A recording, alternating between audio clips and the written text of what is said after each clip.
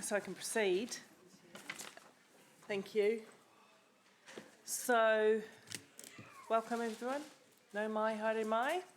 It's good to get this to this point where we're really going to get this annual plan nailed out and get on with business. So that's how I feel about that one. But formally, apologies from Councillor O'Leary. Are there any other apologies? No. Okay. We have, pardon? Oh, that's right. Yeah. So there might be, just let us know when you go. So apologies for Kesh to duck out. I'm going to try and take a lunch break at the right time. Yeah, and I may be slightly late back from lunch break. That's all. That's just noting that. Thank you. Okay. We'll try to work around those bits and pieces. Move that the apologies be accepted. Sorry, Councillor Taylor, Councillor Bunting, all in favour. Opposed, carried. Confirmation of the agenda. The agenda is as, and I will. I'll so move. Yes. Looking and looking and looking, there was a question I specifically asked during the deliberations around the comparisons of arts fundings with other councils, namely Dunedin, Christchurch, Tauranga, if you remember. Mike even reported about it in the Waikato Times, but I can't find it, the answer to that anywhere. I'm just wondering, am I looking in the wrong place, or where would that answer be? Councillor Bunting, we have requested the information from the other councils, but it hasn't come through. You'll see the staff advice around the arts funding in the deliberations report. We do propose to get that information as soon as possible and have it available for the discussions in September. Right. So we'll just take a pause.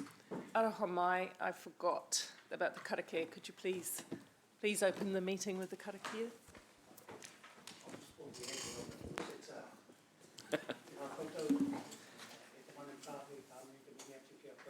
Koutou I rungi te Zoom hoki, tēnei te mihi atu kia koutou. Koutou ngā mea mō te kaunihira e chaki e poipoi I tō tātou tāone rangatira o kirikiri noa tēnei te mihi atu kia koutou I tēnei ata I tēnei rangi e whiti mai a tamanu I te rā.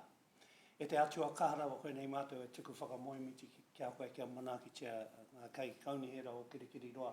Me ngā kai hāpai o te tāone ngā mea mō te hāpori hoki. Whakatōngia tō wairua tapu hei arahi rātau I rungi te tika me te pono me te aroha mo tō tātou hāpori. Anei mātou e whakawhetai I rungi te ingoa tō mātou kai whakaora. Mā ake ake. Āmeni. Tēnā koutou. Thank you everyone. Have a great day. The sun is Sorry. Kia ora.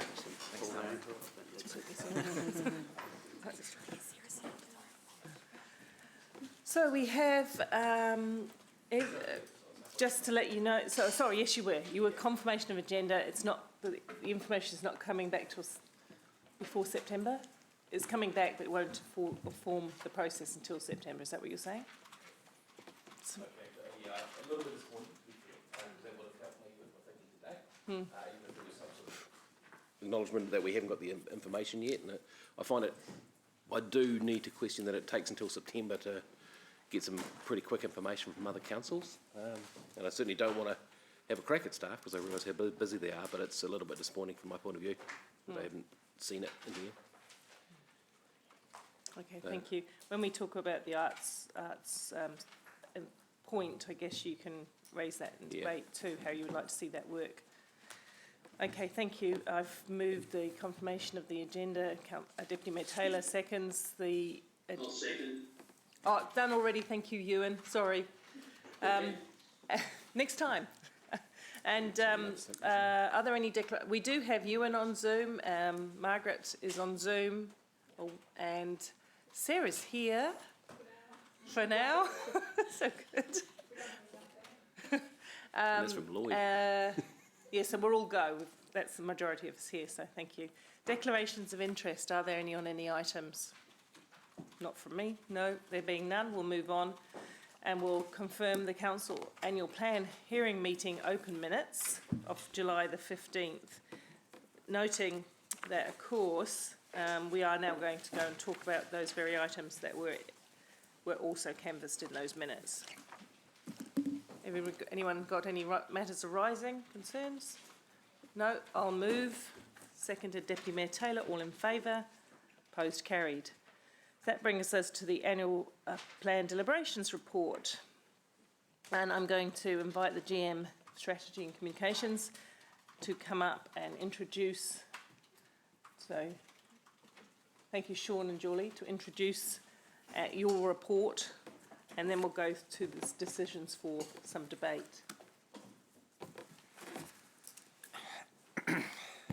Thank you, Mayor Paula. Oh, sorry, just what I meant to say before is just to set the scene, because a number of councillors who are new to council asked me a few questions. So today is really our last chance to move things around, to debate, to put in, to take out. The 10th of August meeting, and incidentally, what we do today should be off the back of submissions. We can't now dream up a blue sky project and throw it in because we haven't consulted upon that. So it's on the range of issues that we've got in the draft report that we consulted upon, and changes should be informed by the submissions that we've read and we've heard. So, you know, there is plenty of scope for discussion on issues because there was a wide-ranging series of submissions, but just keep that in mind, okay?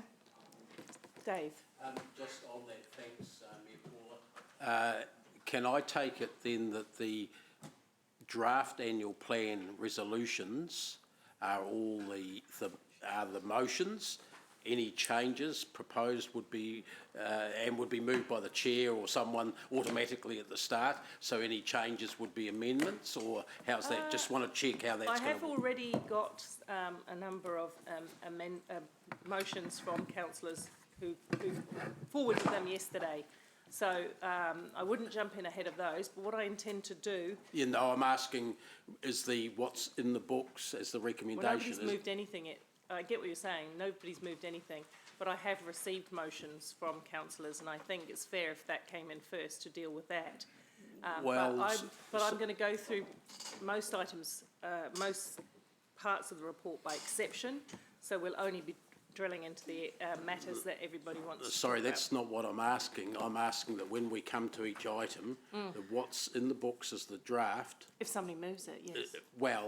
Surely that's in the past, the chair of the meeting has moved that to get it on the table and then called for any motions to change. I may not do it that exact way, and I don't have to, but I will be moving the majority of them. As I say, there are already some changed ones in. Well, isn't that a bit unfair in that someone who's relying on, say, supporting something that's in the draft annual plan, surely that comes first as the motion because it's already on the books, and any changes are subsequent. Sure, the ones that have been given to you can be the first amendments. It is up to me what I choose to move or not, whether I choose to move them all up front or I don't. But because, Martin. yeah, we're going to You call and for I any moved motions by exception to the report, and I will move all the remainder. Because I have already had a number of councillors talking to me about small changes that they want to make. And since they have raised those with me, I'm not going to step over that. But you haven't given that opportunity to all councillors. I haven't seen anything. You've all had that opportunity. No, I relied on the draft annual plan to be the motion, in parts perhaps, yes. Yeah. Yeah, I will ask for, before we get to that debate, I will ask if there are anybody wants to move or second anything or has any alternatives. Well, I would like to move the draft annual plan then. We're not at that point, but I'll certainly come to you, Dave, at Okay, that point. as a whole. I've got Rob first, thank you. Mine is a bit more simpler, I hope, and that is, will we have the opportunity to ask questions in respect to each of, or any of the motions before they are put? As I understand it, you'll put each of the, you know, if I look down at C, for example, 1C, where we have a number of initiatives which we've had responses back. Will you give the opportunity for councillors to ask questions before we Yeah, no, vote on I'm each not of those? intending to constrain it, but I'm intending to run it by exception. So I'm going to say, what would you like to discuss? What motions? So you'll And the look rest at C doesn't- and say, en masse, which ones do you want me to pull out to discuss individually? Which have we got in mind to discuss? Yep, Because okay. there might be some things. We had an 8-hour meeting, and previously, and the debate was round, it was full, and we don't necessarily want to end up there again if we're just for the sake of second debating, but we want to make sure this is right. So, yep, no, look, there'll be plenty of time to. Two things procedure, I give notice that I'll be formally seconding Councillor McPherson's motion to move the draft plan unless this is a process that's an existing document. The second thing is I just wish to propose that standing orders in terms of speaker time, I'd like to leave that to the discretion of the chair. I think this ridiculous 3 minutes limit, I think there may be some occasions today where I just want to give you, Madam Chair, flexibility.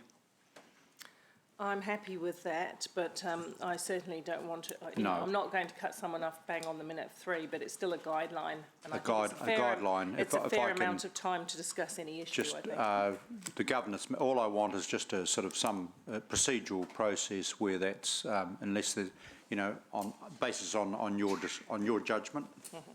Yeah, and as I say, I think unless, something new about it or some questions from the submissions, we don't need to roundly debate every last No, point. what do I need to do, Madam Governance Manager? So there is mechanism within standing orders to extend the speaking time through the confirmation of the agenda or through resolution. But we my can move preferred it, approach would move on a be case-per-case basis. The chair, will make judgment calls Okay. sort of as we go along. Yeah. I note how important this meeting is in setting the rates, and I don't intend to cut people off from fair and genuine debate. Yeah. Okay, thank you. Kia ora tātou. Thank you, Mayor Paula. So just to, I think we've probably covered this, but for the benefit of, I guess, members of the public. So today's meeting is around finalising the annual plan budget. Obviously, we prepared a draft budget for community consultation on the 10th of June, and that has we've received community feedback on that. The purpose of today is to finalise the budget, and then from here staff will prepare the annual plan document. So it flushes everything through the financial systems, write the document, etc., and then adopt that plan on the 10th of August. Just in relation to a couple of those questions earlier, so what has changed since the 10th of June is contained in recommendation A on page 29 of the agenda. That's some small sort of 3 changes which have been made since the 10th of June. The rest of the recommendations in the report are essentially based on the 10th of June draft budget. I also note that there have been a few minor corrections. They've been updated in the reports that you have on Diligent. There's also a sort of a one-pager summarising those minor changes, mostly relating to sort of typos or rounding errors. But I just want to reiterate that nothing in that is reflected in the financial modelling. So the financial modelling numbers are correct, and the changes are not material at all. So with that said, I'm sort of happy to take questions.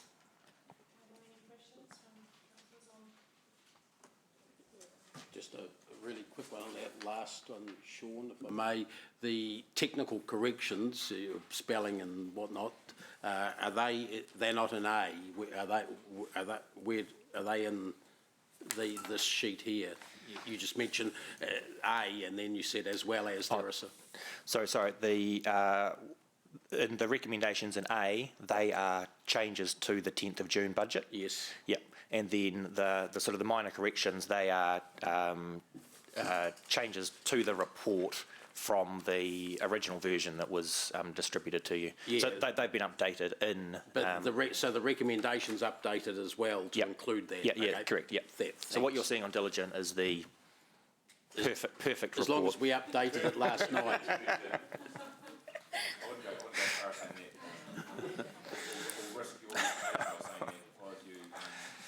I take it back. I withdraw my statement. Thanks. Thank you. No further questions. We're just having a technical glitch here in getting online councillors online, so we're going to take a 2-minute adjournment to get them hooked up, and I'll come and talk. Did you see mine? Yeah, you just tell me what to do. No,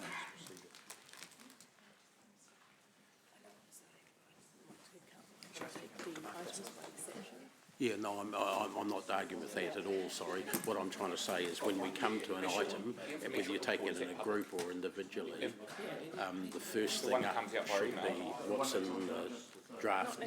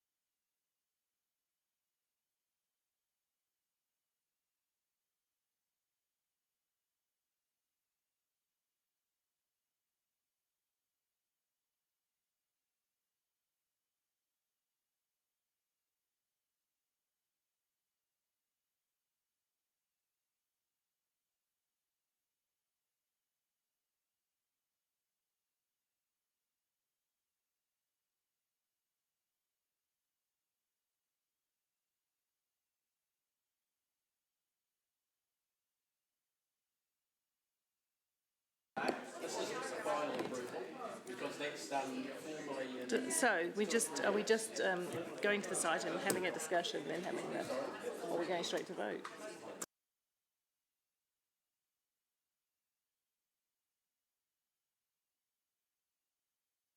You have to ask, so sort of say, you just doing that bit first, so you would make a second that. All right, councillors, we'll re-adjourn, please. Mark, Jeff, we might crack on, if that's okay.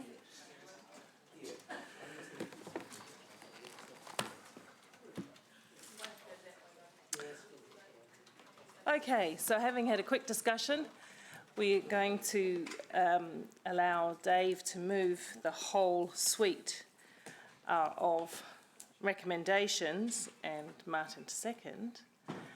So anybody else who's sent things in or discussed things will be an amendment. And we're going to take it in parts. I'd prefer that we now just do it by exception. So there's the first parts, which is the number 1, and then we'll look at the community response projects and capital changes, and then we'll look at the suite of proposals by exception. So we'll only talk about any of those that you need to talk about.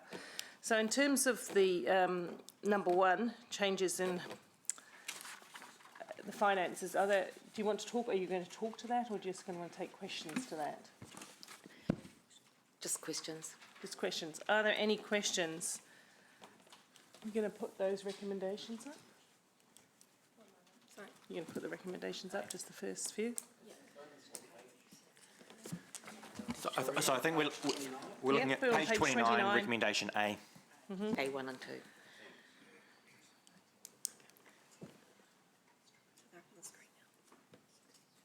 So,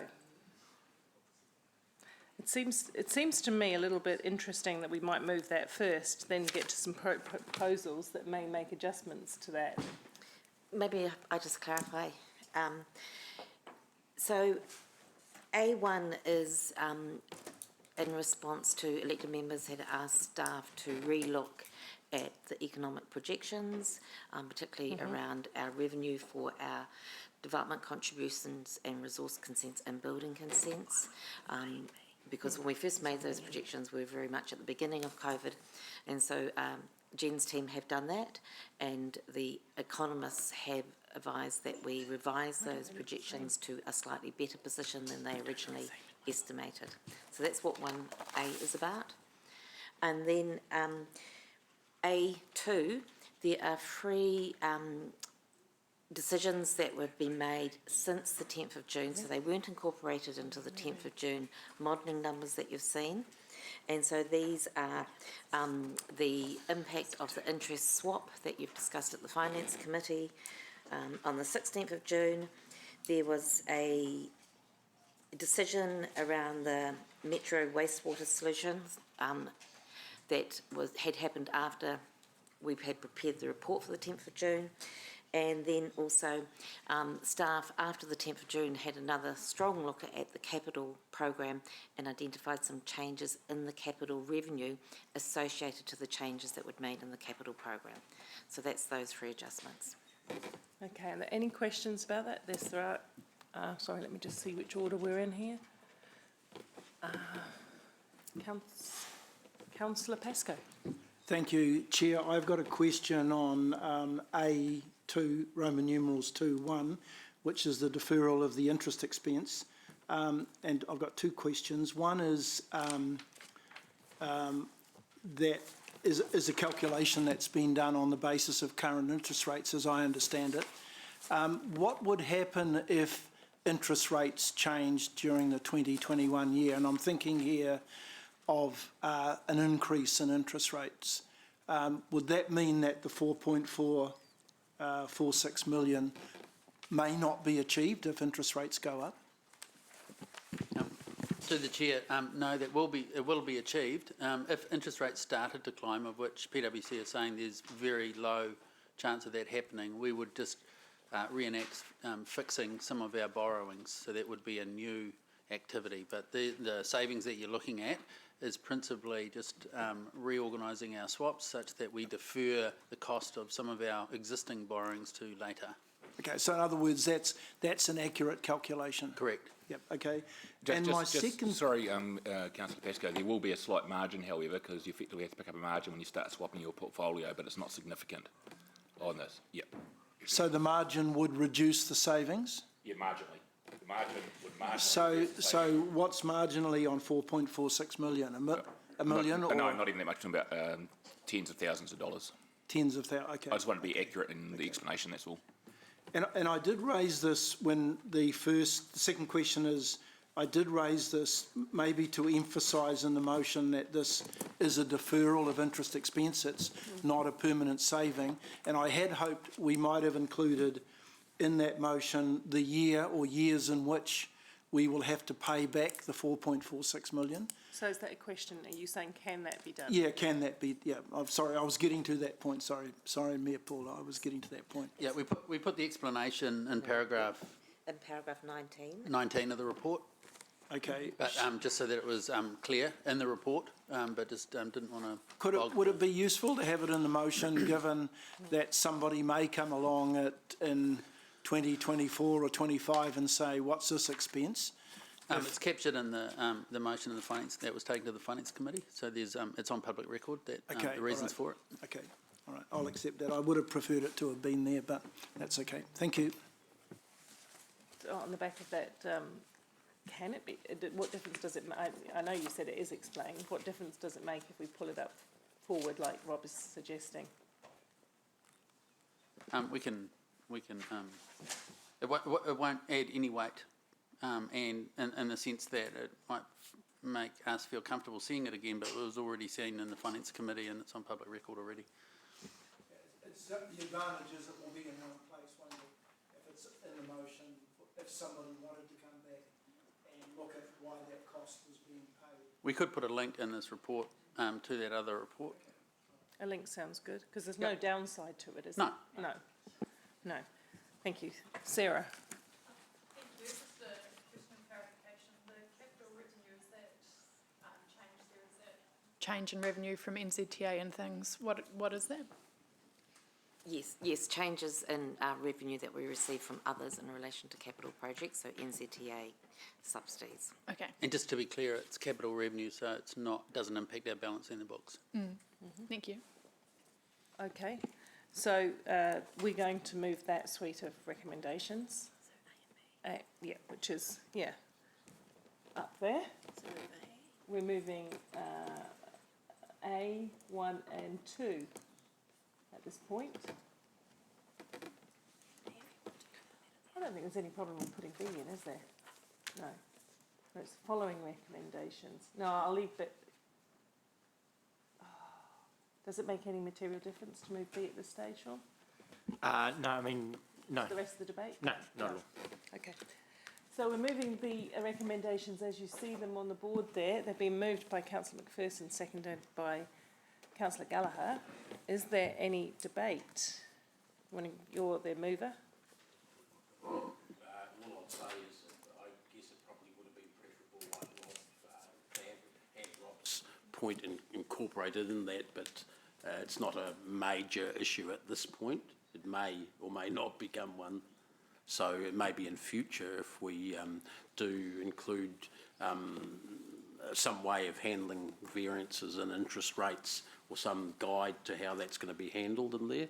But technically, I think this is fine. Thank you. No further comment or debate? Being none, we'll go to the vote. Sorry, just checking in with my friends in Zoom land. No comments, debate? No, good. We're going to the... No, not from me. Okay, we'll go to the vote. Thank you. On the board. And you'll catch their vote, yeah?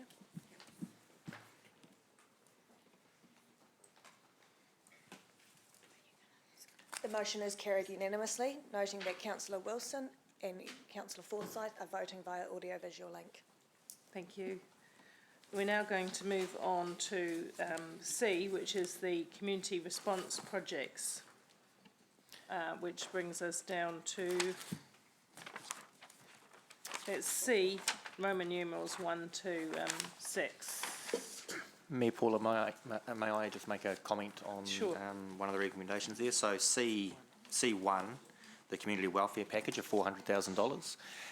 So you might remember at the debates last time, and the intention was that this would reflect what was left over from last financial year's package. And the estimate was $400,000 when we prepared the report. I understand that the actual amount is now $465,000. So I would just suggest that if someone is putting that motion up, that the community welfare package is $465,000. That's the balance. That's the balance remaining. Yeah. Okay, councillors, I'll ask for the items that you want to discuss, because there might be some that we don't need to delve into. So, the community welfare package. Are there any other items? Yes, Councillor Hamilton. Dave will speak to it, or Becca's got a motion on the business support. Business support. Thank you. That's the business response centre. No, the next one. Yeah, the business support one. Anything else? So, which item would you like to? Yes, C5 as well. I think there might be an amendment in some way. C5, so we're only discussing C1, numeral 1 and 5. But, yeah, so that's what I've signalled, yeah? Sorry, Mayor Paula, could we also, would like to suggest that C4, where it counts, you say is business response centre funding of 100,000, that the wording is actually changed to economic innovation project funding of 100,000, which is wording that better reflects the discussion that was held on the 10th of June. Okay, so do I have the mover and seconder? Are you happy with the changes to the words economic innovation funding? Is that what you said? Yes, economic innovation project funding. Okay, everyone comfortable with that? Sorry, not that one. No, It's 5 you're doing, 4. I thought it was 5, but we'll change it. We'll go 4, yes. No, just 4. Right, I can see better here actually. Economic innovation funding. Sorry for yelling out. Sorry, economic innovation project. Okay, let's go to questions on the community welfare package at this point in time. Let me just see who's up. Innovation. What are they? It's terrible doing this on mine. It's horrible. All these professional proofreaders in the room.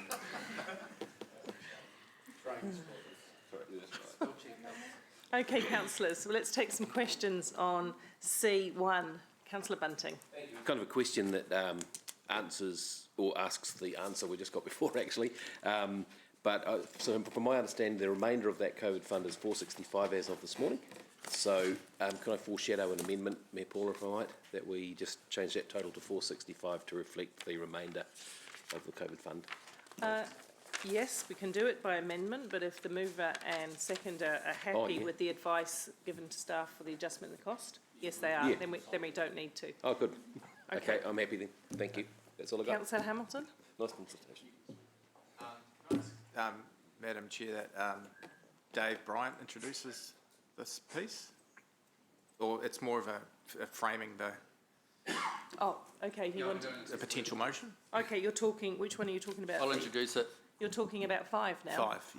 We were still dealing with C, but that's the 1. But we finished with 1. No more conversation on 1. Right, we'll go to 5. Oh, which is morning, everyone. So the genesis of the business support fund came when we were looking at how can we support businesses through COVID-19. Those businesses that were struggling, we had that conversation raised through when we were talking about rates and rates for emissions. Staff have been doing a lot of work trying to nail down a criteria, and you'll remember there was an action to bring back some information about how would that be allocated or provided to businesses.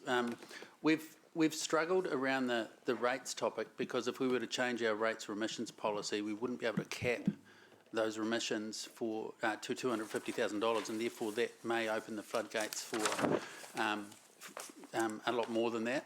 So we were, with that cap of 250,000, we were, the other issue with rates is that quite often you are providing rates relief to the property owner, not necessarily the business that leases it.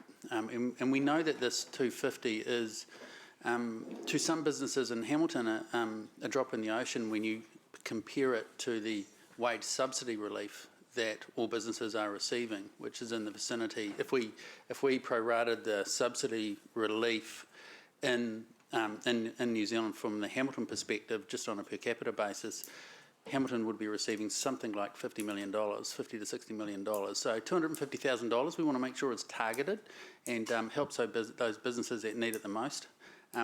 So from our work, we know that if we were to target smaller businesses that were, say, $2 million in revenue, if they were targeted in a sector like tourism or accommodation, could we nail it down and give that targeted relief?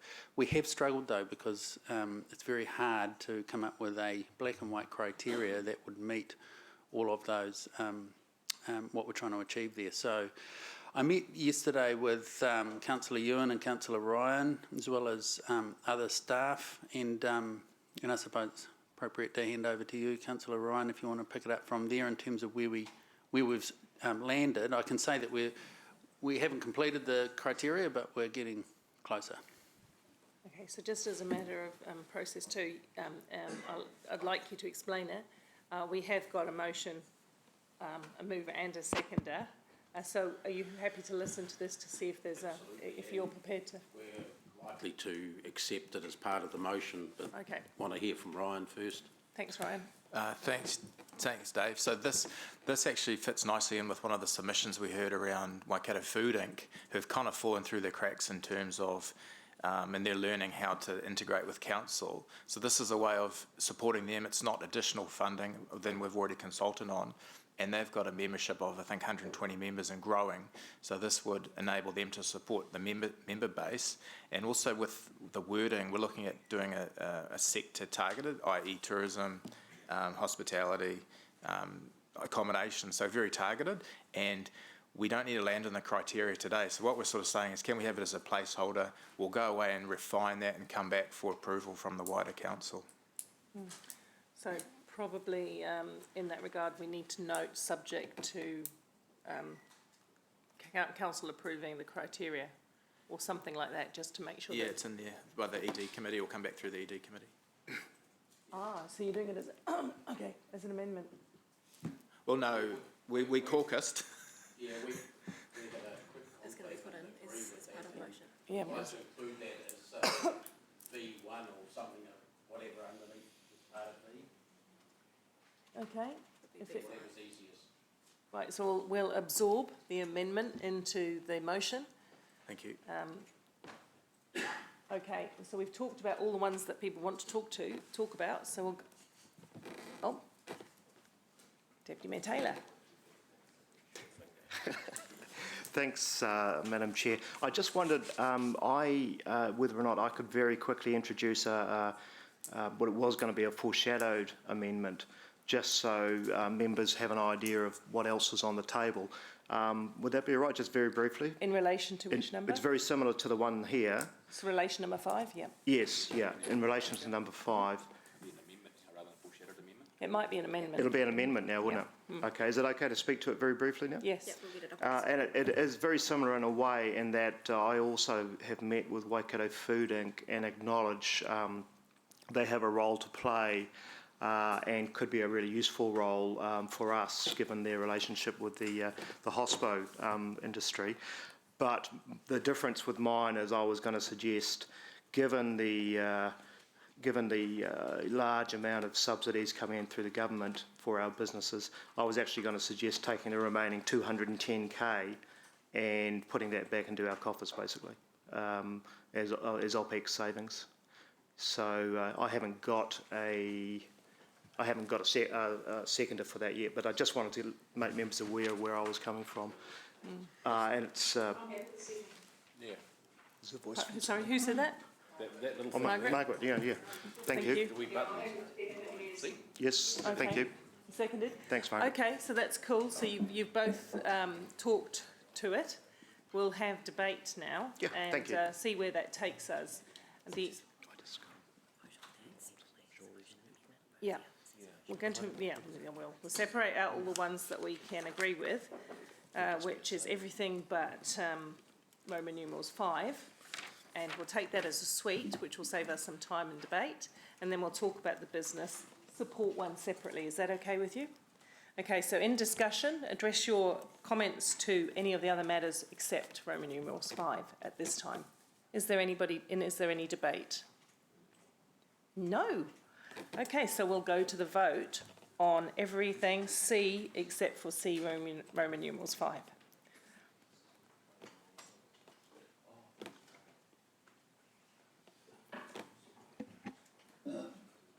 Sorry, Your Worship, just a quick question. Are you moving the amendment first?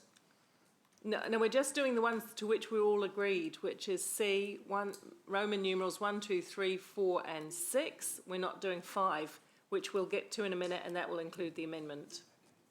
Thank you.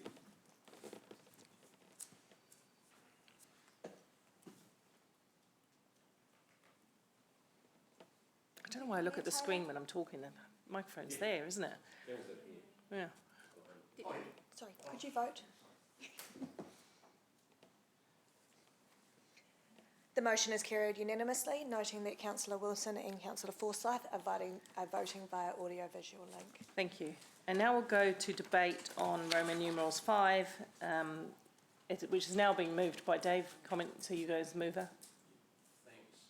Look, I won't speak long, but I, particularly on the point of whether we keep the 210, the full 250,000 in the pot for business support, economic support, we think that's imperative that we do that. We've already heard about the food thing, obviously, and that's not being proposed to be cut, but we believe that that isn't the only sector that needs support in Hamilton. While there is government support available, there's also plenty of evidence that there are sectors and businesses and things that aren't foreseen by nationwide policy that we need to have a local handle on, and a local supporting handle, I'd suggest. This gives us the room to do that over the next 12 months, and we think it's important that that remains in there. If it wasn't all spent, just like some of the others, we can deal with that in 11 months' time, but I suspect that it's not even going to be enough, so I think it's imperative we keep that in there right now. Thanks. I'll take Taylor as the mover of the amendment, and then other people on the list. Thank you. Thank you, Madam Chair. And look, I agree with most of what Councillor McPherson says. In fact, I remember supporting him when we first suggested this 250k. I guess I just see that I agree that there will be hardship out there.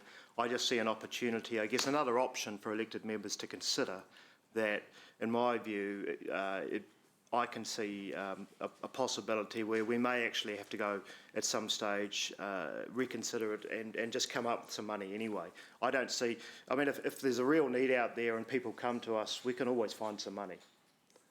We do it throughout the year when opportunities arise or when problems arise, so we can do that. So to me, this in the short term right now, I see an opportunity for us to bank 210k, which goes into offsetting some of the OPEX costs that we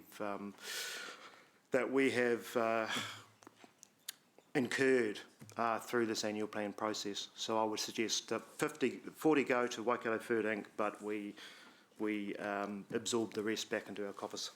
Thank you. Councillor Hamilton? Thanks, Chair. Yeah, look, I'm pleased that food will win either way.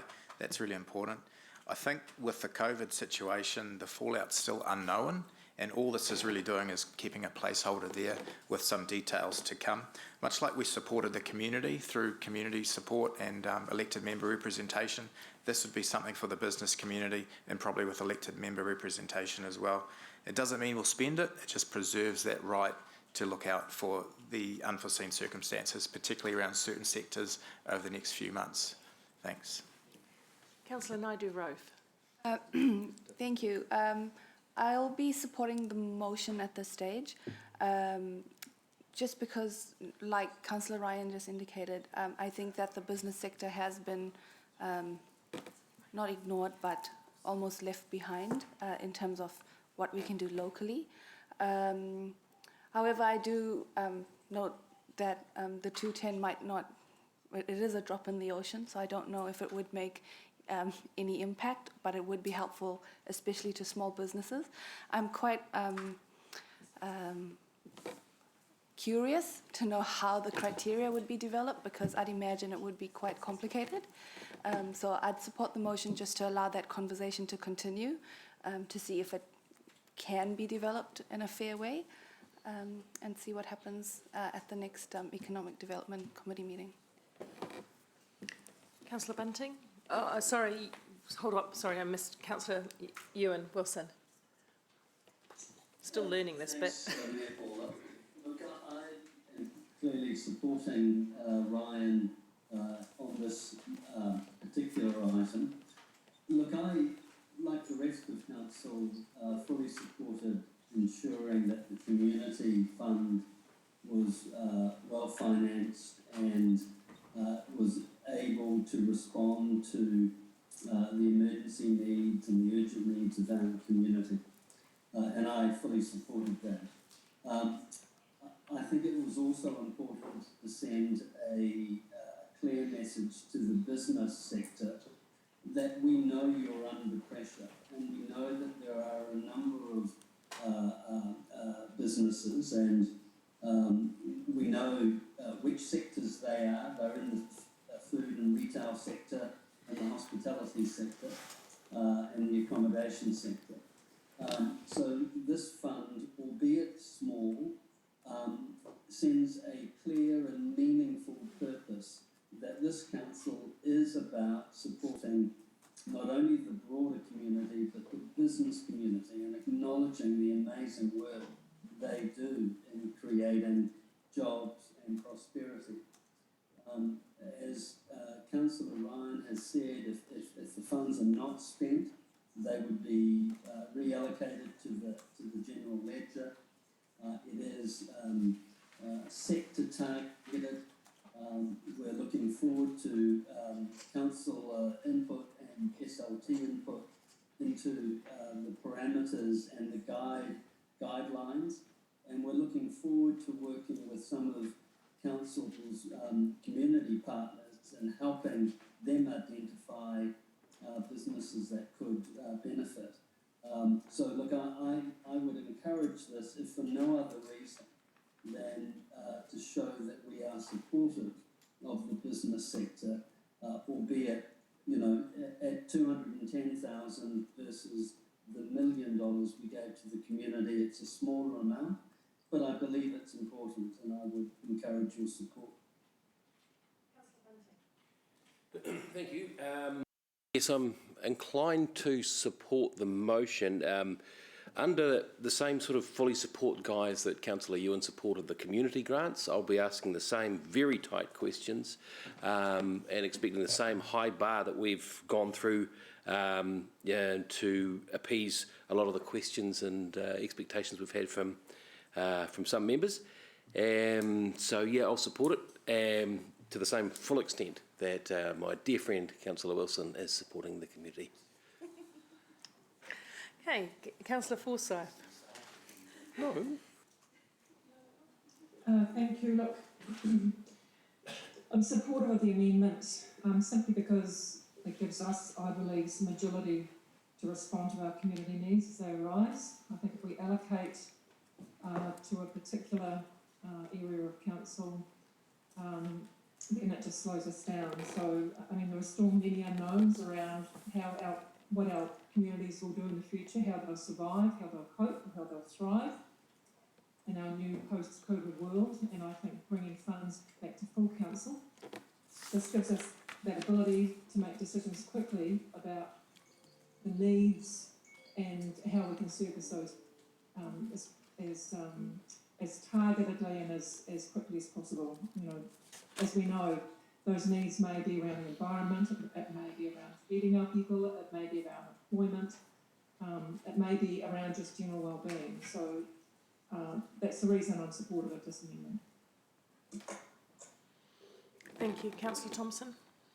Thank you. I'll be supportive of the motion. We speak a lot about wanting a vibrant CBD, and I think that having businesses which are operating and people in jobs is incredibly important for underpinning the well-being of our community. So while this is a small amount, I am looking forward to the Economic Development Committee coming to us with some really innovative approaches to how we can support businesses, probably just, direct small amounts to businesses may not be the thing, whereas something more creative I think could make a bigger impact. So I'll leave that in the good hands of Councillors Ewan and Ryan, but absolutely I think we should give them the opportunity to come to us with some solutions, and so and have a strategic approach. So Councillor Taylor talked about, kind of more ad hoc approach of,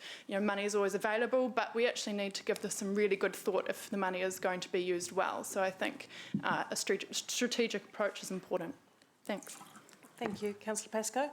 Thank you. Look, I'll be supporting the motion because I'd like to see the placeholder funds remain. I'm not sure, reading the last sort of 36 hours, that we are heading into the post-COVID-19 area. We've got first world countries now where the virus is still winning, and nearly 500 confirmed cases in Victoria yesterday.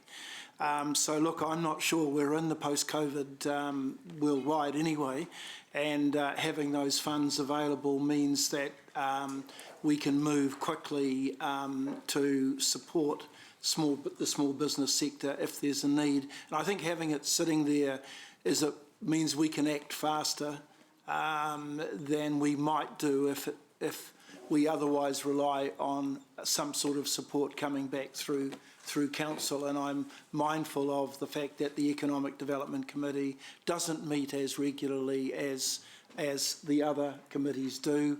And again, I'm like Sarah, I'll be keen to see what the criteria looks like and how it's going to be reported back through that committee.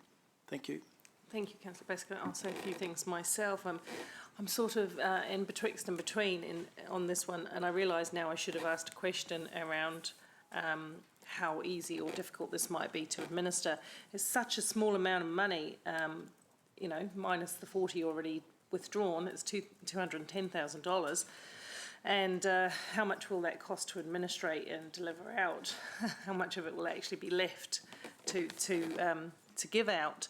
I'm very, very supportive of, however, of being a bit innovative around how we help businesses there. And we have got some other levers that we need to consider, of course, one of which is the obvious one of rates, and whether a small reduction in rates is more beneficial to businesses than this funding might be.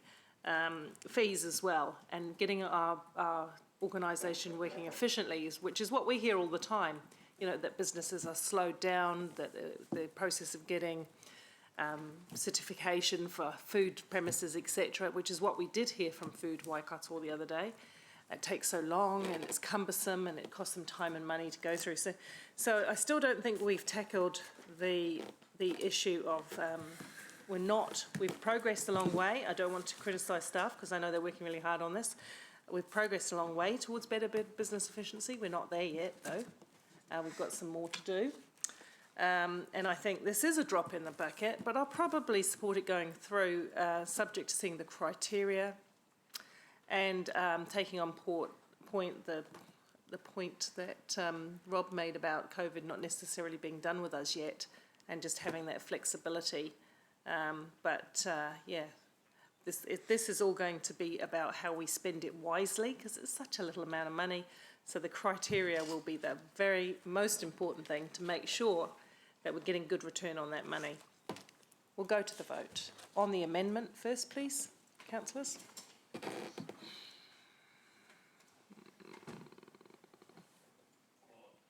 I made a mistake. Oh.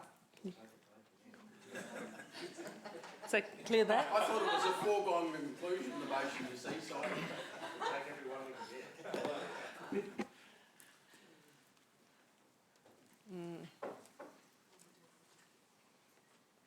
On the amendment, all those in Zoom land?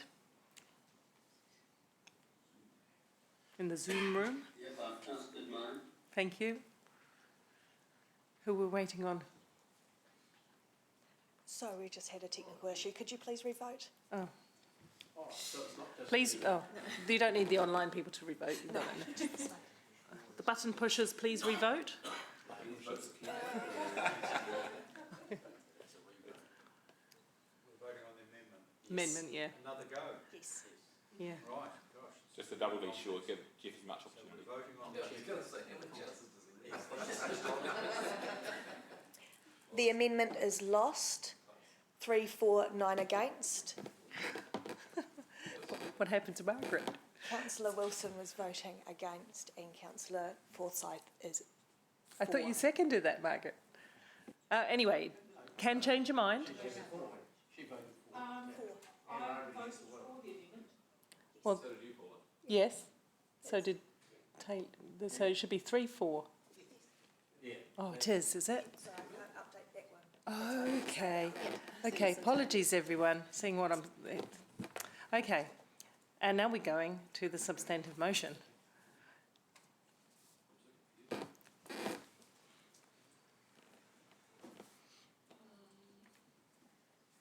motion is carried unanimously. Pardon? Pardon, Margaret? The motion is carried unanimously, noting that Councillor Wilson and Councillor Forsyth are voting via audio-visual link. Excellent. That now brings us on to the capital program changes. Don't know. Are we going to look at projects deferred?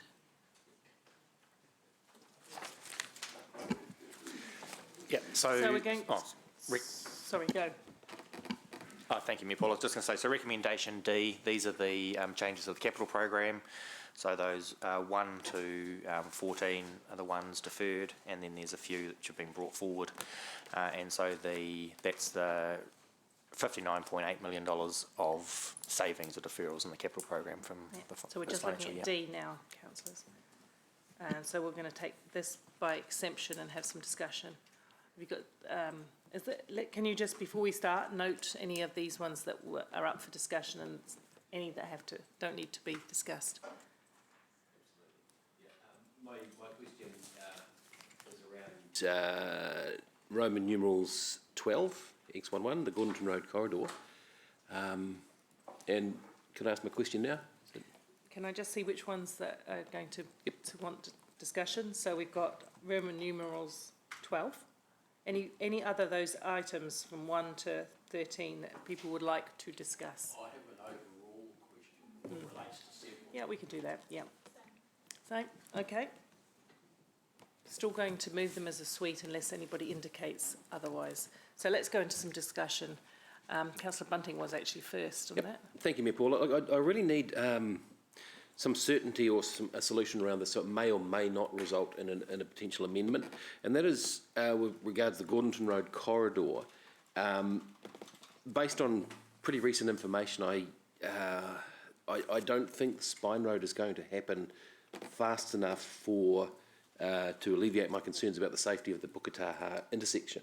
Now, what I'm trying to achieve here is some sort of temporary realignment of that intersection.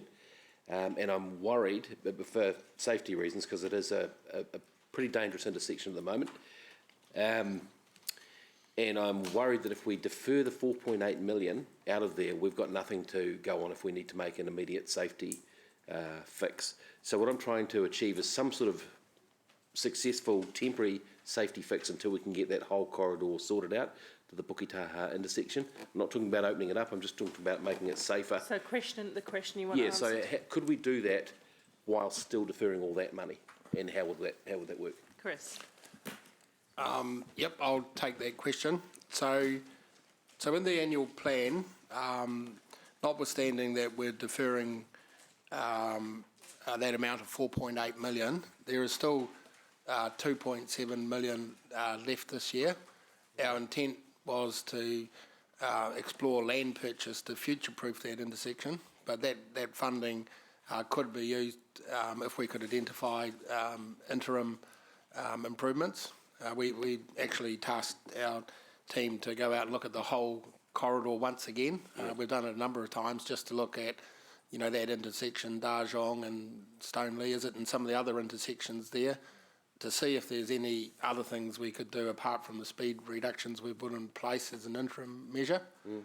So there would be, in my view, funding available still in that project to do something of a temporary nature if we could identify something that was worthwhile doing. So could you give me a round figure? Like, we've got some good examples of some really great temporary stuff we've done, like the corner of River and K Road and the likes. What sort of money does that take to do something like that? Would that soak up all of that money? Or?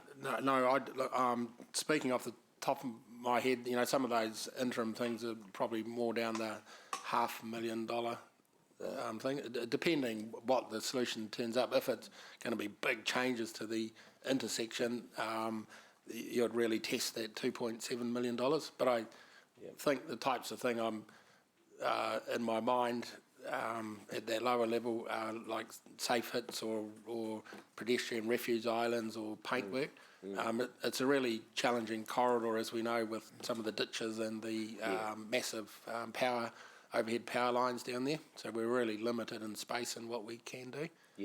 That's so you see where I'm kind of betwixt and between, thinking if I don't push hard enough now, am I going to have to bring money forward from the next year, which could be a whole new few months. So, Councillor, I was going to say there is that 2.7 million there. That's probably gross and expecting an NZTA subsidy. So, getting that subsidy is probably a risk as well. So, of local share, at least half of that's our funding. There is always the opportunity through the Finance Committee, as we know, to bring money forward if it's of an urgent need and we need to do that. My fear is if you pull that 4.8 million back, it'll probably just could add to our deferral issue when we get to the end of this year we're in now. It would be better, in my view, to bring it forward if there was an urgent need. But there is funding there, I think, to do something of a temporary nature. Right. Stressing again, if we can find something there that's worthwhile to do other than the speed reduction. Okay, no, I'm quite happy with that. Your question related to really... Could we get it done within the existing money we've got existing there? budget. So you weren't looking to pull that back. If anything, you would have... If the money wasn't there, you would have been looking to reinstate some of that funding, wouldn't you? I'm actually quite happy with that. That response? Answer, to be fair. I don't think we're going to need to haul any money back. Okay. So, no, I'm fine. Thanks, Chris. Thanks, Lisa. Thank you. Councillor McPherson. I had two questions, and one was along the same line as Councillor Bunty's, but just a slight addition. Rather than taking it out of the 2 point whatever that's still left in there for Gordonton Road, could that be also looked at under minor works, the existing budget, not capital budget? Not that... So myself and Eva Lisa were talking about that, and yes, absolutely, that's an option as well, to preserve the budget for the bigger project, I assume is what you're considering. That's an option. Thanks. So the other question relates to several of these items. If we get shovel-ready or economic stimulus or whatever its most recent name is, money for some of these items in the announced during the next couple of months, say, how would we handle that? Say our share of that. Say the transport centre rejuvenation is just as an example, but there are quite a few in there like that. Are we in a position to move money around to take advantage of government direct funding in some of these areas? So my view, Councillor, and it's only my view, is that if funding did come and we're engaging with government, our view would be on the basis that the funding's as per our annual plan. So I think it would be for a program of works over a number of years. So I would hope that we wouldn't have to shift money around that would make our our share available in the year that we've got it approved in our 10-year plan. That would be my view on the starting position. And if through the chair, I would say that, again, through the Finance Committee, the more we learn about the shovel ready, the more we can open up that discussion and make changes every 6-week cycle. So there's still a lot that's unknown, and that's why we didn't bring any of the guessing through to the annual plan. Yeah. That's of course why we're disappointed not to have at hand the Yeah. result. We pushed for that, of course, but So you're saying that you rather do it, Chris, if we get some money, let's say for the Transport Centre rejuvenation or the school link or whatever, you'd rather do that through sort of existing budgets, say, okay, our share comes in year 2 or 3 than trying to find money through the Finance Committee, for instance.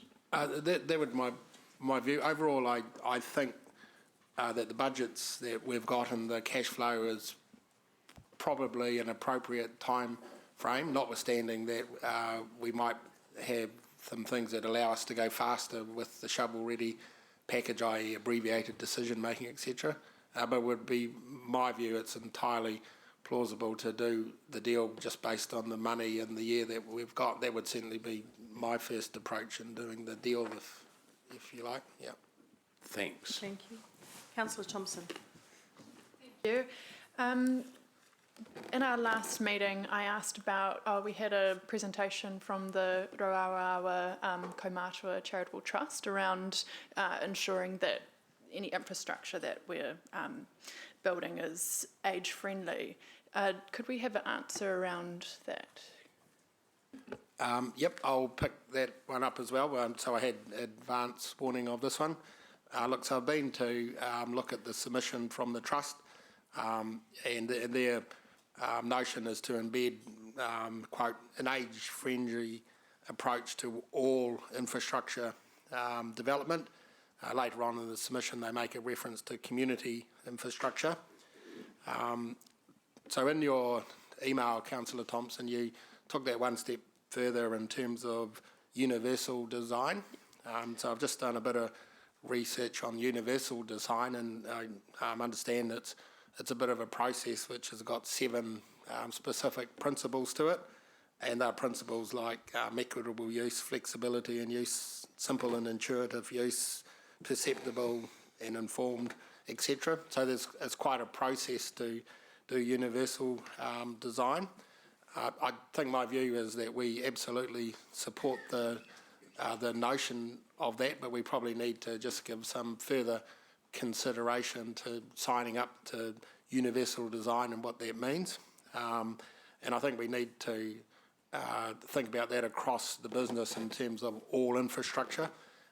For instance, pump station upgrade, which has got no public access, we probably wouldn't want to do it on some infrastructure. We probably do most of the principles really, really well in transport with our accessibility audits and safety audits. I think they do the same thing in some of the community infrastructure as well. I think universal design is probably just slots you into a bit more process and probably some things we haven't touched on. So I think my answer to that would be that we support the notion, but we need to do a bit more work just to sign up to universal design. Could we potentially have, say, a report back or some sort of discussion, not wanting to put pressure on capacity, but around which areas we should be using that universal design, or at least ensuring that we are clear that we have full accessibility for all users in terms of people with mobility issues. And so yeah, I think those are very good points, and I think it's something that needs a bit more fleshing out. So if we can incorporate that into some of our global thinking ahead of the long-term plan as well, and some of the workshops that are coming up quite soon, Sarah. I mean, as soon as we're out of this, we're into long-term plan. But in the meantime, having some way of reporting back or discussing with councillors who want to follow through this link what we're presently doing with some of the major projects that incorporates the features that we're seeking. Yes, just as we're doing putting in new infrastructure, we should ensure that we get it right the first time round. So I'd be keen for a staff action on that in terms of getting a drop-in session or a report back or something, whatever. What would be suitable, Chris, in your view? I think a starting point might be to advise you what we currently do, and then from that you can see if there's any gaps that you want to look at. I think that's probably a workable action. I'll just talk to my colleagues on that. So certainly I can commit to that on the capital projects that we're involved in. Yep. Okay. And we'll have further conversation with both the Chair of Infrastructure and the Chair of Growth as to how we can progress that conversation. Yep, thank you. You happy with so that? if we have that noted in the minutes, it would be great. Thank you. Thank you. Councillor Naidu-Rofe.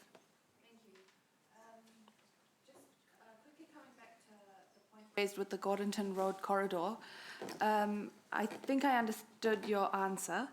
From my understanding, so the corridor itself is the larger scoped project. From my point of view, sorry, I'll wait for Chris because I need him to... Jeff Kesh is going to direct a question at Chris. Just in terms of the Gordonton Road corridor, I understand the corridor project itself is quite a large scoped project. My point of view, like primary concern is having a temporary solution to the intersection of Gordonton and Puketaha in terms of safety, the safety aspect. So are you saying that we'll be looking at different funding streams and that intersection will be prioritized in this for this year? Like, can I have some reassurance around that? Yep, so let me just quickly start from the beginning. So we had a project in there to look at the Gordonton Road corridor.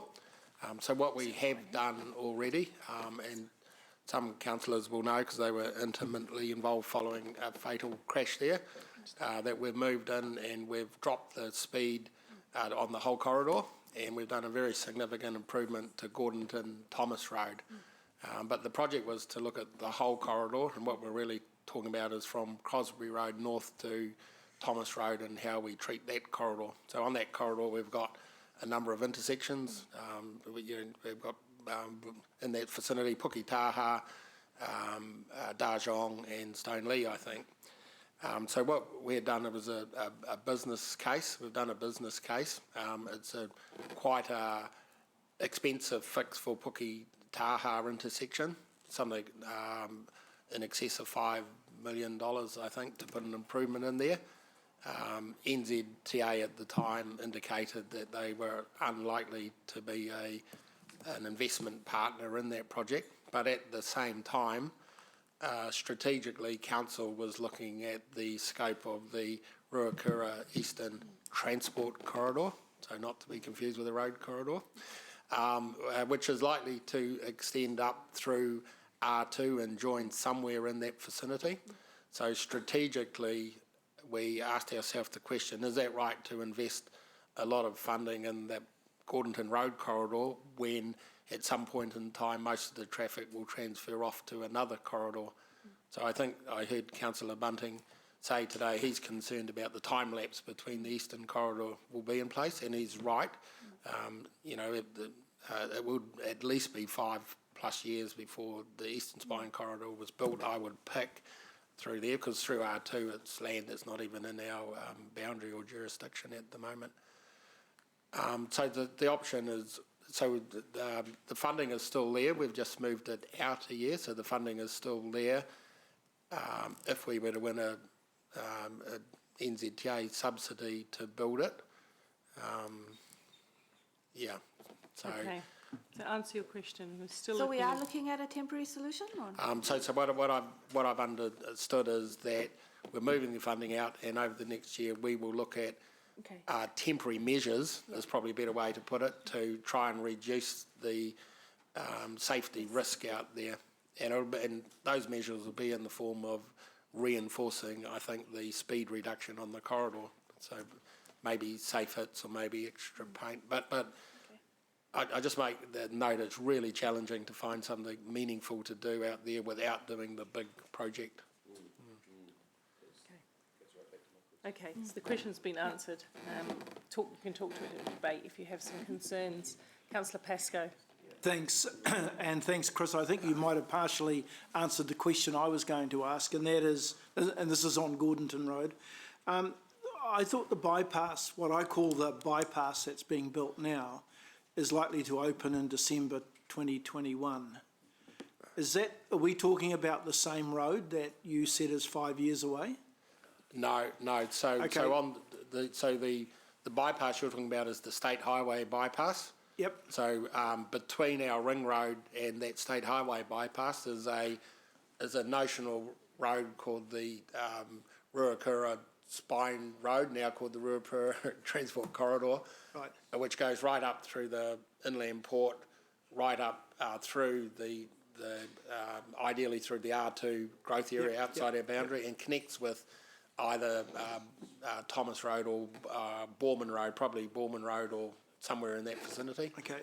Yep. Okay. So is there an expectation then that when what I call the eastern bypass is opened at the end of next year, that will take away a lot of the traffic that's going across that Puketaha Road to join up with Telephone Road and over to Morrinsville and so forth?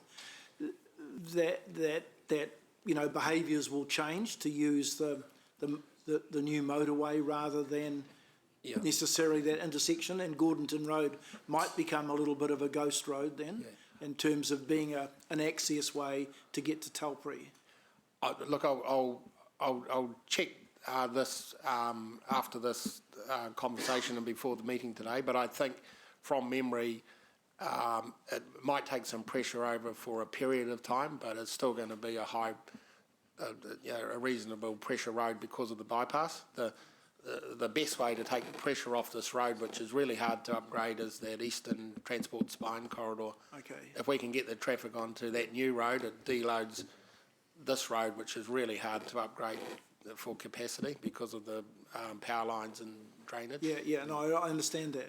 But I'll double check the impact of when the Eastern Bypass opens, but I think it's minimal. So the business case you mentioned earlier on, that's already been done. Yep. Has that not covered that off in terms of what traffic management might, how traffic management might change once? It'll be in there. I'll check that and okay. I'll check with you at the break. Okay, thank you. Any of the other projects deferred or any other discussion? We'll look at the projects brought forward. Are there any questions around those? I just do have one. This was a really global question, actually. Because as you know, some of us have been pushing to soften on the rates impact. But when we look at CapEx, we could take some CapEx out, but it doesn't make that much of a benefit on the ratepayer. What does, if you take $2 million out of a new project, what effect does that have, David, on? Sorry. So if you were, theoretically, to take $2 million off a CapEx project, saving interest and all of that, how much does that save the general ratepayer? The average interest rate for borrowing is around 3%. So it would be 3% of that value. Would be not required, if you like, to balance the books. Yeah, to balance the books. Assuming that project isn't a NZTA project. Correct. Or you balance the books later. That's right. That's right, and so those interest costs are borne over a slightly longer period of time. Yep. So to use CapEx as a way of reducing budget and therefore helping the ratepayer out, you'd have to remove a considerable amount, wouldn't you? Significant amount, like not millions, but 20 millions or that kind of thing. It depends on what you're looking at. Like, for example, I know there's a conversation about 1% reduction in rates.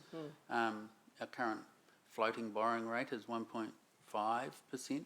So if you were to save that interest, that is actively not borrow that, it would be around $120 million worth of CapEx you'd have to pull out. That's right. Okay, thank you. That does help my thinking. Okay, any other questions? Okay, so we've got a mover and a seconder for the whole suite of D, with no changes as I'm aware. Okay, so we're going to go into the debate. So Dave. Thanks, Chair. Look, I support support these deferrals in the circumstances that we're in now, and I think it brings us more up to date than probably our original LTP would have had us in this year. So I think actually they're wise, otherwise we would have had a series of holdovers that where we hadn't been able to spend money. So that's one point. Second point, I support them noting that we do have the ability, if some money comes in from the stimulus packages of the government, to rejig things or to accept the proposals from government, because our money will be in subsequent years, still during the life of the project, or in cases like Gordonton Road Corridor, we have some money still left in there and can do some initial work or urgent work there, or we have existing budgets like the safety-related transport budgets where we could do temporary changes. I think all of those sort of things are possible in several of these areas, and I think that this is a good way a good part of the process that we've that the staff have put forward to us as a way of handling it. I would like to see some of these more upfront in there myself, such as the transport model and transport improvements for mass transit, but I'm convinced that we can still go ahead should we get funding partners for those sorts of areas. So I'm not concerned about the 1 year deferral or thereabouts for these projects. Thanks. Thank you, Councillor McPherson. Councillor Bunting. Thank you, Mayor Paula, and I want to thank staff for the answers to the questions around the Gordonton Road thing. I think we notice is pretty well given that we're going to, I know myself and Councillor Naidoo-Rauf, Councillor McPherson, we're going to push hard for that intersection. I worry big time as a Vision Zero advocate on council that we are taking a long time. Every day worries me at that intersection. My family travels that intersection every day. I know Councillor Ryan's family travels that intersection every day. There are around 40,000 traffic movements up and down Gordonton Road each day. It worries me big time. The Spine Eastern Transport Corridor thing that we're calling it now, whatever that is going to be many, many years away. I also don't think it's going to bleed the pressure off that intersection as much as we think. The expressway won't be open until the end of 2021, at best guess so far. That's a lot of traffic movements between now and then. So thank you, staff, but we will keep pushing very hard, probably hopefully through the next infrastructure meeting, to get something on there, to get some work done on that intersection within the budgets, because there's always that balancing act, isn't there? So I'm doing my very best to retain the savings that we're saving through this. So yeah, that was messy, wasn't it? But yeah, thank you. Deputy Mayor Taylor. Thank you, Madam Chair. Yeah, I'm totally supportive of these. I think a comment that Councillor McPherson made is quite telling, really. He acknowledged that this is a wise decision to defer this amount, and we're talking about more than $50 million worth in our capital program. And he acknowledged that it's wise and that we probably would have struggled we would have had more deferrals if all this had been in there, which goes to the point that I've been trying to make, that in my view it proves the fact that these budgets are bloated.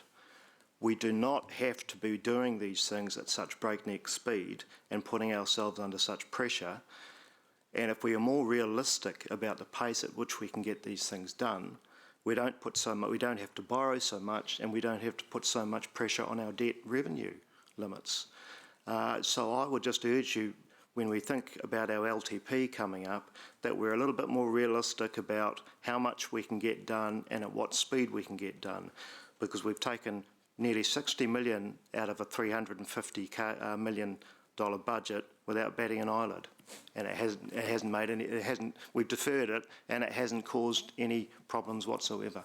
Thanks. Thank you. I'm supporting this, but I just wanted to note some frustration with, I guess, the speed with some of these projects, but I accept the advice from staff that this won't have any impact on projects like the speed at which we can do projects like the School Link and the Unilink, and the Transport Centre rejuvenation, which are really important projects, I think, for our community. And just on Councillor Mark's wavelength there, I'd be very keen to see some interim measures along that School Link route.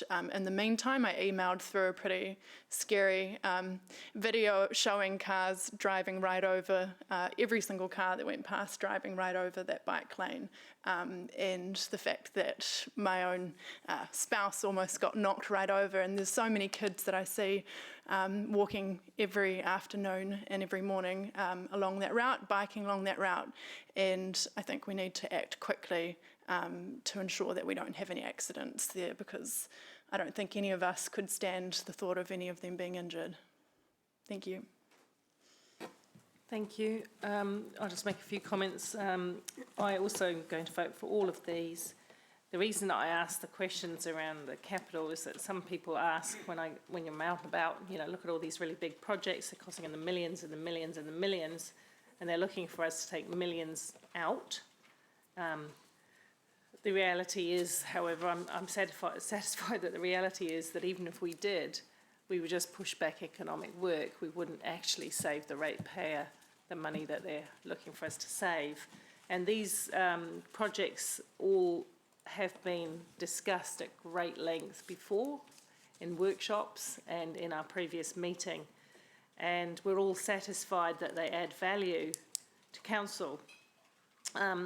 Taking that on board, I do think there are, we have to be really careful. This annual plan is bigger than any annual plan ever done before. And we're doing it like that way to recover from COVID. But the long-term plan is the place where we start reprioritising, and I've said that all along. And that will be the chance to make some considerable savings, some efficiencies, do things differently, elevate some priorities, and drop some priorities. So at this point in time, I think the ones that we've deferred are the right set, and I'm aware, even though it's big dollars, why the projects brought forward do have to be brought forward. But we are going to have to keep our eye on looking at the detail and going through with a fine-tooth comb so that we don't do what Deputy Mayor Taylor's saying, is put out a bloated LTP, but we put out a very well-informed LTP that focuses on the right priorities. Councillor Pascoe. Chair, and look, I'd just like to perhaps add to your question about the cost, the savings to ratepayers of the $60 million deferral, and also perhaps indicate that depreciation and maintenance costs are also a saving, although you wouldn't expect a lot of depreciation or maintenance on new roads in those initial years. But look, I share the views of the Deputy Mayor and the Mayor on our growth predictions, and I'm perhaps signalling now, although it's not for this meeting, that as we move to the long-term plan discussions, it would be an ideal opportunity to look at our previous growth predictions and see what we might predict over the next 10 years, given hopefully a post-COVID-19 environment where growth may not be being set at the same pitch that it was when we did the last long-term plan. Thank you. Okay, we'll go to the vote.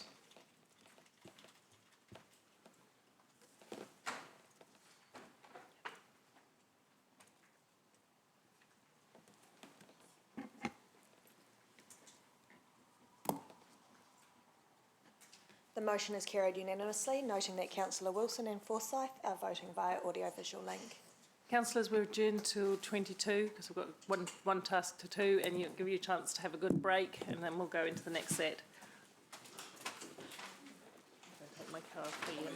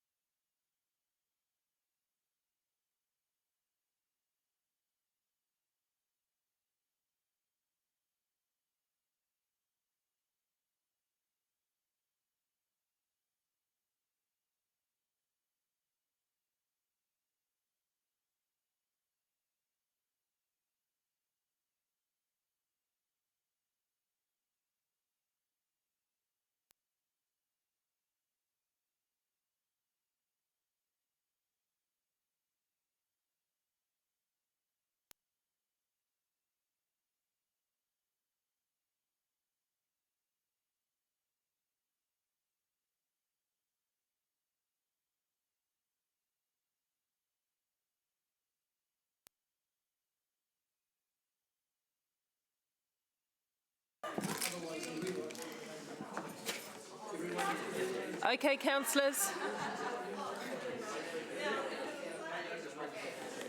Excuse me, please, councillors, we'll make a start if that's okay. I'm not going to jinx it by saying anything about when it'll end. So we are now down to E, which is the inclusion of additional funding in the draft annual plan, and there are numerous items right down to, so we'll just look at E down to E in totality, by, as I say, by exception. So if you are able to indicate the matters that you either want to discuss or bring, Deputy Mayor Taylor. It's, item E7, the living wage. Thanks, Madam Chair. Thank you. Any other items that are of interest to members? Item 11, which is the continuation of the suburban response team. Okay, thank you. Got that. Support for the Community Land Trust. Yep. 13. That's got that. That's 13. 13. So we've got 7, 11 and 13 at the moment. Ewan or Margaret, do you have any items that you particularly want to discuss out of E1 to 1 to whatever that is? 17? No.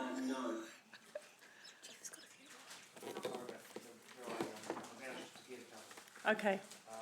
Also got number 4, the Māori strategy, and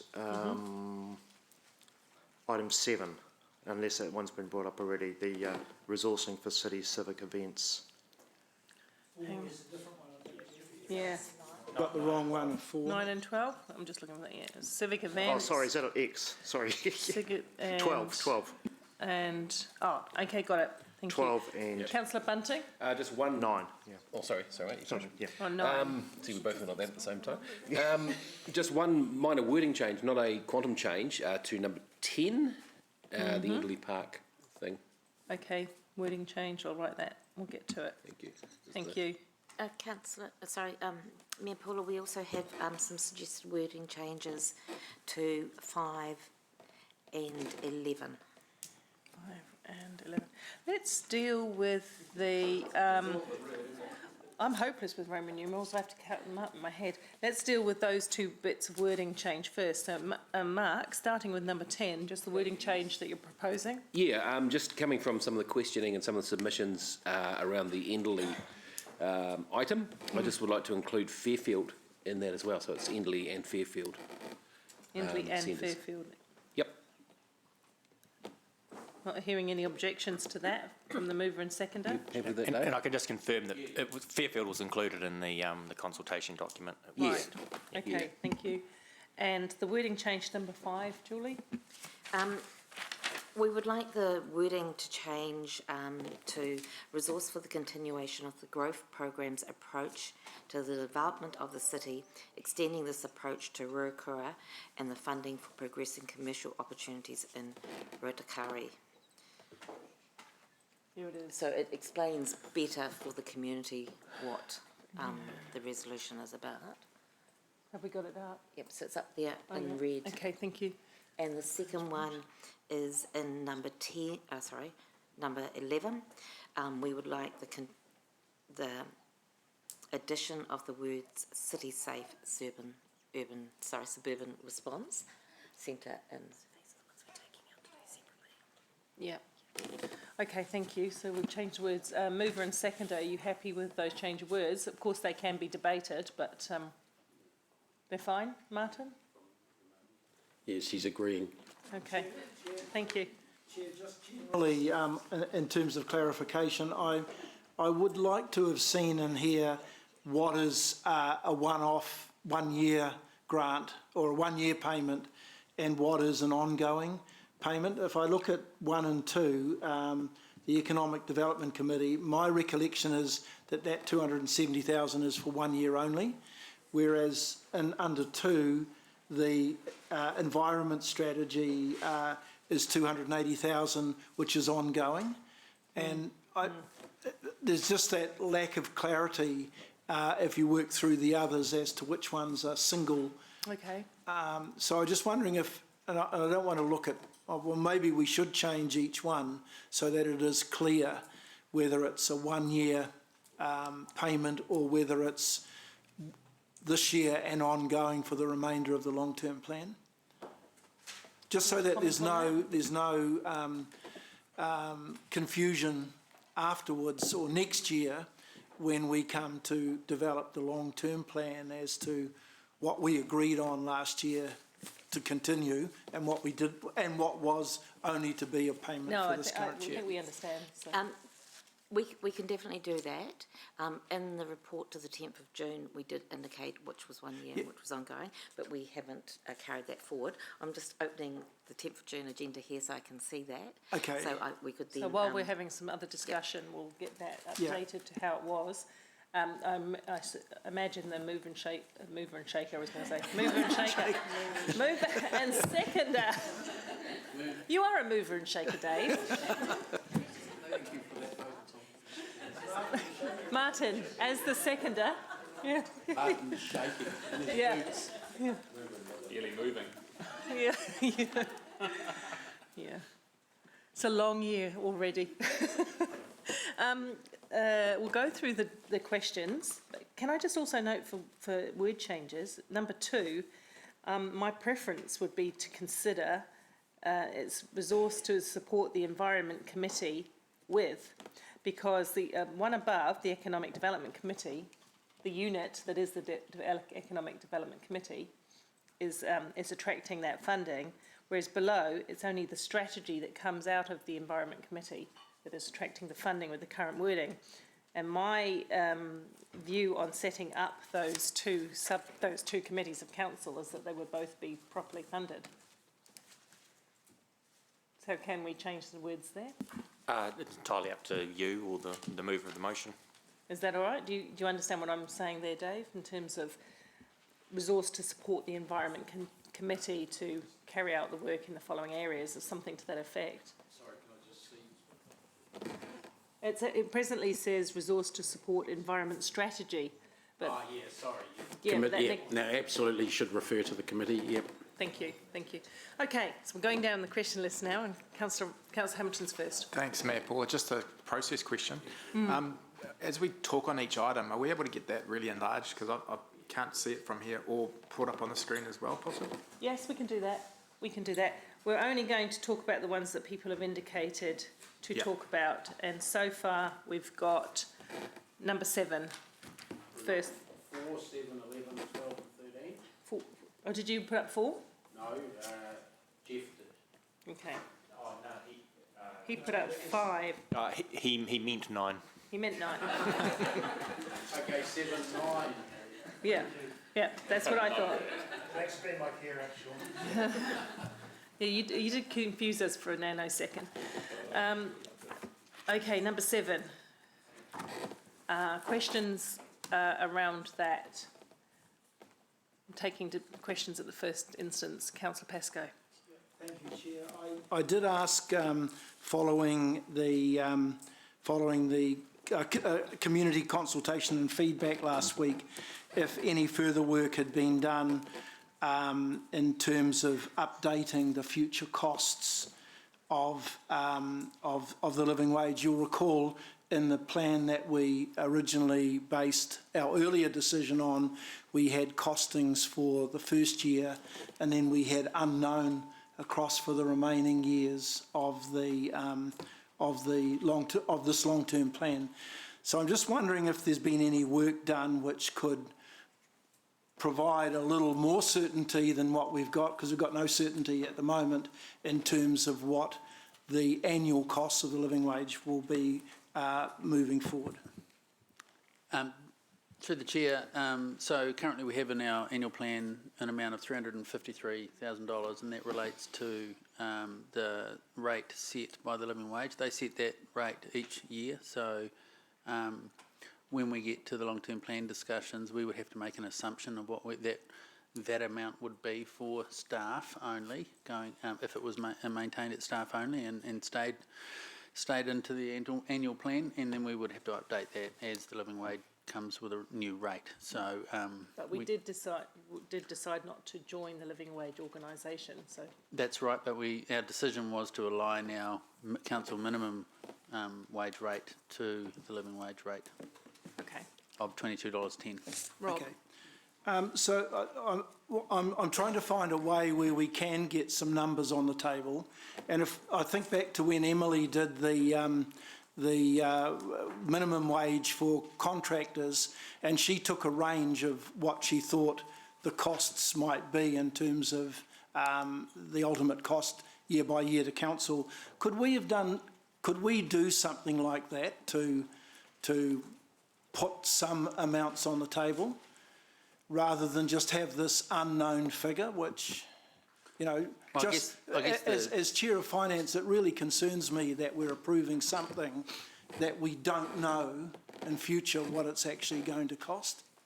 So through the discussions, the clarity staff received was that council did not want to join the living wage movement, but to move the council minimum wage to the $22.10 rate, which was equal to the living wage. So by not joining the living wage movement, there's no conversation about moving this to contractors. We could do a piece of work in terms of contacting our key council contracts. But again, we haven't done that piece of work, one, because it's not the guidance from council, and two, because staff already are up to the gunwale, and we would have to stop doing something else if we want to spend our time doing that. It's just a time pressure thing. Because it's a big piece of work to engage with our contractors to find out what percentage of their staff is paid below the living wage rate. But we haven't, our current approval, which council agreed on in the lead up to the annual plan, was only council staff. So correct. The contractors are not in the frame at this stage. And that's why we didn't do. But we will have an ongoing cost, won't we? We will have an ongoing years. cost for staff. That's right. Yeah, yeah. But that cost will be determined by the living wage movement if we want to keep aligned with that movement. But surely there's evidence out there from either the unions or from the living wage group as to what the percentage increases have been in the past? No, we moving into the living wage discussion and the annual plan. We had no indication from the living wage movement what the rate would be as of 1st of September, and that was quite late in the piece where we got that $22.10. So sometimes it's increased by $1, sometimes 20 cents. It just depends. So we would have to make an assumption that council was happy with. Yep. That would take that into account in the 10-year plan process if you wanted to continue. But don't we do that with all our budgeting? Don't we take into account what we think the inflationary or the adjustments are going to be when we do a 10-year plan? That's right, and that's what we would do in the 10-year plan. What I'm saying is that we can't get accurate numbers because living wage haven't come up with that.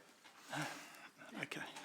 Okay, I don't want to hold the meeting up, but just to be really clear, can I just make it just to really further pursue your question? So, have we done any modelling on our 10-year plan, salary and wage budget going forward at this stage yet? No. No. Okay. So we're wanting to land the annual plan. But I mean, not only is there the living wage increase itself, there's also relativities and there's the additional cost. Questions? Yeah, okay. The last question then is, staff did not recommend this cost increase, the living wage, in the initial annual plan. Has that view changed now? So I'll respond to that. So I'm very supportive of increasing the minimum wage we pay to staff. The reason that I changed from the initial version of the annual plan to not endorse it was the fact that I had a budget number I needed to deliver. So it was a financial reason rather than actually a conceptual belief reason. So I was in a position where I was expected to deliver a balanced budget, and given that there wasn't any statutory reason to pursue it, I did not pursue it at that stage. But I do believe that we should be paying our lower employed staff more. And are you happy with the fact that we don't know what we'll be paying them in future years? can reasonably suggest that the minimum wage is going to be, so the various moving factors. So firstly, what's moving is the national minimum wage is increasing up and up, so our payroll budget will go up. Well, our payroll budget has gone up because we've already moved to $20 minimum. Then over and above that, there has been an increase. I suggest there will be an equivalent to the $350,000 per annum every year as that living wage for those minimum employees increases. And we currently provide 2.5% increase as an assumption over the years of the 10-year plan now. So that's our estimate. That doesn't mean to say all staff get that, because there are staff that leave, new staff come in, etc., etc. But that's the budget dollar amount that we work with. But we haven't included that in the future years in terms of the graphs that we've got. The 2.5% is in the... No, the 353,000. That's been excluded from... No. It's been included on the assumption that staff will be paid that amount. Plus 2% on top of that as well. That's right. Yeah. So the graphs do show the continuation of the 353 plus an annual adjustment of 2%. But that wasn't in the report that we got. No, that is just for us to be able to show you the impact of that decision on the 10-year plan. Which is Rob's question, actually. Yeah, okay. I'm not sure whether I'll get a satisfactory answer to what I'm looking for at the... Yep, so we have not, to make it really clear, we have not estimated, now I understand what David said, we have not estimated a living wage amount. We have put the $350,000 in, and we have a inflation adjustment across our 10-year plan numbers used for the modelling, which is in the graphs that are included in the report, at 2% of our costs, which includes that $350,000. So that $350,000 has been inflation adjusted by 2% per annum for those budget graphs that you have in front of yourself, Councillor Pascoe. It's not too different to the process we have with our PSA and our union negotiations, where we set a minimum wage for those staff members, and we negotiate that increase every year. Sometimes it's more than 2%, sometimes it's less than 2%, but we generally manage the overall salary increase within our pool of increase, and effectively we balance it out. So if there's a greater than 2% increase in the PSA negotiation, generally there's a lesser increase for other staff as a consequence, and that's just the way it works. We have to balance within our budgets. But for the rest of the staff, it's performance-based. In this case, it won't be performance-based. So that's the only key difference. And so you haven't built into the remaining budget, into those graphs and so forth, any impact of relative wage increases that might happen as a result of the minimum of the living wage being implemented at the as a minimum wage payment. So it's been taken into account only in the 2.5% inflationary adjustment for wages over the 10 years. Okay. And when we moved to the increased minimum wage, we didn't approach it from a relativity perspective. Effectively, the message to the organisation was a rather subtle message, but the fact is we managed on the premise that it was good to have our lower paid staff earning a reasonable wage, and so we effectively approached it on a community approach. Admittedly, though, and Councillor Rob, you're picking this point up, as we increase that slightly higher, that relativity issue does come under pressure, but I would look to manage that through our overall salaries budget. And our current approach in terms of capping out, which we have in this budget, like those staff moving over 70,000, there may well be further approaches like that to manage our overall budget. It just becomes harder and harder, and I think that's the point you're trying to make. Okay, thank you. Okay, thank you. I'm going to, before taking other debate, there is an amendment that Jeff should talk to, which is slightly different to the one I thought I was... Sorry, I thought you were doing questions. Yeah, but I just want to... Yeah, we are. I just want to put the amendment up there so that it could be part of your questions, so you can you could ask questions of that. Originally, well, I'll ask you what you're trying to achieve there, Deputy Mayor Taylor. I'd originally agreed to a deferral of 1 year so that it would be noted in the 21-22 budget, so we were giving definite foresight that the living wage was coming in. This is slightly different, so you talk about that, and I'll consider. I'll stay as the seconder for the process of debate. Very quickly, I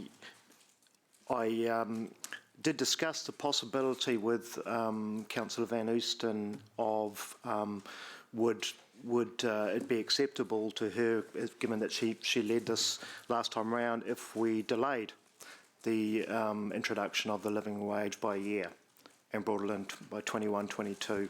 She signalled to me that it wasn't acceptable to her, so I sort of didn't really see any point in pursuing that, so I've gone back to my original position where I think we should actually defer the decision to the LTP when we have more information. Sorry, I don't quite defer what decision. So We shouldn't be deciding. effectively removes the draft annual plan. It'd be like voting against it. Yep, absolutely. Thanks. Whether that's inappropriate or...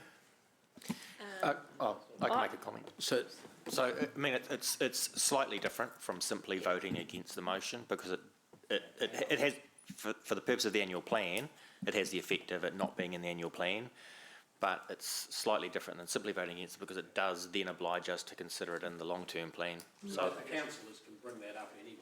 Yeah, they could, yeah, what I'm absolutely. saying is I think it's Something we should discuss in the LTP, and I'm happy for it to be discussed then. So we're going to have a whole fulsome round of discussion. There are a number of names.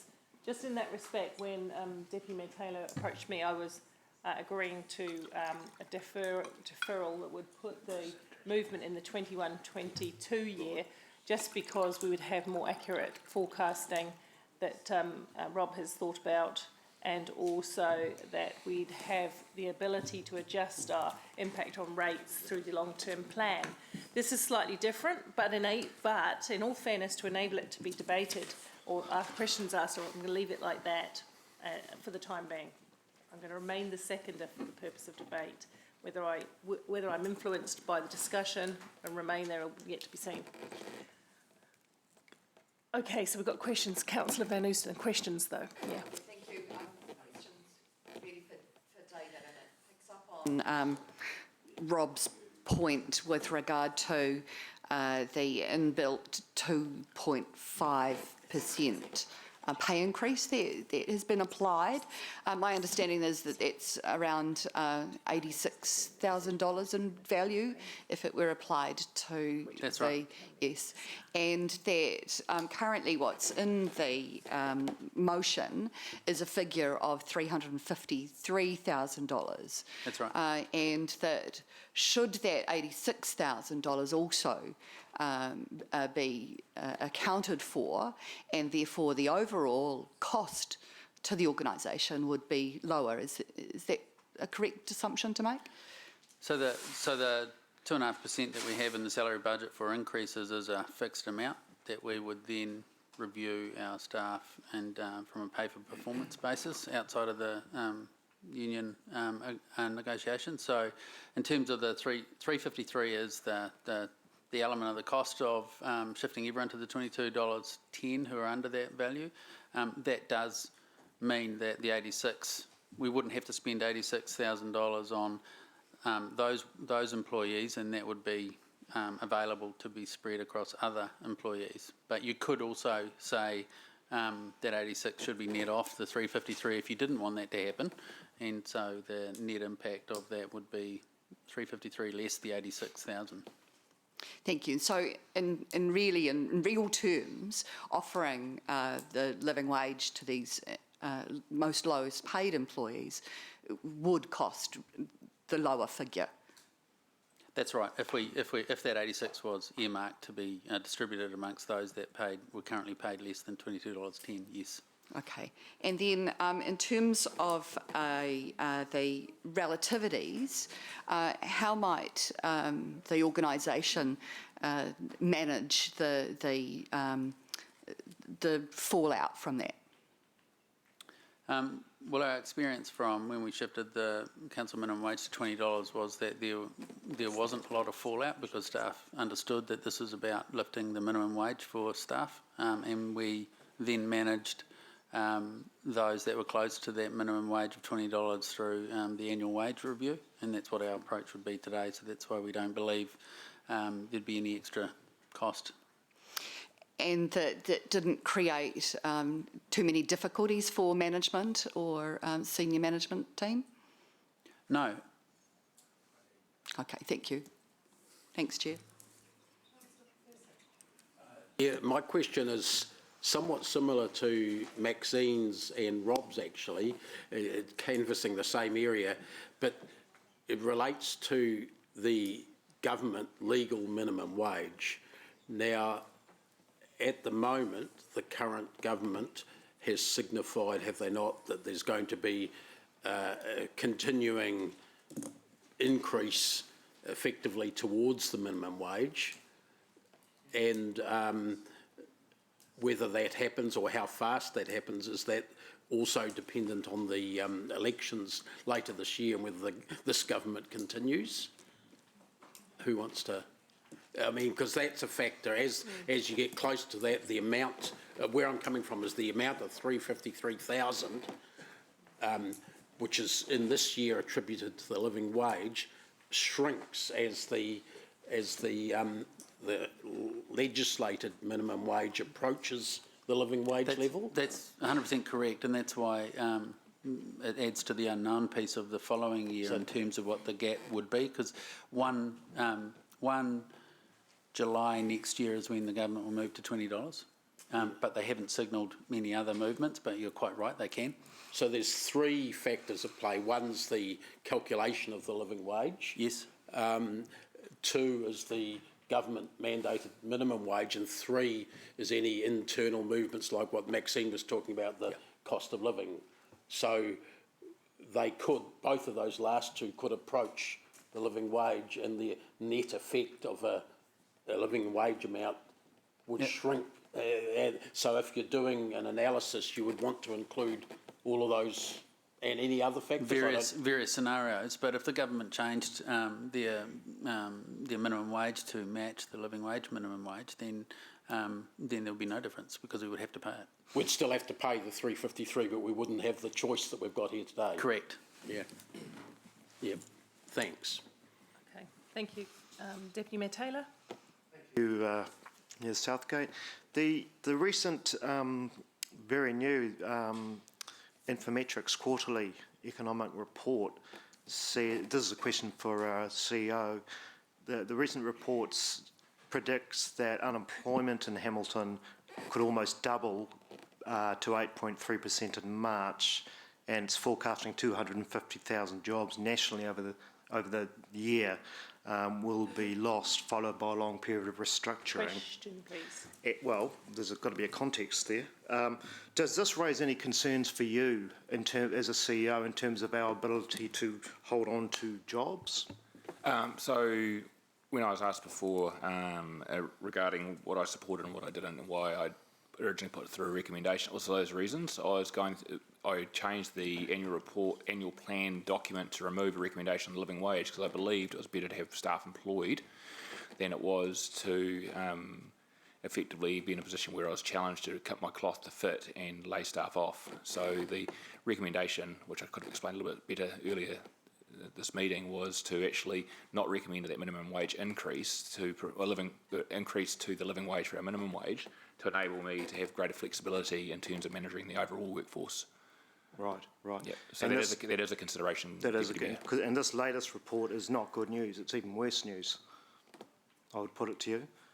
Yep. I guess the context is the impact on whether or not we have staff cuts will depend on the intention of this council as a whole, in terms of where we're at, in terms of the expectations you have on me, in terms of cost reductions. At this point in time, we're still delivering to our $94 million plus the additional cost cuts that were identified in this annual plan. If there's additional cuts that are required to be made, they will be service level cuts, Deputy Mayor, and they will require me to probably look at my headcount as a consequence. So that is a consideration. Thank you. Thanks, Richard. Councillor Thompson. Thank you. I just wanted to clarify something around Councillor Maxine's question. David, what was the 86,000 again? It was just a little unclear on that. Oh, so that was a percentage. That was an amount of the 2.5% that we every year bank into our 10-year plan. So if we had a look at the proportion of our staff that are currently earning less than $22.10, that would be the portion 86,000 of the total amount of that 2.5% that would be applied to, that could be applied to those that earn at the lower rate.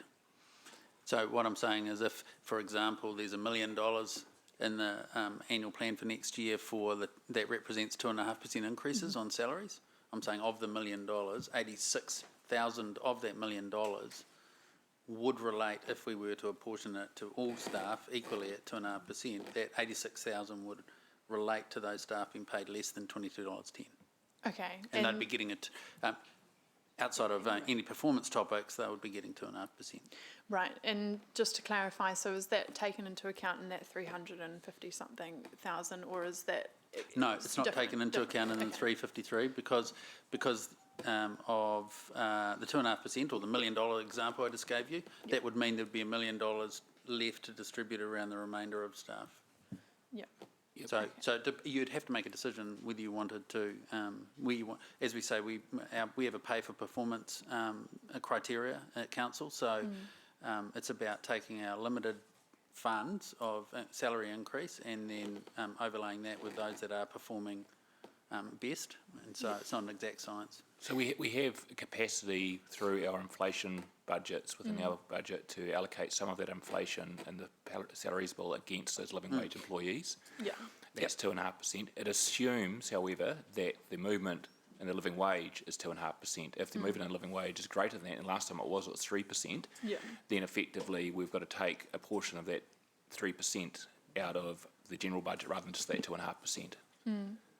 And just to clarify, right, so today's decision will be for this annual plan, but basically we have to then relitigate this issue for the long-term plan, or, I mean, because it's saying we're aligning to the living wage this time round, but then does this mean since we don't have any mechanism kind of decided on to base salary increases on, we kind of have this conversation every year? So firstly, this is setting an expectation that we will set our minimum wage. If it goes through our minimum wage at the living wage amount, as that moves, we'll make those changes. But you are correct, because it's not a legislative amount, this I will build a budget on that premise, and for the 10-year plan, this council has the obligation, or the opportunity, not obligation, opportunity to reconsider that at any particular point in time they choose to. However, you can't, once I give the increase to staff, you can't undo it. The only change you can make is whether or not you go to the next step or not. Okay, so that's the challenge. But my premise is once this is passed, it becomes a policy of this organisation, and therefore I will continue to do that till otherwise told. Okay, that makes sense. We're just not joining being accredited, basically. But no. But Richard, wasn't there some discussion in the previous meeting about calculating it locally, or not necessarily? That's why we didn't join the propose to join the organisation? There was a lot of questioning around the fact that it's like a New Zealand average, and the cost of living in different parts of this country vary, and so there was a question around that. And if I can just jump in there, we've asked the university to prepare that, and they are working on that. So that will come to us ahead of the LTP, in Correct. fact. But it is an average now. It's not an Auckland wage. That's correct. It's an average across the country, and Councillor Ewan asked if we could look at a Hamilton or Waikato-based That's right. calculation. We did have that discussion about whether, that was the whole discussion about whether you join an organisation and then they tell you what it is, or whether we calculate it in some other way relative to the local economy, right? That's right. Okay, I've got a couple of questions. Cash, then Ewan.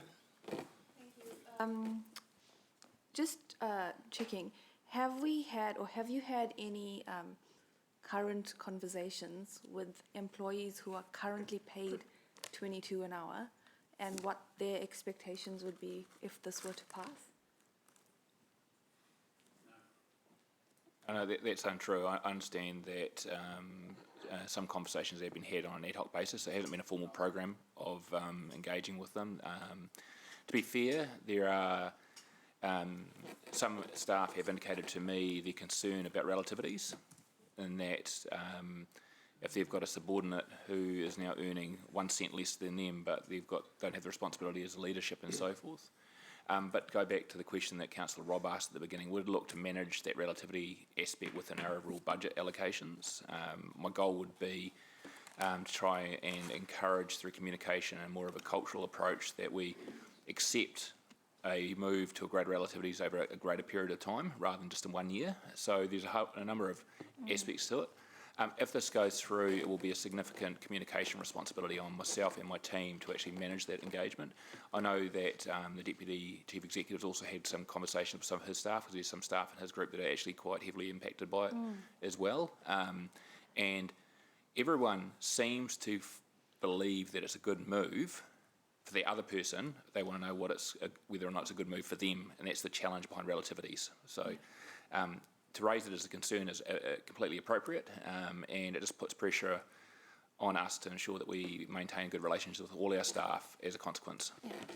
And so can we assume that as it stands for the next financial year, that so the 353 would be allocated to, lifting that bottom wage up, and then the 86K that would be that's currently budgeted will be used to address those relativity issues? No, the 86K is probably going to be allocated to maintain our relativity to the living wage number for the following year. Would use the general pool of salary increases to look at how we can support the relativity movement. And it may well be that in some cases, but I want consistency, in some cases we can move faster than in other areas, but I want to actually make sure that everyone appreciates that we're doing this over a period of time. Yeah. The other fact is that this is not an unusual situation. Pay grades and pay rates move at different paces, and we are quite often in a position where a subordinate's on grade X and a senior, the manager's on grade Y, and X moves by 1% and grade Y moves by 0.5%. It's just based on responsibilities, and so we quite often end up in relativity situations, not necessarily as large as the move to living wage, but it is a challenge that David and Dan are quite used to in terms of managing those aspects. Yeah. So you're confident that the organisation as a whole can manage the pressures that will come with this decision passing, if it passes? I'm confident it's a challenge, but it's a challenge that we'll confidently handle. Yeah. Okay. Thank you. Councillor Wilson? No question? Councillor Pascoe? If you could indulge, I could have another question, please, and that is come up with the discussion we've had and follows on from Councillor Kesh's question. And I'll put this to Richard. Will you have challenges in how you reallocate that 2.5% across the payroll, in the sense that it might infill the relativities rather than rewarding staff who should get an increase based on performance? Yeah, that is a real point. I think that's the point that Councillor Kesh was raising. To be honest, we have this challenge every year. 2.5% doesn't go very far when you're looking at you've got a portion of your staff that have mandatory movements per scale, per the contract. You have a portion of staff that have just started roles the year before, but sort of we pay them lower, but we sort of write them up the following year, so there's almost like a guaranteed increase. And then you've got the remaining staff that are on a performance system. We have a huge challenge, and each general manager has a huge challenge of they only have 2.5% of their global budget to allocate, and they do their performance reviews, and suddenly they realise that what they really should have had was 6% to meet the movement in the 2.5% movement plus performance increases and so forth. So it's a real challenge. It's sort of like I'd like to say it's a science, but it really does come down to an art. And what that really leads to is quite a strong culture of engagement and development with our teams. So we move beyond using only remuneration as a way of incentivising staff for good performance. We look for other opportunities to do so. So as a challenge, this move makes it a slightly bigger challenge, Councillor Pascoe. But the techniques we will use to manage that bigger challenge remain the same, in my view, in terms of how we approach it. It'll just be a little bit. I'll be asking my teams to dig a little bit harder for opportunities to rebalance that impact across the entire workforce. But will this decision to pay the living wage actually create an even bigger challenge that Yeah, well, that's might my point. not be able to be accommodated within the two. You know, I've looked at the annual plan. Long-term plan suggests an increase in personnel costs by about 2.9 million between years, but I know all of that is not core salary and wages. But will this decision create a challenge that you won't be able to do that necessary infilling as a result of bringing in the living wage? It is a challenge, and we will manage it. If we don't manage it right, the downside is that we lose good staff. Yeah. Okay, so, I mean, everything can be managed, Councillor Pascoe. It's what are the consequences of doing so? Yep. And on average, I'd suggest that we pay pretty much at the midpoint. Yeah, we pretty much pay at the midpoint of a band. And there's only some, you know, it's really hard to justify in a public sector arena paying people greater than the midpoint, but we try to be very targeted and rewarding those staff that have done a great job with those increases over and above the midpoint. It'll just make this a little bit harder to do so going forward. I think there's, just following on from that, there's a number of different strands to the conversation. The council's our appetite to work more flexibly with our staff is something that means that we're a more attractive place to work. With regard to our focus on innovation and reimagining local government, we'll be looking to find ways where we can find ways to offset any cost. So it's not just in isolation, the relativity topic, it's taking a look at how can we think differently, drive automation, so there might be situations where we don't have to replace certain roles where they become vacant, and we can utilise those funds to support retaining those staff. Yeah.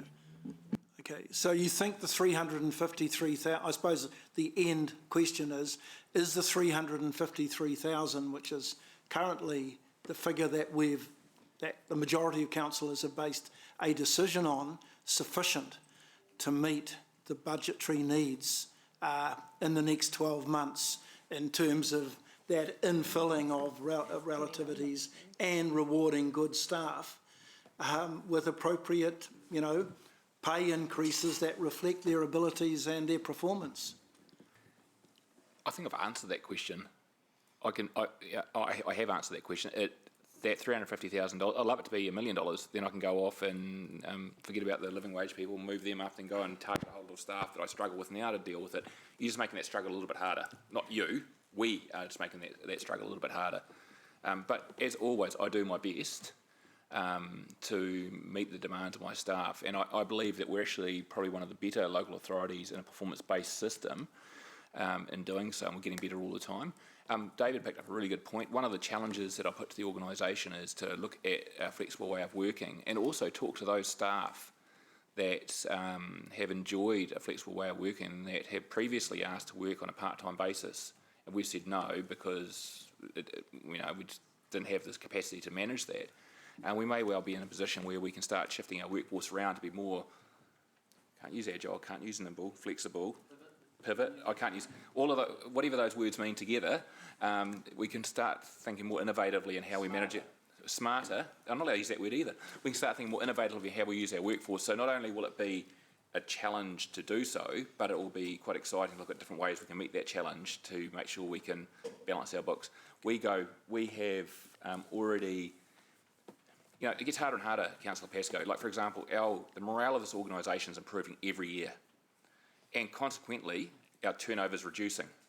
And consequently, the amount of money that's available through the vacancy factor is reducing. So regardless of what's going to go on, I've got a challenge in front of me to think about some really innovative ways of structuring this organisation. I'm not talking about headcount reductions, to ensure we hit our salaries budget. Because I can't rely on continued reliance on the vacancy factor to do so. We have to do different things in different ways. So this just adds on top of that, and it's a small increase in the context of that challenge I have. It just makes it a little bit harder. I can't give you an absolute answer to that question, but it's made it harder. I think that question has been answered. Councillor Wilson? A question, I guess, to the Chief Executive. There has been some suggestion with some of the questions that there is some uncertainty a lack of clarity as to what this will cost. In light of the fact that this is an annual budget, are you uncertain as to what the living wage increase will cost? Not for this budget, Councillor Wilson. So just so I'm clear, there is no uncertainty as to what it will cost because we're only approving this annual budget. And would you agree, just to remove any doubt, could you confirm the amount that it would cost in this annual budget? 353,000. Thank you. The argument of relativity. I had understood from discussions in the past that there was a general agreement that your approach as Chief Executive in SLT is that there wouldn't be any relativity adjustment in the next 12 months. Are you saying that's not correct? And if it's not correct, can you clarify again what quantum you believe that relativity adjustment may require? So my approach will continue, like I've done previously, is to not provide for relativity movements. If there is a situation where a subordinate will end up earning more than the team leader, then I will. But those items won't be significant, and I'll manage that out of the existing salary wage increase budget. Thank you. There was a suggestion, Mr. Chief Executive, that the passing of this year's annual plan that involves a living wage would make life difficult for you. And I think you've said it will be one of the many challenges that I will have to manage. But my question is, in light of the fact that at an earlier council meeting we approved in principle in a draft format, do you think if we now go back and remove this, there'll be a whole lot of people who will now be disappointed? And will that cause you a management challenge? I think the answer is pretty straightforward. So, yes, some staff will be disappointed, and yes, with that I'll have a communication opportunity to manage that disappointment, which is just part of the course. And one further question, Your Worship, could you just remind us how many staff we would then be going back to tell them they're not getting the living wage? I'm just looking at the GM corporate and approximately 200, Councillor Wilson. 200, is that right?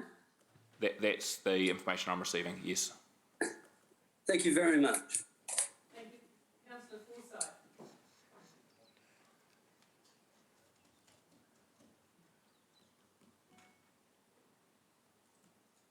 Sorry, just following up from yours questioning, to Chief Executive. So were the staff advised that the living wage decision was set in stone, that it was actually going to happen? No, the organisation is very clear on how this process works. Majority of staff have been through it for a number of times, so they're aware that it was a point of discussion and that no decision is going to be made till the annual plan is adopted. I'm sorry, I didn't catch that. Can you repeat that, please? I'll be more succinct. Staff are aware that the living wage will not be locked in until such time as this annual plan is adopted on the 10th of August.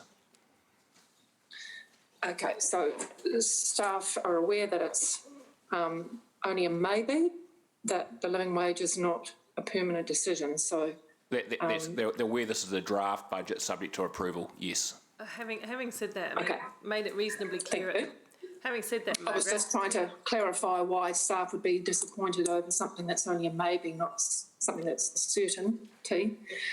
Secondly, again, following up from Ewan's line of questioning, Richard, can you tell me how a decision then on today's, well, the subject at the moment, on the annual plan and the $353,000 that we're talking about for the living wage, how can that be taken in isolation when we're actually looking at an ongoing, the motion talks about an ongoing contribution, which is actually going to affect more than the annual plan. I think Councillor Wilson's question is one of mechanics, so we are only adopting the annual plan today. The graphs that are included in the document that came out reflect the annual plan increase of 353,000 and then a 2.5% increase against that amount for each subsequent year. So you are correct, Councillor Forsyth, it does have an ongoing impact on our annual and our long-term plan and our finances. Thank you. That's the bit I'm trying to discern, really. I mean, yes, this is an annual plan decision or discussion, but actually the context is wider than that, and it does have long-term implications. So to remove it and look at it solely from one lens would be, in my mind, erroneous. Thank you. Point of order, Your Worship. Yes, point of order. What is your point of order, Councillor Wilson? That Councillor Forsyth has misled the chamber by implying that my narrative implied that the 10-year plan locked in the ongoing charges. It specifically does not. And in fact, that has to be re-debated. Yeah. So the only decision you're making today on the annual plan affects this plan. Her assertion that my comment is erroneous is misleading and false. Okay, thank you. I accept and she needs to apologise. I accept your point, and Margaret is free to debate her perspective in the debate side of things. Thank you. I just have a question. Obviously, some more questions coming up. I've just got a couple of questions, if I might. Richard, with the cap on the salaries over 70,000, does that make it even harder for you to create the right amount of relativity in the mid-band between the living wage? Because it seems to me we'd be affecting the top and would be elevating the lowest paid. Does that that's part of your savings, isn't it? The 70,000. It's part of what we've incorporated in this annual plan to contribute to that savings. But it won't make it harder. It's a different challenge that we have. Because those on the $22.10 would cap out about $50,000 anyway. I think what you just need to be aware of is that the relativity gap reduces as you go up the scale. So Constantine is up, and so when you get to that point of 70 grand, it's not a relativity issue for that. What David's alluding to is that fact is that if we freeze them this year, there will be an expectation they return to a market movement in future years. So we need to manage that transition in the future years for those 70k and above employees. Okay, so the fact that people have the catch-up in between won't make any long-term difference, is what you're saying? No, not at this stage. It's a challenge, but of a different nature. Okay, that's cool. Thank you. That was helpful. This is an impact on part of the 3.8% that we're proposing. What contribution to the 3.8% does it equivalate to? Just out of interest. Well, it's difficult to say because the 3.8 is targeted to not only meet the everyday cost, everyday revenue, but also to create surpluses to repay debt. So it's more of a philosophical question on how fast you want to balance your books and repay debt. Yeah. So in actual fact, we could provide the living wage to those staff and slow down our progress towards balancing the books, couldn't we? That's one result, yep. But that's not what's being proposed in this plan if we vote today, is it? Well, the deficit that you've got, that you're looking at today includes the 353. Okay. All right, thank you. Councillor Bunting. Thank you. Yeah, just following on from the little tete-a-tete with Councillor Ewan and Councillor Margaret, with regards to it being a one-year proposal. Technically on paper it is, I get that. Richard, can I ask you how realistic would it be should at annual plan time the council say, no, that was a bad idea? How hard would that be to manage and to go back to not... At the long-term plan? Yeah, so the long-term, you mean the long-term plan. So firstly, I can't undo any pay rises already given, so that's given, that's fixed. Yeah. the expectation that it continues to move would have to be, and if it wasn't to continue to move, would have to be managed with communication with the organisation. It will have a impact on morale if particularly those staff that were on the equivalent to the living wage at that particular point in time, they hear the announcement for the living wage and expect to move it to that point, then the 10-year plan says, nah, it's not going to happen. You know, it does, you know, there's a degree of hope attached to those staff moving continually to that point. You know, I was more thinking, trying to play through the scenario in my head that, okay, so this goes through today, we adopt that living wage, and then come the annual plan, because in theory this is an long-term plan. Yes, I beg your pardon, the long-term plan. In theory, this is a year by year by year thing. I mean, really, how realistic is it that any council is going to say, sorry, we've changed our mind, we're going back down again? Well, we can't. You can't. We can't really back down. What you'd end up with is you'd end up with staff that are doing multiple jobs, some that are already on that level, and new staff coming on board that get paid at a lower rate and that'll create a disparity. So it would create a disparity in some of our roles. So some staff earning more and less than others. But like I said before, we can't unpay people once they're already on it. It's only those new staff coming on board that would actually be paid at the old council minimum rather than the new council minimum. So, and again, you're saying this will affect 200 people roughly. Is that right, David? Yeah, and they're not all full-time equivalents. I think it's about less than 100 full-time equivalents, about 86 or something like that, or 96. Yeah. Right, and we're talking, before Councillor Thompson rips in here, the pool attendants and the people in the community sector. Is that right? Just being mischievous, it's all right. It's okay. Carry on, thank you. Yeah, appreciate Councillor it. Gallagher. Done. Oh, sorry, did you finish, Mark? Councillor Gallagher. Can you confirm that the 200 households which comprise of a council worker, many of our dedicated frontline staff, would indeed be disappointed if their hope of achieving a living wage was dashed at this meeting? I'm not a psychologist, but I suggest that if I was told one thing and something else was to happen, there would be a little bit of disappointment attached to that. Thank you, Mr. Chief Executive. Thank you. Councillor Van Oosten. Second round of questions. More psychological questions? No. More to do with the ongoing cost. I think, you know, we've talked about some very unknowns in there in terms of what the living wage movement may review in future years of the minimum or the living wage. We also know that council have inbuilt a 2 or 2.5% pay increase. Is there the potential for that 2.5% inbuilt to be greater than what the living wage movement may apportion for a year? Anything's likely. If they don't move the living wage movement, suddenly we're in a 2% movement, we could be out of step. That will be an interesting challenge for this for the elected wing. I'm more than likely to consider those staff on a performance-based pay system, and if they do deserve an increase greater than 2.5%, they could actually end up being earning more than the living wage as well. So it's just the way the cookie crumbles. You're setting a minimum, you're not setting a maximum. Kia ora, thank you. Yep. Thank you. Councillor Thompson. Thank you.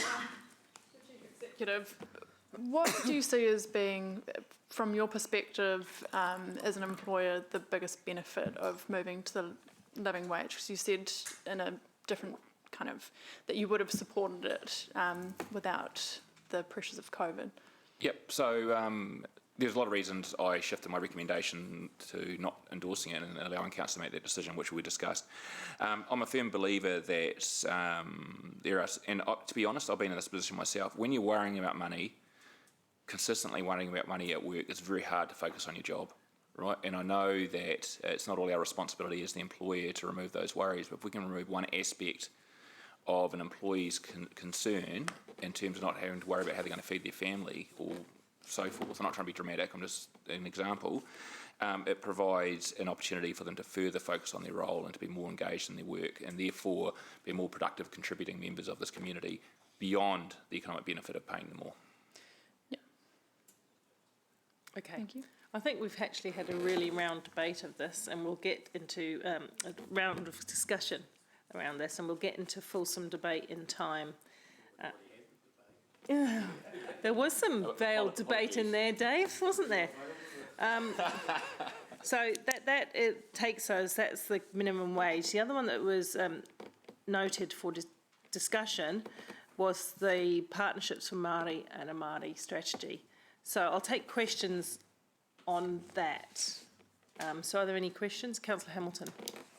Mayor Paul, I was just wondering what the process you're going through here. So we're going to question one and then debate them as a suite, or? Oh yeah, we'll get. No, when I come to the debate, to the voting, I'm going to still pull out the ones that were by exception, do them one at a time. The debate. Huh? I know, well then we do the debate when we do the vote, just before the vote. I guess the other way is I could do them as we go on these ones by exception. Maybe do that. And then we move on. Either way it works for me. Yeah. Okay, so we will now go into debates about the living wage proposal, which is number 7. Let me get discussion up. We have a motion and an amendment. The mover of the motion is Councillor McPherson. Thank you, Madam Chair. I support us continuing to have a policy of providing the living wage to HCC staff. I think it's the right thing to do. I thought it was the right thing to do for the last 7 years. This is not something that our workers, our staff, low-paid staff in Hamilton City Council have suddenly in the last few months been apprised of. It's an issue that's been around for 7 years in terms of a proposal for HCC staff to be paid at least the living wage. In that time, when we haven't chosen to do it, the legal minimum wage has moved up much closer proportionally to it than was the case when it was first raised 7 years ago. I suggest to you that reality of the outside world is well and truly catching up with the reality within this organisation. In that 7 years, in the meantime, while we haven't done it, organisations like the Warehouse, Countdown, McDonald's, Wellington City Council and Auckland City Council and a host of others have all chosen to bring in a policy of the living wage payment, whether they're accredited to the organisation or in Auckland City Council's case, not accredited but doing the same sort of thing we're talking about here. They've all moved to that area. We are slipping behind in terms of fairness to our workers. I choose to believe that all of our staff, from the Chief Executive, I include him, down to the lowest paid employee, perform well for Council. And I think that it's beholden on us to recognise the good job all of our staff do for our organisation and to make sure that they're all recompensed at a fair rate. Now, obviously, there are different fair rates for different jobs, but I suggest a living wage is the bottom line fair rate, or ought to be in our organisation. Now, there will be people here today who say, yes, I agree with you in principle, but we can't afford it at the moment. Put yourselves, if you think that, in the shoes of the people that we would say, no, we can't afford it to. Can they afford to live? Rents are still going up. If you saw the article that I emailed around a few days ago, house prices, especially in the lower range of housing, are still going up in this city. So I think that we need to, when we're saying, considering whether to vote for this or not, which people will be hurt if we don't pay it? Which people will be in trouble if we don't pay it? Our pool attendants, our community sector workers, our library assistants. I think we have a responsibility to those employees, to bring them up to a fair level. I think we have a responsibility to do that now when we have the opportunity to do that. I think we should have done it a while ago. But I also say the problem with the amendment It's worse than the amendment we faced last time. The amendment we faced last time said delay it for a year, but then bring it in. This amendment gives no guarantees about ever bringing in the living wage. Yes, a guarantee of discussion, but we've actually had a discussion almost every one of those last 7 years.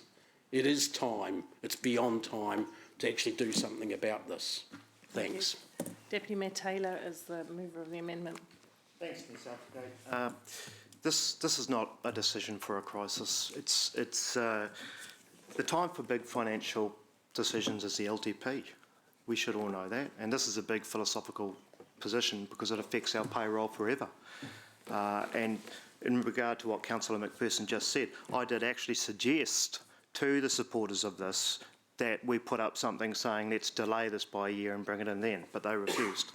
So the latest economic advice we've got shows that unemployment in Hamilton is likely to nearly double to 8.3% in March.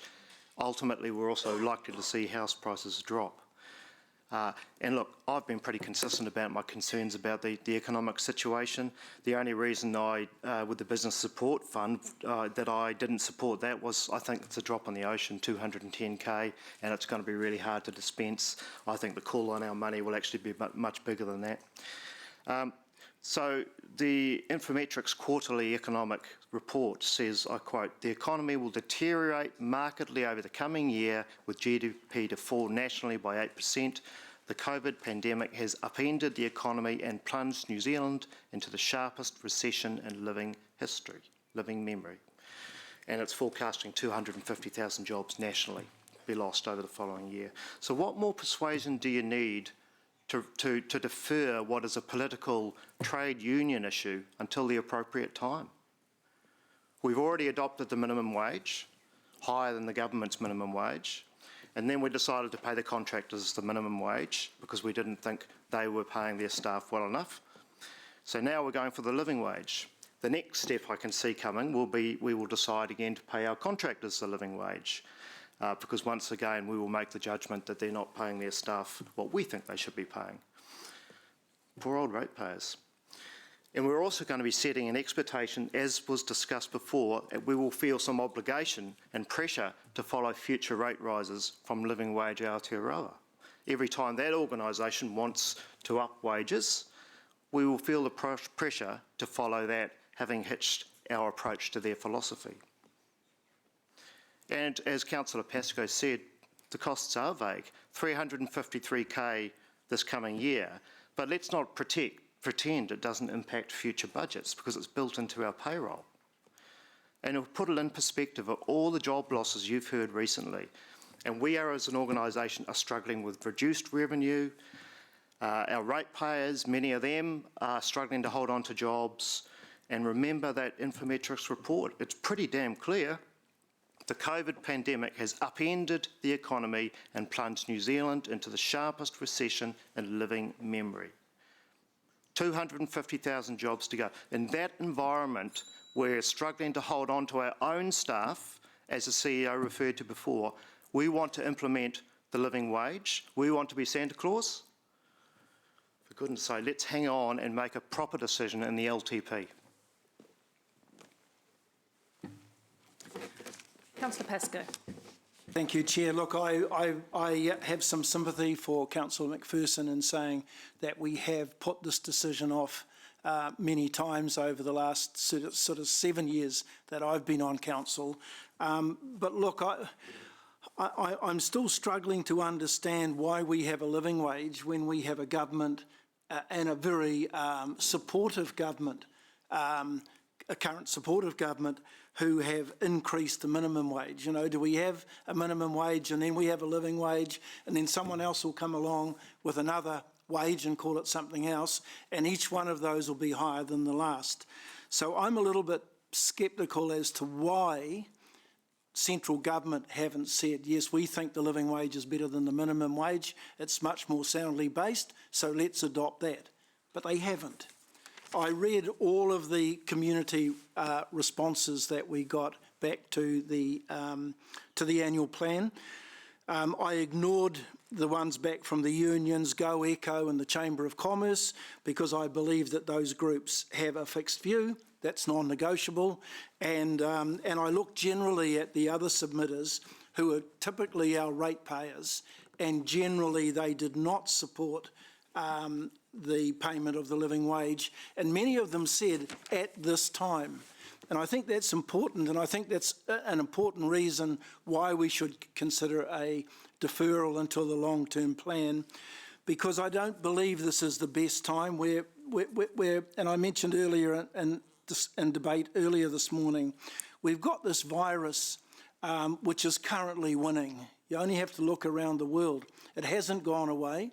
We've done a whole bunch of things in this country and we've got it at bay for the time being. But when you look around the rest of the world, the virus is rampant.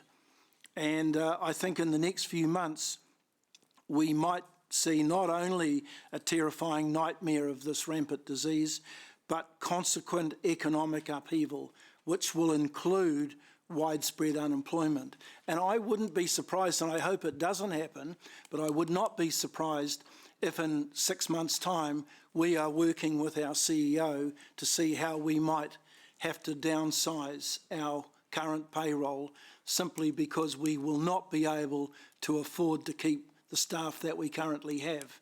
And here we are now considering what I've calculated to be a 12% wage increase to a sector of our employees. It's actually 13.5% by the time you add on the extra holiday pay, the extra KiwiSaver, the extra ACC levies and so forth.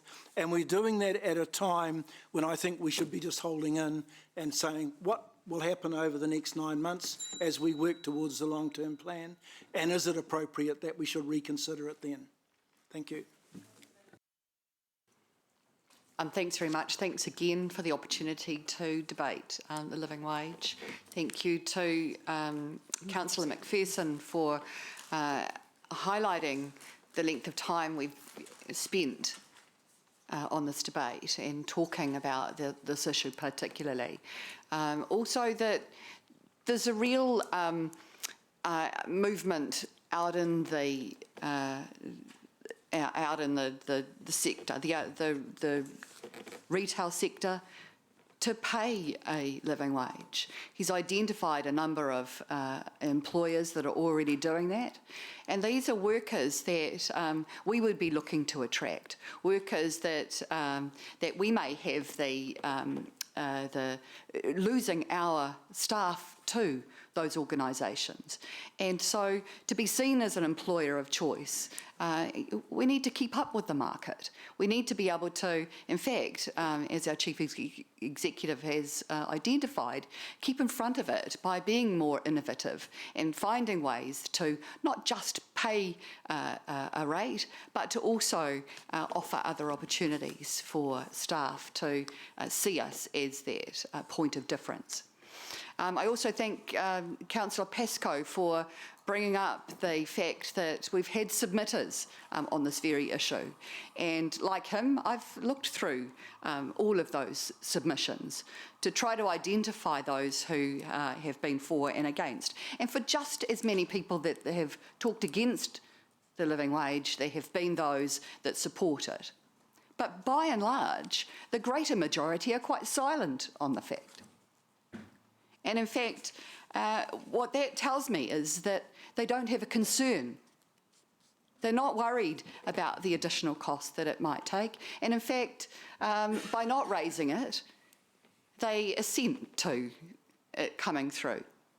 I know that through past opportunities that we've given the community for feedback, that issues such as the rhododendron lawn, or the dog park, we've heard very loud and clear from the community when we didn't make the right decisions.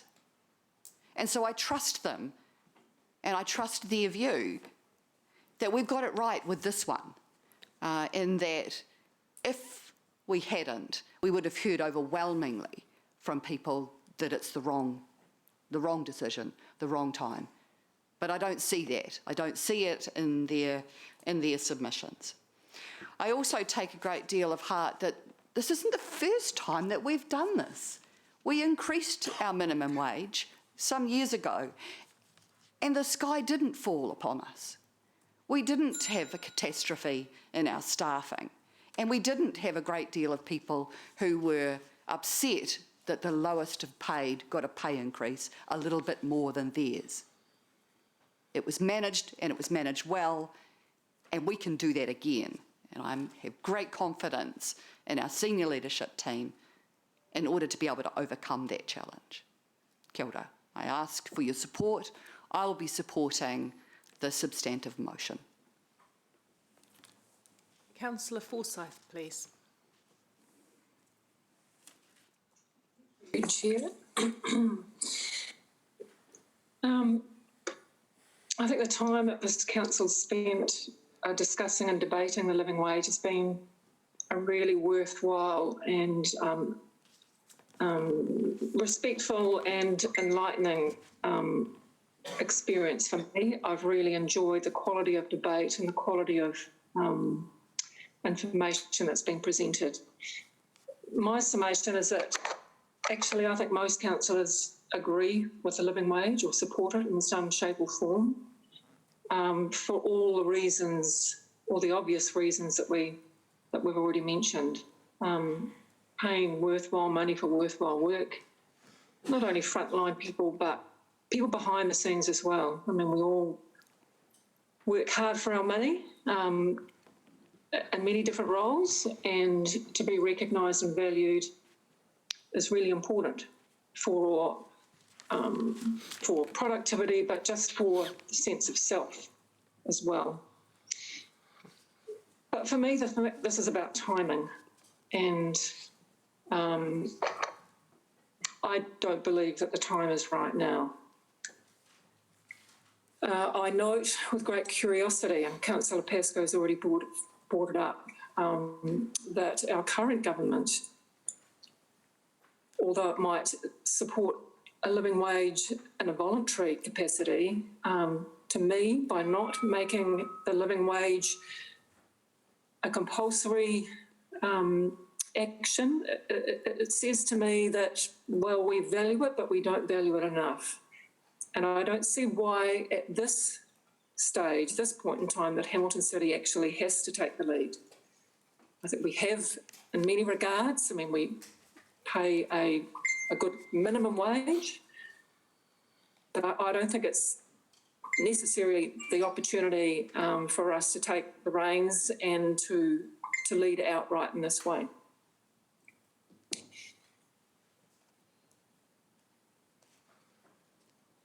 So you finished? I think. Oh, no? Yeah, sorry.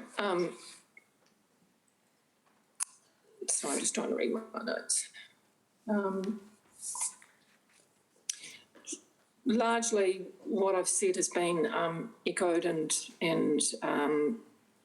largely what I've said has been already put forward by councillors, both for and against.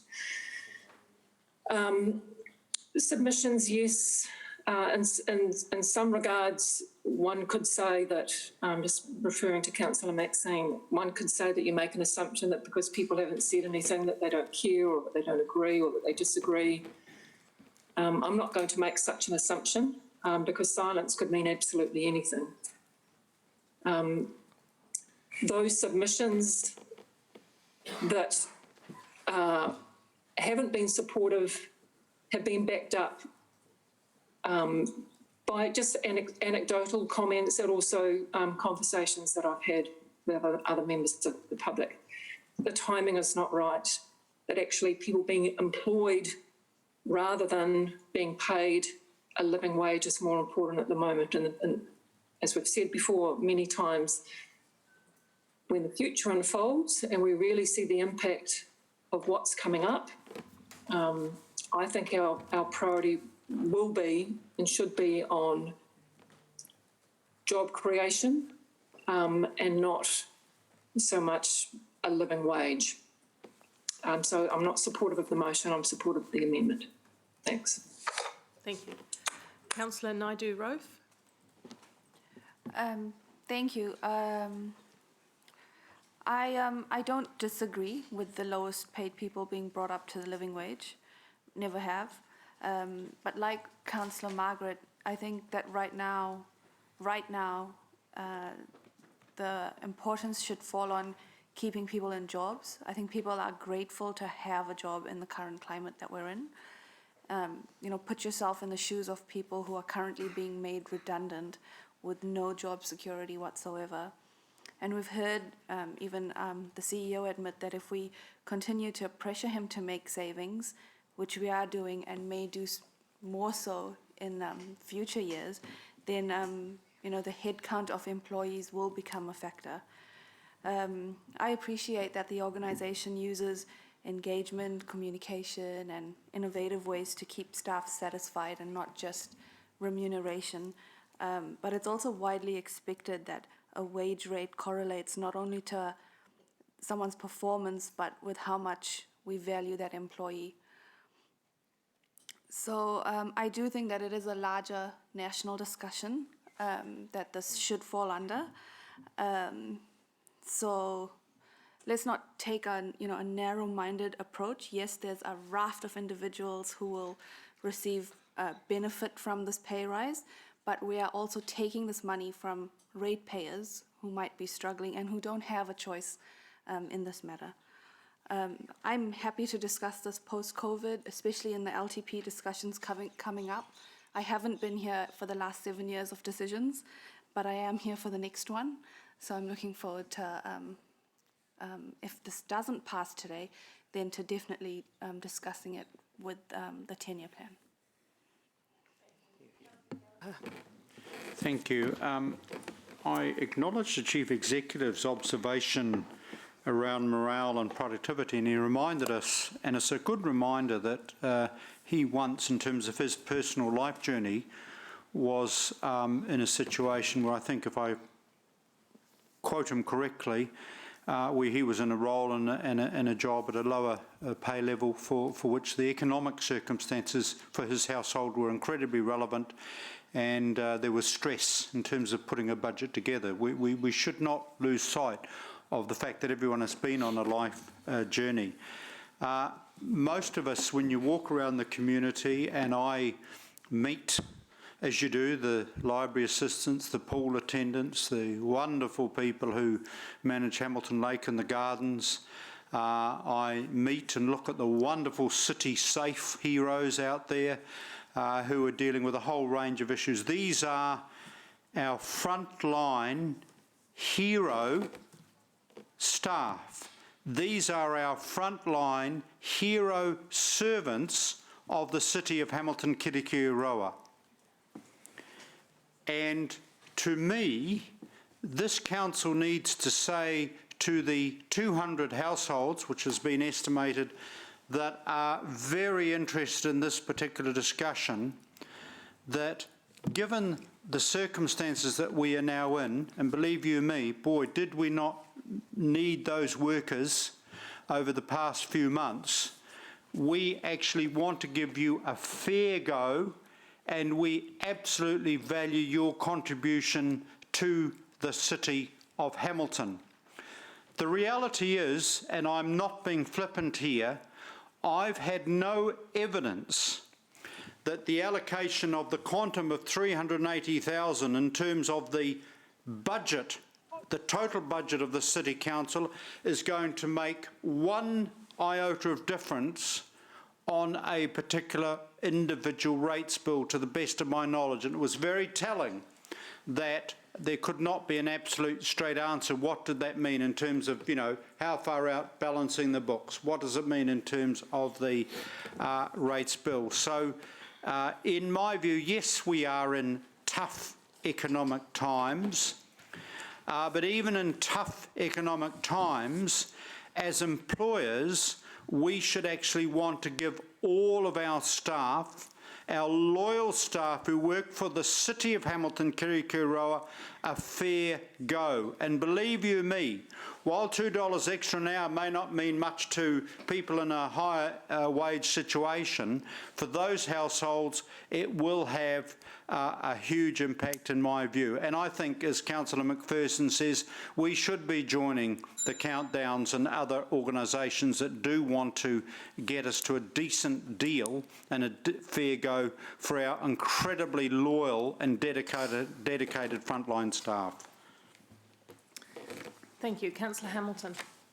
Thanks, Mayor Paula. I was really disappointed my previous amendment didn't get traction because I thought it was a really good compromise. And I'm not normally a fan of explicit intervention, which this is to some degree. And I don't know whether I'm worn down or won over. The quantum is small, but the input is large, so I will be supporting the motion. Thank you. I'll take a turn at debate. This has been difficult for me, to be honest, and I'm looking at the numbers around the room, and I know that could also be difficult for me.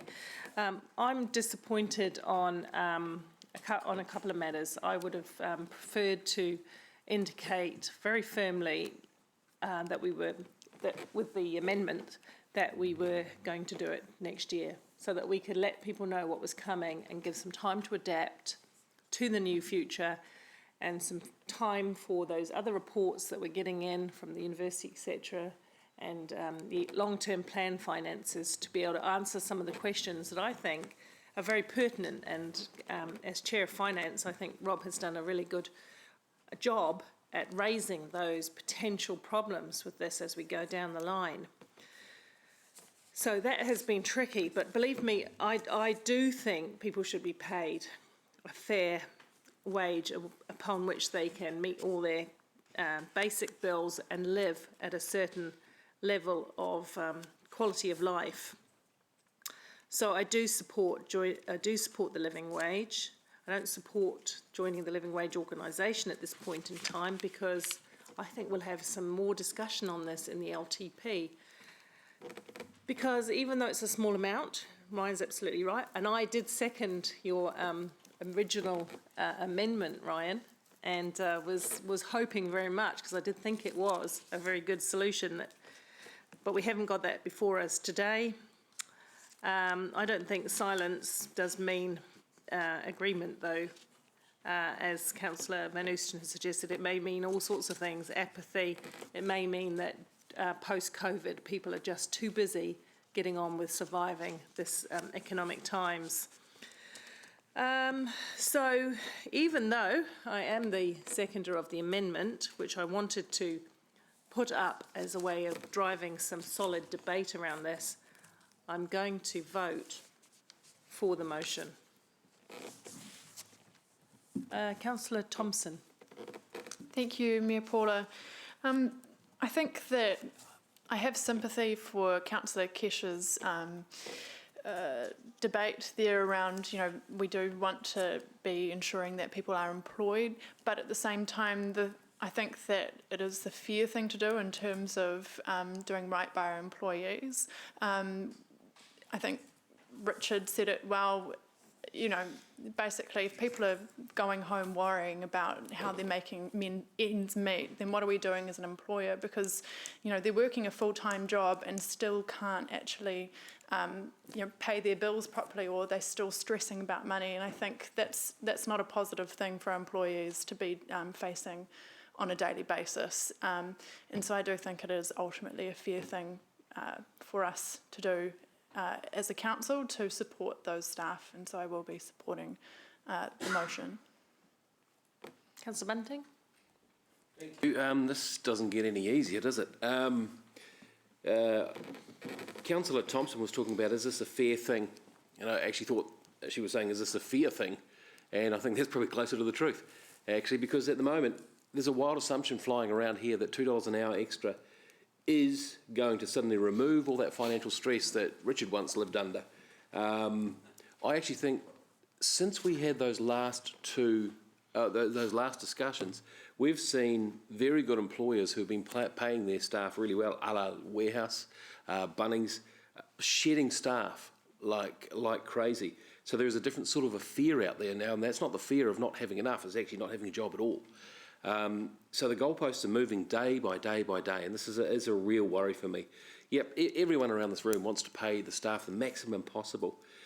And we talk about these hero staff, but are we treating them like heroes by paying them an extra couple of dollars an hour, or by giving them a bit more job security by saying, hey, we can afford to pay you for longer? And this is where we're all sitting, isn't it? And we're all trying to do the right thing. Should I postpone the living wage, thereby potentially make the existing job more secure, or should I pay more to reflect or to be able to cope with the prices of everything going up? This is the decision we're all struggling with. Councillor Maxine talked about being an employer of choice. Look, the posts are moving so hard that actually being an employer at all is being an employer of choice. We're about to have record unemployment. We have pilots at the moment enlisting to learn to drive a digger. Things are changing every day. This makes us really, really tough. Other speakers have addressed the point made about the silence of the submitters being acquiescing to the living wage. Look, the silence of the submitters could just as justifiably be suggested that they've just given up on us. And they're just going, oh, these guys are just going to do what they're going to do anyway.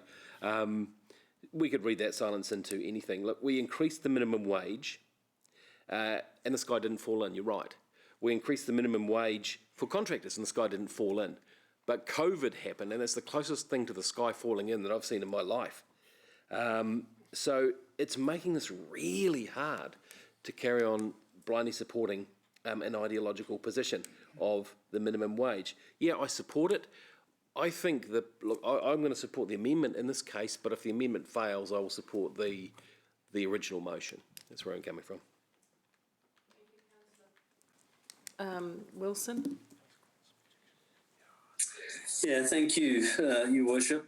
I was asked recently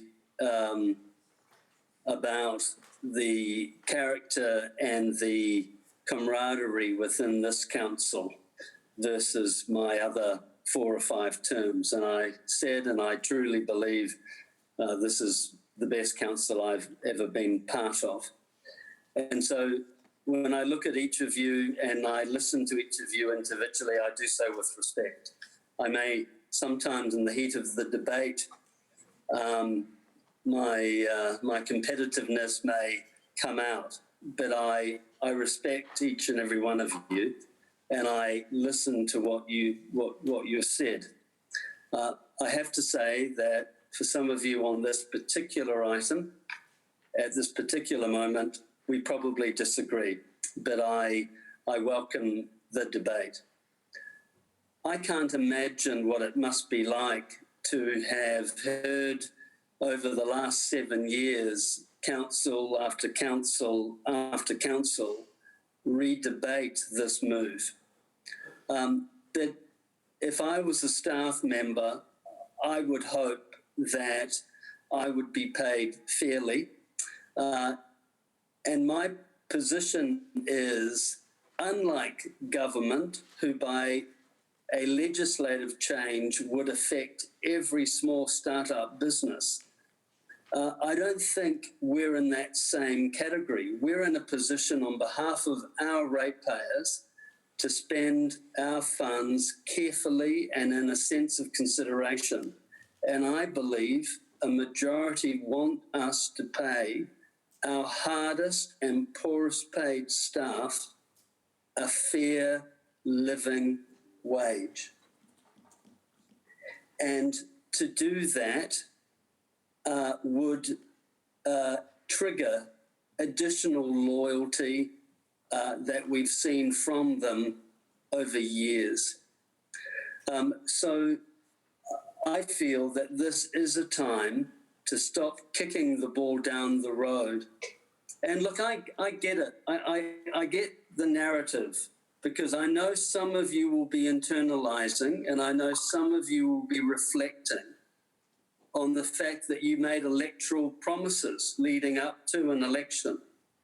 Some of you will have openly said, yes, I'm supporting a living wage. And some of you today will break that promise. But I'm sure you won't break it lightly, and you'll justify it by saying to people, oh, look, it's all about timing. It's that COVID. Yeah, that COVID thing justifies me being able to change my electoral promise.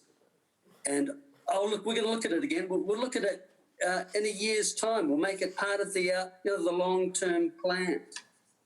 I think most people will see through that. Here's an opportunity to treat our poorest paid staff fairly, to send a clear message that, yes, the world is suffering from a significant recession, but I remind you, if we've learnt nothing from the 1920s, households hunker down, businesses hunker down, and if government decides to stop spending, stop showing confidence, that triggers a depression. And though I respect my good friend, Rob, suggesting, and others, the Deputy Mayor included, that we're on the edge of the potentially the most deepest, most meaningful negative impact of a depression we've seen in 100 years, I'm not buying all of that doom and gloom. I think actually we will bounce back. And you know what? We'll bounce back because of the attitude of the people, and our ability to pay them fairly will play a role in this. So here's the time to make the right decision, and that's why I'm supporting the motion and not the amendment. Thank you, Councillor Wilson. Right of reply, Councillor McPherson. Thank you, Madam Chair. It's been a very serious debate, and I just want to put in a little bit of levity in here. Jeff did say this was the sharpest recession in living memory, as direct quote, but I asked Martin, who said the 1930s depression was worse. Look, we need to put this in context, and there's lots of different contexts. One of the contexts that I like to put it in, because we had a discussion earlier in the day, the cost of bringing this in is 10% approximately of the cost of building a roundabout at Gordonton Road, Puketaha Road, which we question on at length this morning. So that's one context. I agree, there's lots of contexts. But how much debate did we put into that one? The cost per ratepayer of bringing this in is 11 cents per ratepayer per week. That's the cost of bringing it in if you're concerned about the money. And Martin said it doesn't appreciably change the impact on individual ratepayers, and that's true. Margaret said HCC would be taking the lead by bringing this in. I suggest that's not correct. We're actually way behind other organisations, including councils, including local employers. And as Maxine said, do we want to lose our staff to the likes of Countdown because they pay better? I think that would be a poor cultural message to send. I think that we can do better than that. We can ensure that our staff have a much better workplace, which they would have with us, and at least equivalent pay at the lowest levels. I am not one that thinks there's all doom and gloom in the current situation. I think we will bounce back. I think there are signs of bouncing back. I'm not unrealistic. There are going to be problems along the way. But, you know, we heard that house prices were going to drop through the floor. In actual fact, the only evidence we have in this city is that the reverse is happening. And it's in the low end of the market too.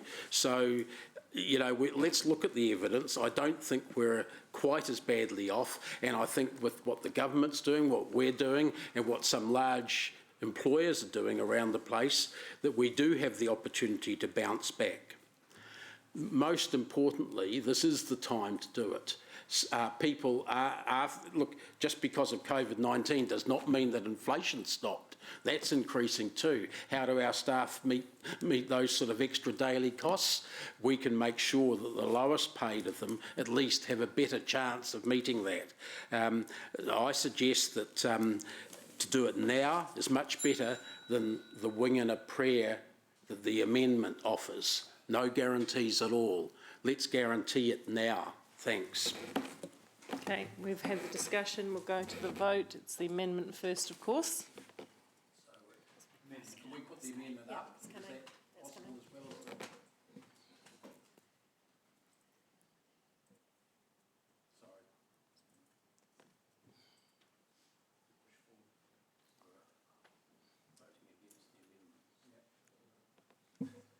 Sorry.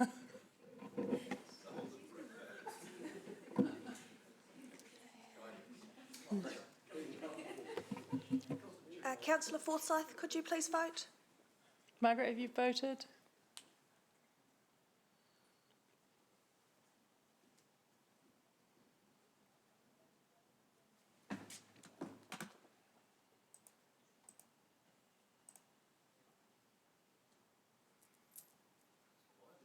Are we voting on the amendment? Yes. Yeah.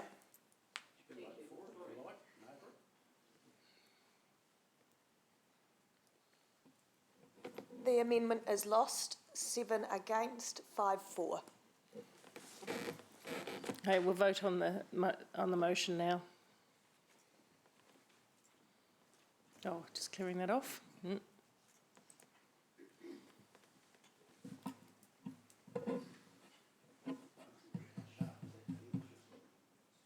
I know where this is going.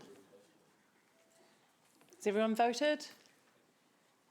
The motion is declared carried, 8 for, 4 against. Thank you. I did say I'd take a lunch break at this point, and I think I still will. You probably need it, Paula. Pardon? We'll keep going. You can stay here. I'm going for lunch. We'll come back at 5 past, whatever that is, 2, please. Cool. Well done, Paula. That was very... I thought so. I was looking at that. I was thinking, no, please, no, company votes needed. Well, we do 45 minutes lunch. Yeah, 45 minutes lunch, so it's 10 past. Yeah. Callum? Yeah, 10 past.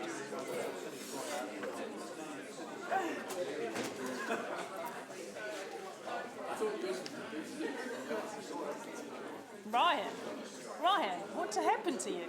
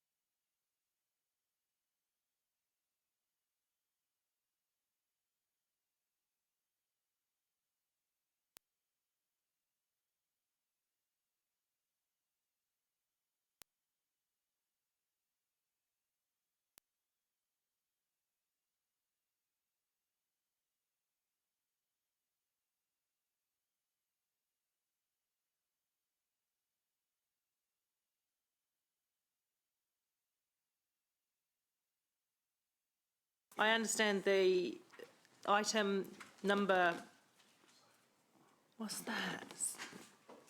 4, yeah, 4. Oh no, 9, extending, I did the same as you. Number 9, extending funding for existing partnerships. Any questions around that? Deputy Mayor Taylor. I'd like to just have that one raised and discussed, if we could. Yep, and we're debated. at that now, so. Great. And I've got 1 or 2 questions on it, but I'll wait till everybody else is. Everyone's here, I think. Is it moved or amended, or what are we actually debating? No, but it's being flagged as something that would be discussed now. It's all been moved and seconded by Councillor Dave. But has it? So it's on the table. Yeah, so the existing one's on the table. Deputy Mayor Taylor would like to discuss it, and we're only discussing things by exception, so shoot. Thank you. Just questions for Sean / Julie. The strategy, can you just, I understand there's 2 components of the 75K. Some of it is pay rises and the other is the actual strategy itself. Is that correct? Yep, thank you, Deputy Mayor. So, yep, there's 2 bits to it. So there's a one-off cost of $30,000, which was an amount to support the development of the Māori strategy.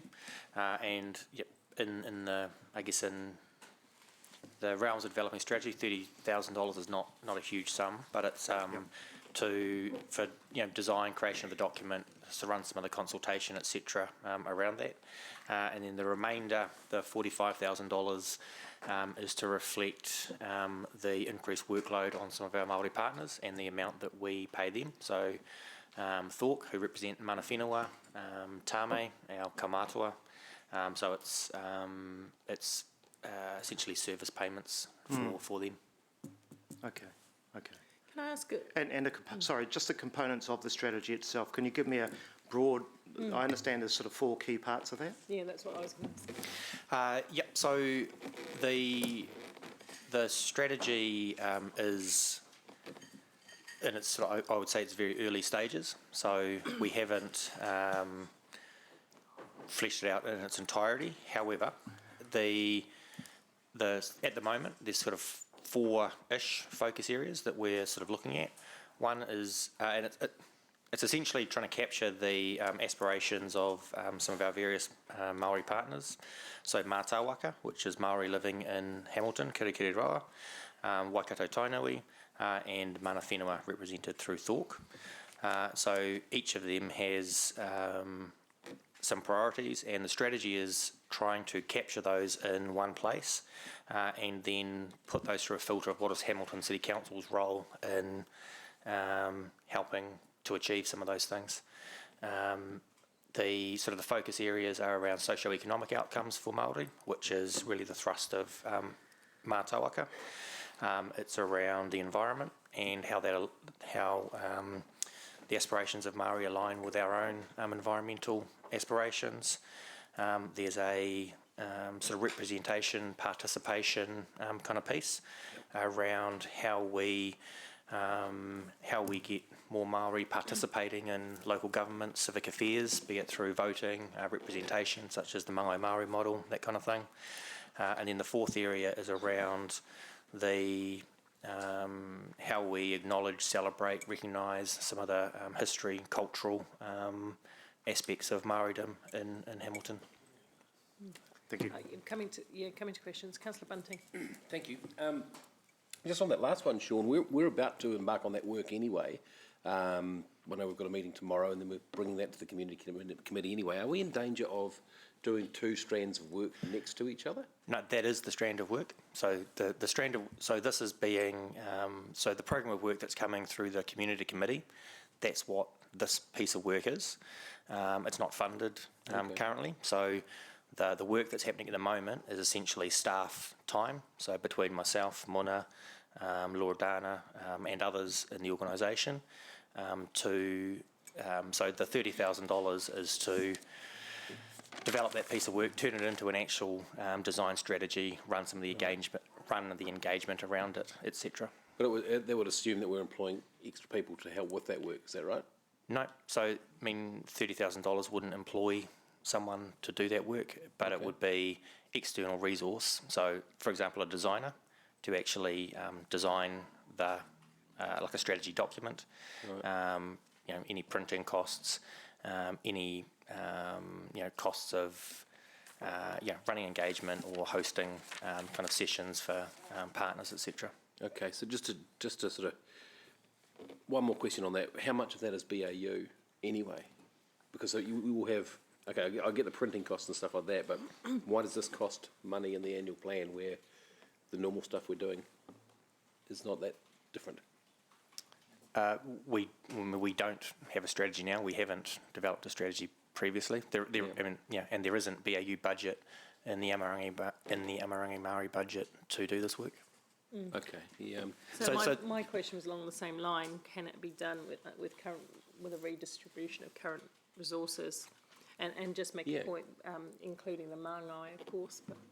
Because isn't that what we do as an organisation anyway? We make policies and we make strategies, but this one just seems to be a little bit extraneous, perhaps. And I'm just trying to do good governance stuff here. Absolutely, I think they're really good questions. With the Amarangi Māori, it's essentially a department of one. So there's Mona, right, and so the existing budget for that function is essentially Mona's salary and the payments that we make to those external partners. Right. That's the sum total of the existing budget. Because they're on an hourly basis, aren't they, as opposed to a salary type sort of thing? There's two components to most of those contracts. There's a sort of a retainer component, and then there's an additional variable component. Okay, thank you. Thanks, Mayor Paula. Thank you. Councillor Hamilton. Thanks, Mayor Paula. Sean, would you say this is vital to enhance our Māori relationships in honouring the treaty stuff? I think it's very important, yep. I think we've got an obligation to engage Māori better in decision making in the business of council.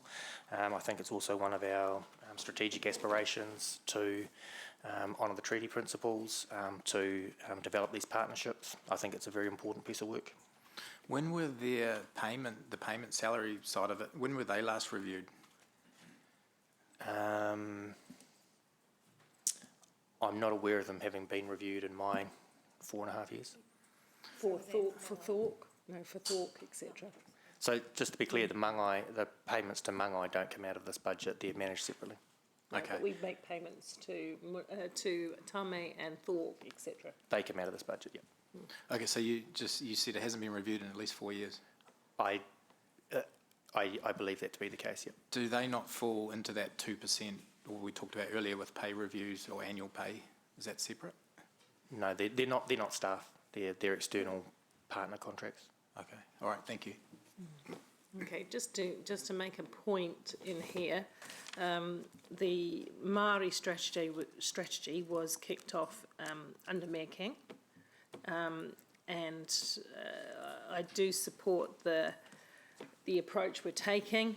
I have already flagged that I think it's inappropriately named because it doesn't capture what it's really all about, and I believe Muna is socialising a new name that would give a better understanding to the public about what we're doing, rather than just calling it a Māori strategy, which looks like it's just for Māori over here, as opposed to part of our business in which we're picking up some obligations, as Ryan has rightly pointed out, on the Treaty of Waitangi and so on.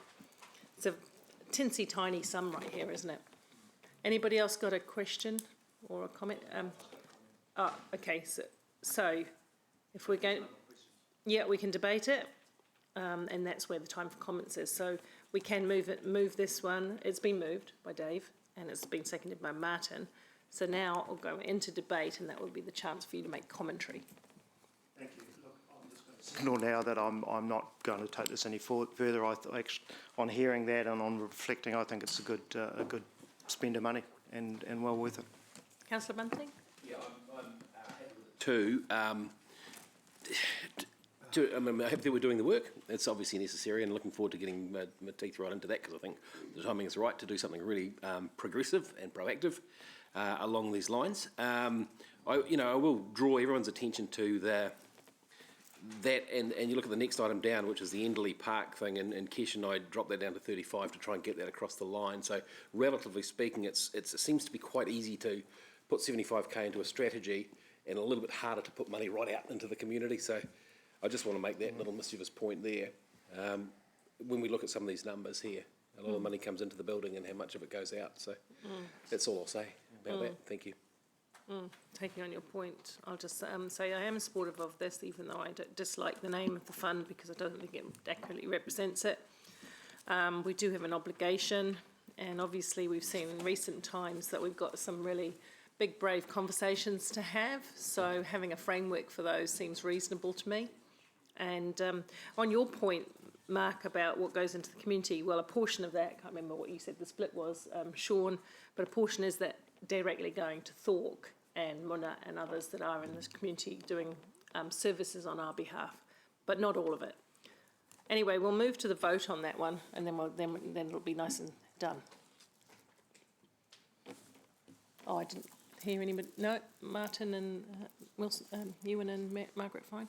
Right, we're to the vote, please.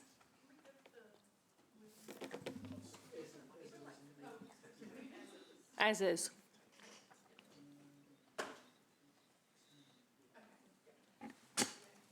And just note the to be accurate. Can you put it back up again, please? To be accurate, we've done what was asked of us and put the term of that support in there. So part of it is a one-off and part of it is ongoing, just for transparency. Yeah. Okay. I haven't voted, I don't think. There you go. Sorry, can we just re-vote on that one?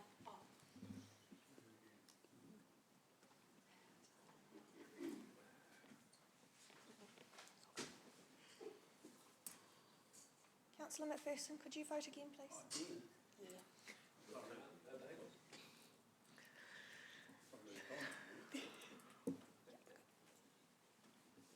The motion is carried unanimously, noting that Councillor Forsyth and Wilson are voting via audio-visual link. Okay, thank you. And the next one that was indicated for discussion was the continuation of the suburban response team. So first of all, we'll go to discussion on that, questions or anything that you have relevant to that. No, not yet. Councillor Hamilton? Thanks, Mayor Paula. Sean, is this an annual cost, or would this be ongoing with the word continuation there? This is for the continuation of the trial until the end of the year. What year is that? Yeah. I don't know, Calvin's not here potentially. Do you know the sort of criteria or outcomes that they'll be looking for in this trial, particularly with the extension into the suburbs or maintenance of it? So I can take that. So the trial was reported back to Council via a briefing a few months ago now, which covered off some of the points that they were reporting back on. But it was around connections with members of the public, connections with numbers of store owners, a number of visits that the team did out into the suburbs. So that was what was measured through the trial. Now, I guess my question is that going to be continued and enhanced as we roll this out another year? Yeah, so what we would look to do if you wanted to continue the trial would be to come back with a series of things that we will measure between now and the end of that trial for agreement with elected members, and then we'll measure those. Cool, thank you. Yeah, thank you, Chair.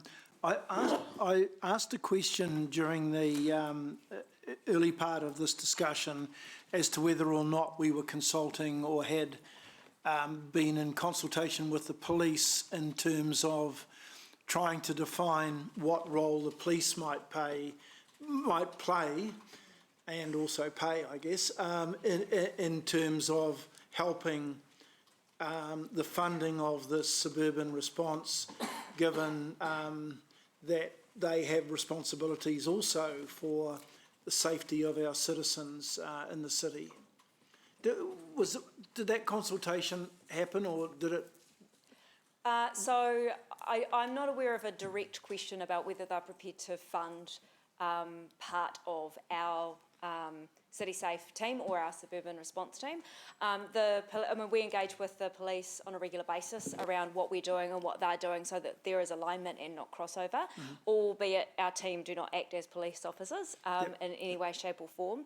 You may recall there was a meeting, I think it might have been February this year, when the commander and assistant commander for Hamilton came and had a meeting with you all and talked about what their priorities were for Hamilton and the things that they would be focusing on, which was about defining what they were funded to do. And it doesn't include the work that Suburban Response or our City Safe team does. Okay.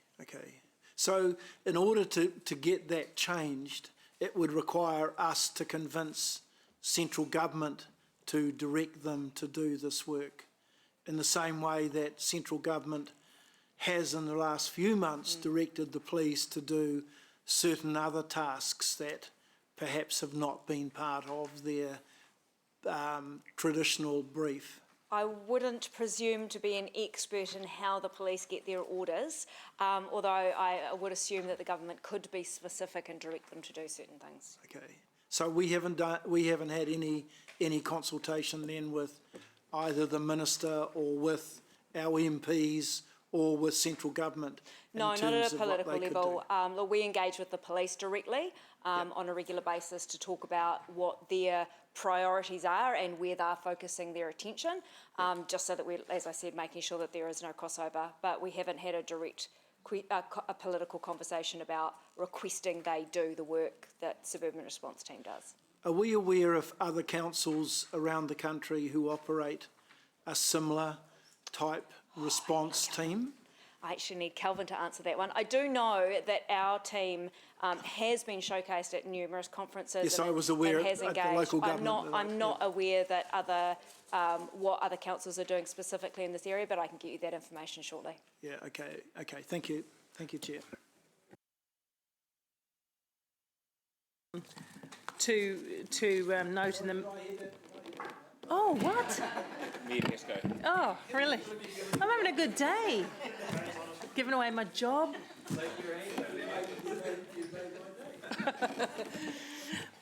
Right, let me reset. Councillor Pascoe, would it be useful if we note in the minutes that having that level of engagement would be useful around City Safe, given what's been happening recently in some of our communities with crime? We did have the police commissioner, when it was Andrew Mortimer, come and address us during COVID a couple of times, and that was very, very useful. And it's now Mr. Bird again, I believe. So I was told yesterday. So we'll look who can find out who it is. To bring them in for a conversation, would that be useful, so we can have a holistic look at our community crime and how we work together? I think that would be, given that this is a renewal for 12 months, isn't it? The trial the trial is continuing for 12 months, so it will become a long-term plan decision if we are to continue this on a permanent basis. Yeah. So let's note that as a piece of work. Am I correct in my understanding that it is an extension of the trial? That is correct. The current staff are contracted until the end of August, just to reflect when the annual plan actually gets adopted. So it is till the end of the financial year, but it's a further 10 months. Yep, okay. Yep. And of course that's everything actually, because of the lateness of this plan. We're looking at a 10-month plan really, aren't we? But I think when Kelvin initially came to us, he was looking at one of two options, wasn't he? One was a continuation of the trial for 12 months, or to take away the word trial and make it a permanent. And it's the former that we're currently debating on here, or discussing here. Yeah, just the extension of the trial. Yeah, so the Infrastructure Operations Committee debated this previously, and I think the recommendation from that committee was that it was put to this meeting to confirm. For the next 12 months? Yes.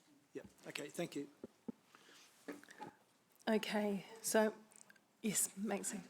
Tiny question really, just in terms of the comment that Mayor Paula has made around it being a 10-month cost rather than the full year. and that of course applies right across. However, I don't recall this number having been adjusted to represent that. Is that, so for clarity, can you just clear that up?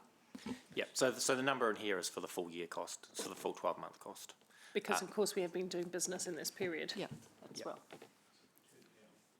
So the money is right for the year, it just means we've only got 10 months left, so that's the point I was making before we decide again. Thanks for that. Okay, so now we're going to go to the vote on that one, it's been moved and been seconded, of course.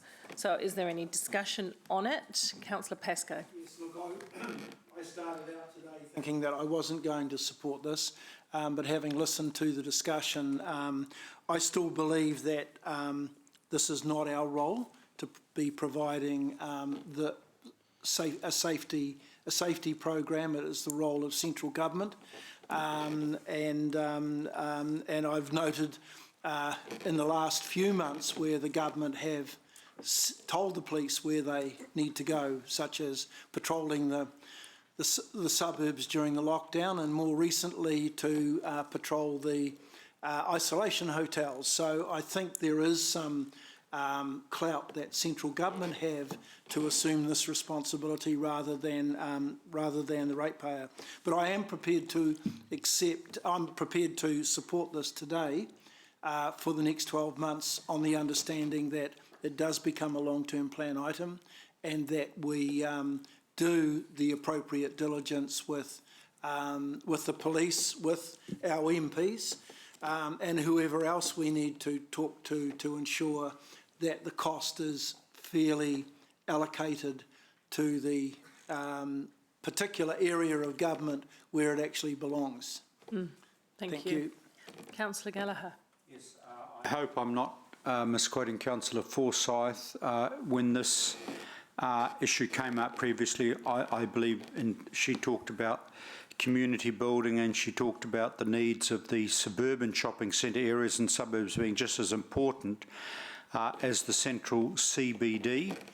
And this is talking about a rollout, and basically what that means is the businesses particularly and communities in our suburbs who also pay rates, obviously along with the CBD, should, I think, be entitled to a similar service. I think there's huge opportunity, and let me pay respect to Councillor Forsyth's part of her life journey, her police career, but also with Kelvin in terms of his former service with the New Zealand Police. I think we have a range of elected members and staff who over the next year I'm really going to look forward to focusing on how this service could be a leading edge complementary. And this is about community building. And obviously I'm aware that we are, for example, in the civil defence space in a big way, and that certainly came to the fore during the recent COVID emergency. We acknowledge that in terms of community response teams, also the ambulance service is part of this. It's actually, in my view, about a sense of safety, a sense of sorting out issues that don't necessarily end up in the courts per se, but probably prevent stuff ending up in the courts. But if I'm running a business in Hamilton East, or I'm a resident in the Hamilton East area, as against being in the CBD running a business, or Dinsdale, I want a kind of equity of service. And I think it's not a matter of, oh, that's central government, you know, this linear thing, that's central government's view. Certainly I believe central government and the police should be absolutely committed to community policing, but I do think local government does have a role, you know, within limits, to complement that service. And I think with the partnership with the New Zealand Police, the ambulance and other services, this will be a very effective use of city funding. Thank you. Councillor Bunting. Thank you. Just because other cities don't do it doesn't mean to say we shouldn't. I think it's a great little trial. You know, I was brought up to speed recently with a real case of what CitySafe did in real terms, and I've been very consistent in saying I need to hear the stories better. it was interesting having heard that very real story, how much more grunt that had. And for every one of those stories that we hear, there's probably hundreds more. And I just would really encourage Calvin and the team to sell it a little bit better, rather than just getting some questionnaires from some businesses who, of course, are going to say yes to extra security. These people do some really great work, and I wonder if we're not selling them a little bit short. This ought to be a no-brainer when we find out what they really do and how real it is. So, yeah, I'll support it, and I'll call strongly for some much better data and stories for the next time to make it easier. Deputy Mayor Taylor. Yeah, look, I won't support this. I've sort of gone back and forth a bit in the last few days, particularly after I've heard some recent stories about it. But I much as I'm a supporter of CitySafe and the staff and the job they do, and I do see some logic with their extension into the suburbs, I am not quite convinced about a huge holus bolus extension there. $237,000 over 10 years, that's 2.37, or whatever, 2.4 million of OPEX. And my view is that they're already doing work in the suburbs. I've seen them on a number of occasions respond to issues in the suburbs, and I just feel there's been a little bit of sleight of hand there in terms of the way this has been presented, because I don't think there is a need to fully extend this to this extent out, and I think we can do the job on what we're doing now, and it's just a little hint of too much gold-platedness for me on this one. So I won't be supporting this, and I'll continue to watch it carefully over the next year before the LTP.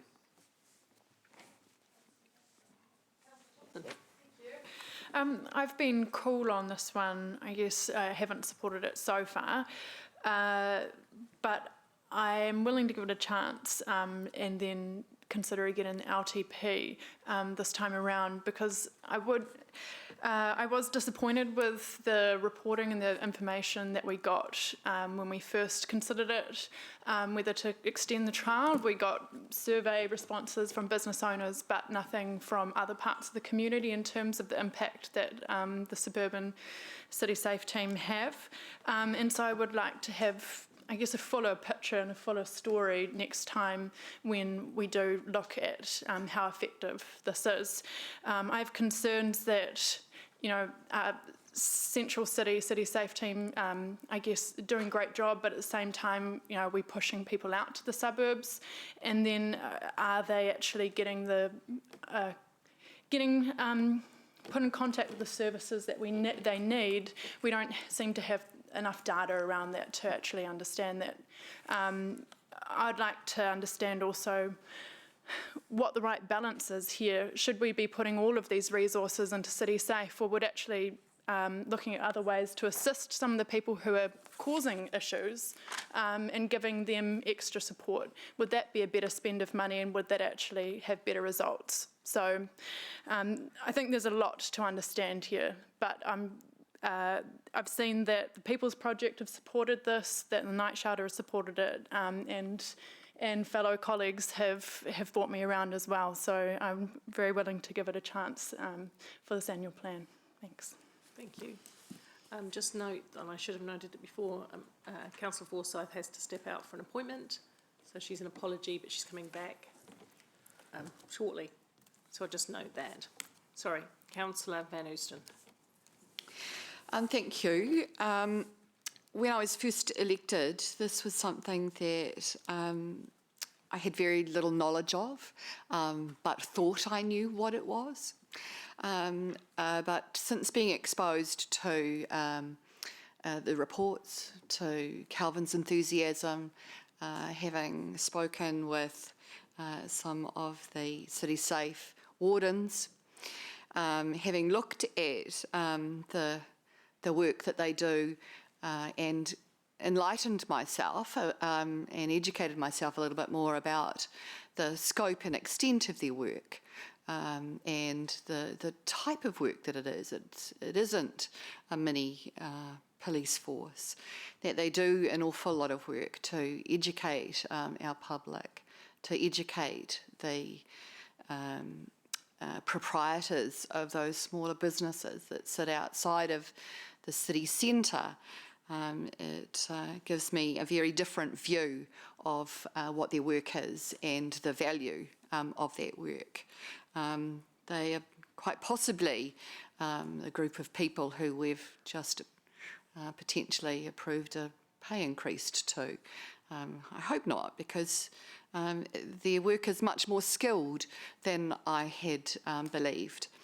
And, you know, so for those reasons, I'll be supporting this now. I haven't in the past, but I've been moved by recent stories and by seeing the value of the work that they do. So, kia ora, thank you. Councillor McPherson. Thanks, Madam Chair. Look, I supporting the motion here. I think it shows, the need for this shows that core business for councils is broader than what organisations like Citizens and Ratepayers say. I would still like to hear what the police forces response to citywide, including suburban and CBD, security issues are. I don't believe they should be abrogating their responsibility to the extent that they have. That's not a local police problem so much as a national police problem, and I do think we should be engaging with them over that, but I'm not expecting to move them in a hurry. And I guess in the meantime, there is a security issue and a perception of security issue, so this will help with. I think we can chew over it more properly for the long-term future during the LTP deliberations. Thanks. Just make a couple of comments myself, if I might. I am in support of this for a trial period. Want to look at the data we do collect and what it tells us about what's going on in our community.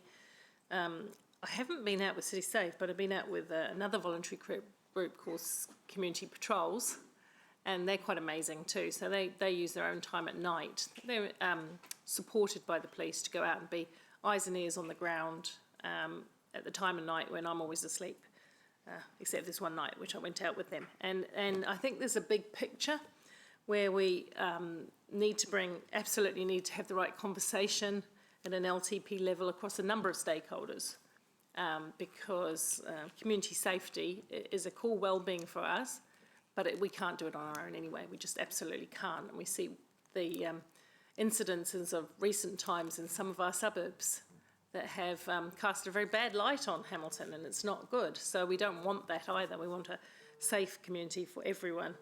And I'm a big fan also of using the police proactively for CPTED with things that we're designing, which stands for Crime Protection Through Environmental Design. I always kind of get that slightly wrong. Yeah, thank you. And I think it's a really important piece of work, because as we design our communities, we want to design to avoid crime. We want to create safe spaces. The Rototuna Village Hub, for example, should be a safe space where we don't experience some of the behaviours that we're currently experiencing in some of our pockets of our community, including Fife Crossroads, which I hear from every week about some of the antisocial behaviour that's occurring there. And of course, we were all horrified to see the event that happened in Hillcrest a short while ago. So, yeah, we've got a part to play. We'll join up with the police. I'll have them in here for an LTP discussion, and we'll see how we can work together. On that, we'll take the vote.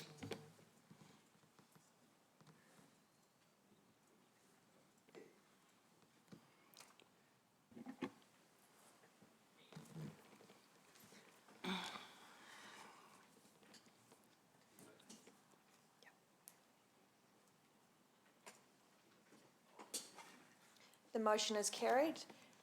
10 for, 1 against. Okay. So we have Councillor Forsyth back now, so... She was about to leave now. Oh, you're about to leave now, Margaret? for an appointment?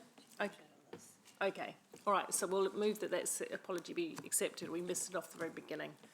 So I'm sure you all agree. Thank you. The next item that we wanted to talk about was the city civic events, which is number 7. Yes, it is. No, it's number 12. Yeah, I forget that the V is a 5. It's a number 12. So we'll have some questions and discussion on that. Deputy Mayor Taylor? Mayor Southgate. Yeah, look, could I get some clarification? Because from the moment this was first proposed till now, I've never been really clear what this is for, what precisely it is going to go towards and pay for. So there are some increased operational costs related to delivery of events. So things like,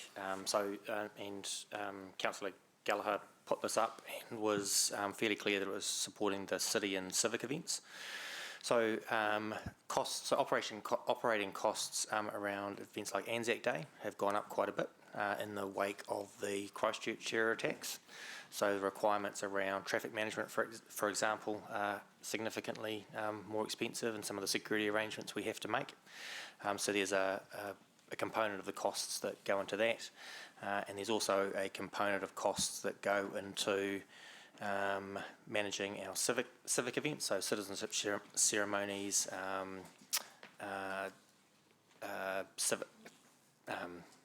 citizenship ceremonies, civic awards, etc. And then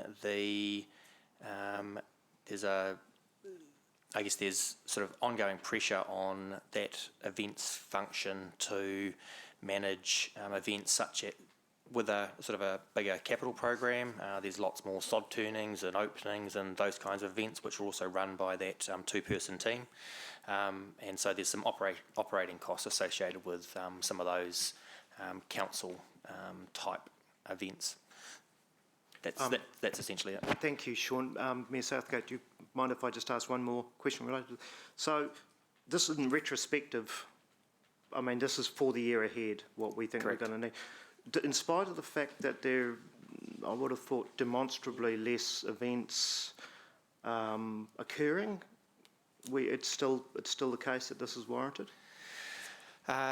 Yes. So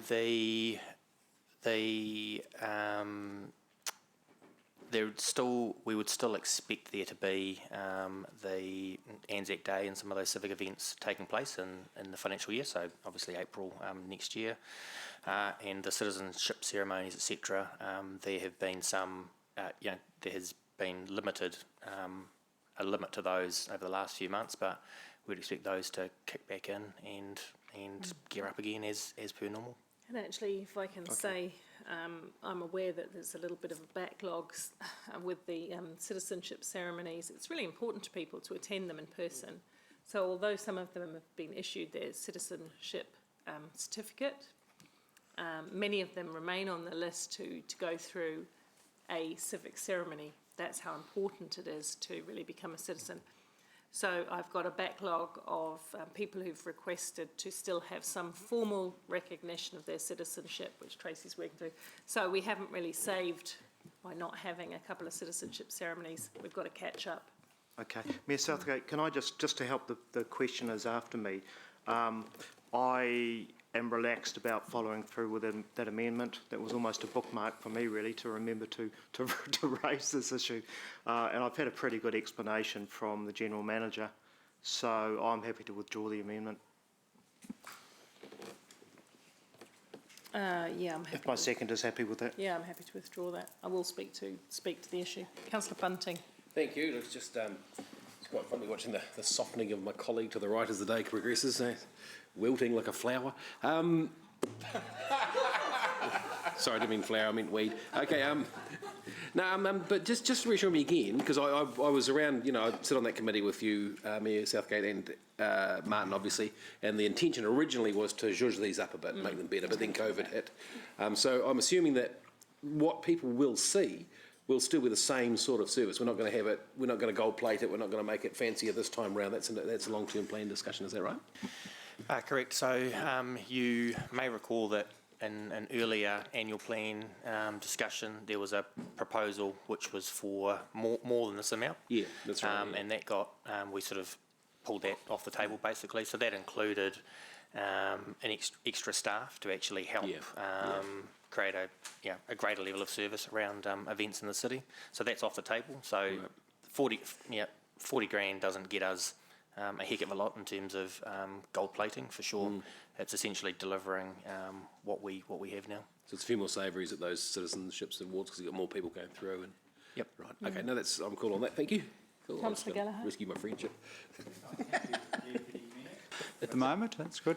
Just also noting, I just want to, following up from the Mayor's point of the build-up of citizenship, presumably you'll be aware that this year's Remembrance Day service, given that we could not assemble at the Cenotaph for the Anzac Day service, may be a much larger event than would happen. And also, I suspect the next year's Anzac Day may also be significantly larger. So I'm just trying to think of just making sure that we're just building this in, I think, to ensure that we can pull off both of those major functions. I think they'll be very important. It's not a leading question, it's just your independent advice. Yes, and if I'm to be blunt, I think $40,000 is probably at the low end of what's required to deliver those things. Thank you. Thank you. So we're getting to the discussion, and I will lead off with this because I want to thank Councillor Gallagher for taking a lead role in informing civic events, because of course he has a very long history in this council about what's worked, what hasn't worked, and what events are important to the community. And I am letting this amendment drop at this point in time, but I'm signalling right here and now that I still have a conversation to have in the LTP, because costs are going up. Sean's absolutely right. 40,000 actually wasn't even meaningful in context of the whole civic arrangements that we have. And I believe those civic occasions are hugely important to our citizens and our new citizens. I already said that people value citizenship so highly that they don't just want to receive their certificate, they want to be acknowledging that they've become New Zealanders. In addition, we have civic awards and other recognitions of good service that we give out, and that's also very important. When I became mayor, I had a bit of a look at that and had a good conversation with Martin that we'd started pursuing about, really, how special are these things? Can we do them better? I go to a citizenship ceremony once every 6 weeks. It's an incredible amount of my time, which I do value. I wondered whether we couldn't make several occasions a year and make them more splendid in the scale of a university graduation kind of thing. Something that all councillors would want to attend because it's a really, really momentous occasion. So I wanted to look at that and flesh it out and see what that would cost us. That work is underway. So we'd have maybe less events, but the ones that we have are really, really special for everyone involved, including the recipients and the councillors alike. And that, of course, we can heighten the cultural aspects of those events, the tangata whenua aspects, the many diverse cultures that we have in New Zealand, in Hamilton, which is 160 of them, that we can get colour and flavour into those things. So I will be pushing hard in the LTP. Thank you. Councillor Bunting? I'd share your enthusiasm, although I'd say it's not a great look right now. I think we're doing the right thing. That's hence my question about, is this going to be exactly the same sort of service we're offering? Let's not get too carried away with ourselves, putting on grandiose events during this time and place. But I share your sentiment, Mayor Southgate. I think our timing is opportune later. Thank you. Got a frog in my throat. Councillor Gallagher. Thank you. I've been an observer, and I think the intent of this is a bare minimum fund just to make sure that we achieve basically what we're trying to achieve at present. And obviously I look forward to the LTP discussion. Totally support the Mayor's observation around citizenship ceremonies. And we're not just welcoming new citizens to Aotearoa, New Zealand, we're also welcoming new citizens to Kirikiriroa, Hamilton, as well, and we are embracing them, if you like, and don't underestimate that for many people that Citizenship Day could be one of the most important days of their lives in terms of their identity with this country. Hugely special, hugely meaningful. The other thing also, if we look at our major days, for example, Armistice Day, Waitangi Day and Anzac Day, all those 3 days for different reasons are incredibly important and special. And it is so crucial that we have the right participation and make sure that those days, for different reasons, remain intensely special for our community. And I'm going to predict, if I may, this coming year, particularly around Armistice Day and Anzac Day, I think we will see a greater focus, because there is a sense that while actually, interestingly, when people could go to the end of their drive at the dawn service, and many of our, people along my street did, a lot of them, was very special and unique. There's no doubt that there's going to be sort of, if you like, a build-up, and I'm predicting, particularly on this Armistice Day. So look, I'm supporting the Mayor fully in this, and just wanting this extra funding just to get us through to the LTP. Thank you. Thank you. We'll go to the vote.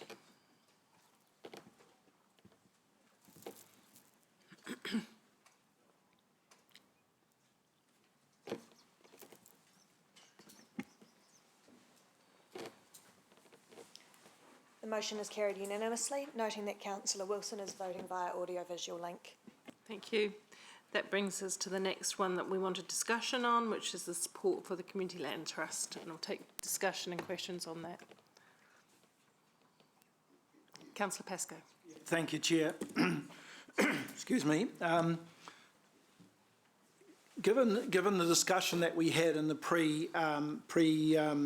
for the annual plan, and the fact that we perhaps questioned why council should be funding the start-up costs, have any of the social housing sector or any of the other philanthropic groups come to council and suggested that they might be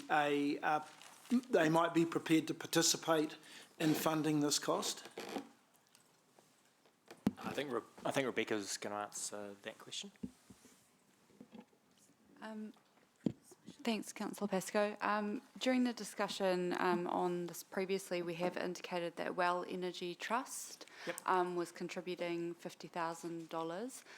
To my knowledge, at this point, there is no monetary contribution. However, there are a number of organisations who have high-level or highly competent individuals who are supporting the trust through roles as trustees, but no financial contributions in addition to that already identified. So when you say they're supporting, how are they offering other alternative resources, are they?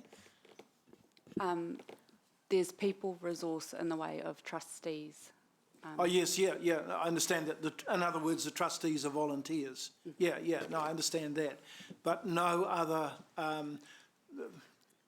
active social housing sector people or any other philanthropic trusts have offered any either help or resource to help the start-up? Not to my knowledge. Okay, thank you. That was my only question. Thank you. Any other questions on that? There being none, we'll go to the vote. Oh, we'll go to debate. Thank you.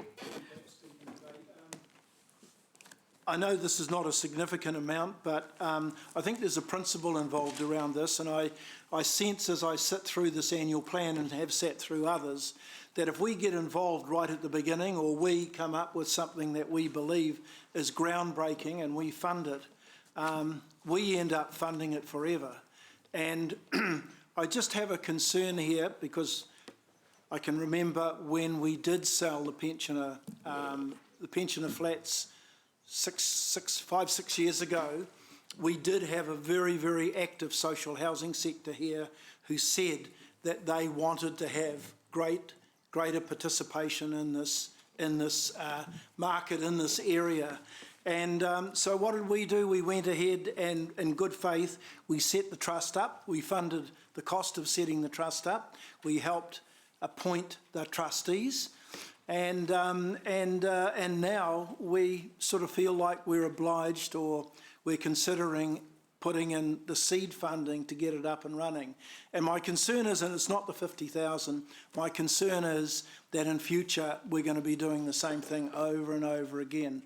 And given that we have got, and I know I've talked to and I've participated with the Queenstown Lands Trust, which has been very successful and has had a lot of support financially and resource from Queenstown District Council.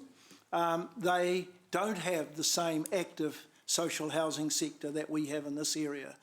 So really, my concern is that we put the money in now, we'll be considering the same next year and the year after and so forth.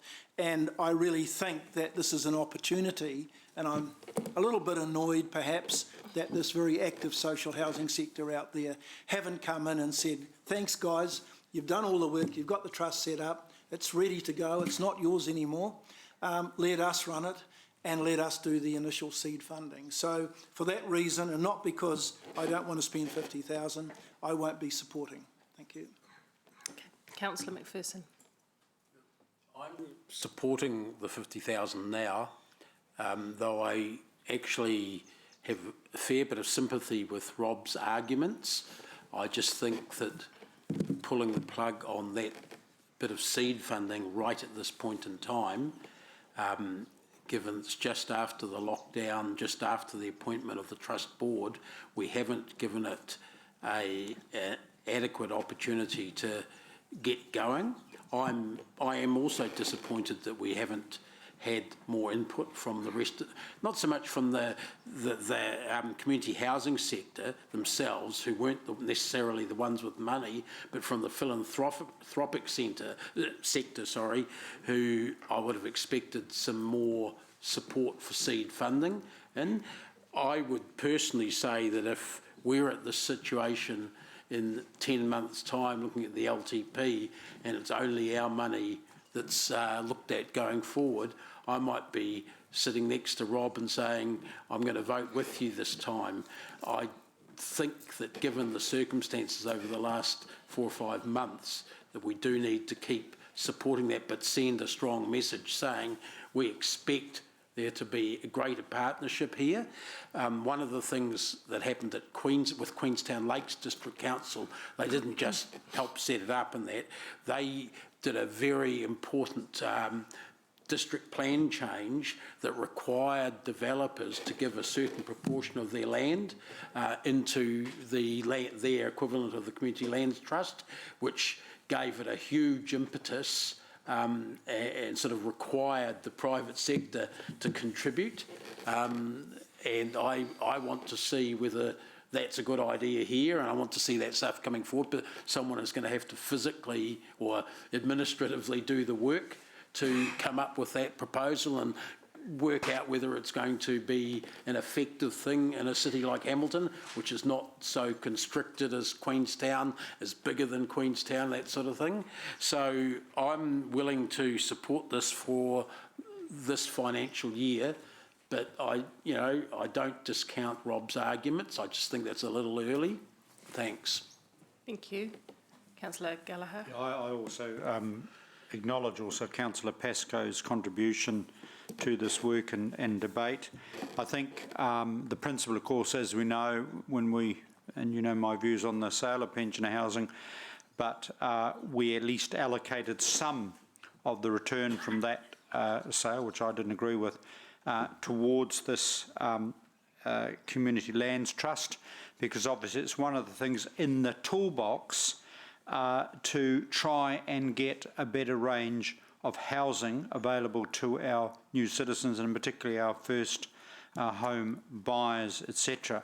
I also think, obviously, we should take a very keen interest in the performance of the trust, and we would expect from them to us some obvious accountability given the investment we have made on behalf of the city. And I see this particular fund as just, if you like, getting them across the line at least to get appropriate staffing and appropriate administrative assistance so that we can maximise the effectiveness of this trust. I would expect in a year's time, if we pass this, for Councillor Pascoe to put the blowtorch back into this chamber and to remind us very seriously, succinctly in terms of the issues he's raised. This highlights, in my view, the need for us to get together with our major philanthropic trusts. As you know, we've had some recent discussion around the Well Energy Trust. We are a capital beneficiary, and this will be but one of our topics of discussion with them, because we need to refocus on our relationship with Well Energy Trust, obviously as a capital beneficiary, and constructively, obviously, talk to the other trusts who are doing fantastic work.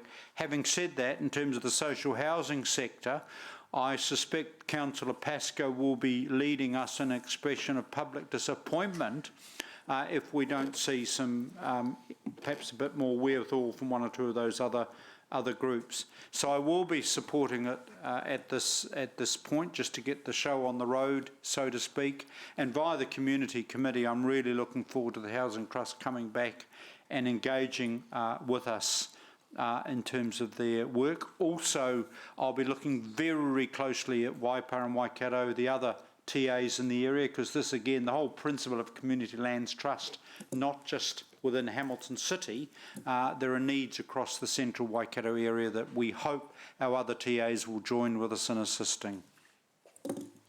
Councillor Van Oosten. Thank you, other councillors, for your debate on this.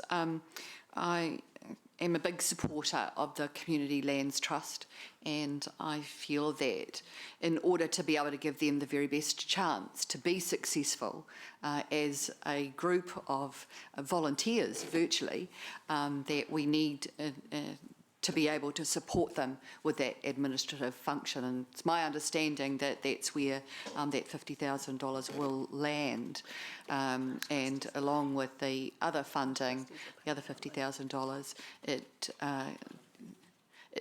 it does give the opportunity to employ a very good person into that role in order to be able to manage that.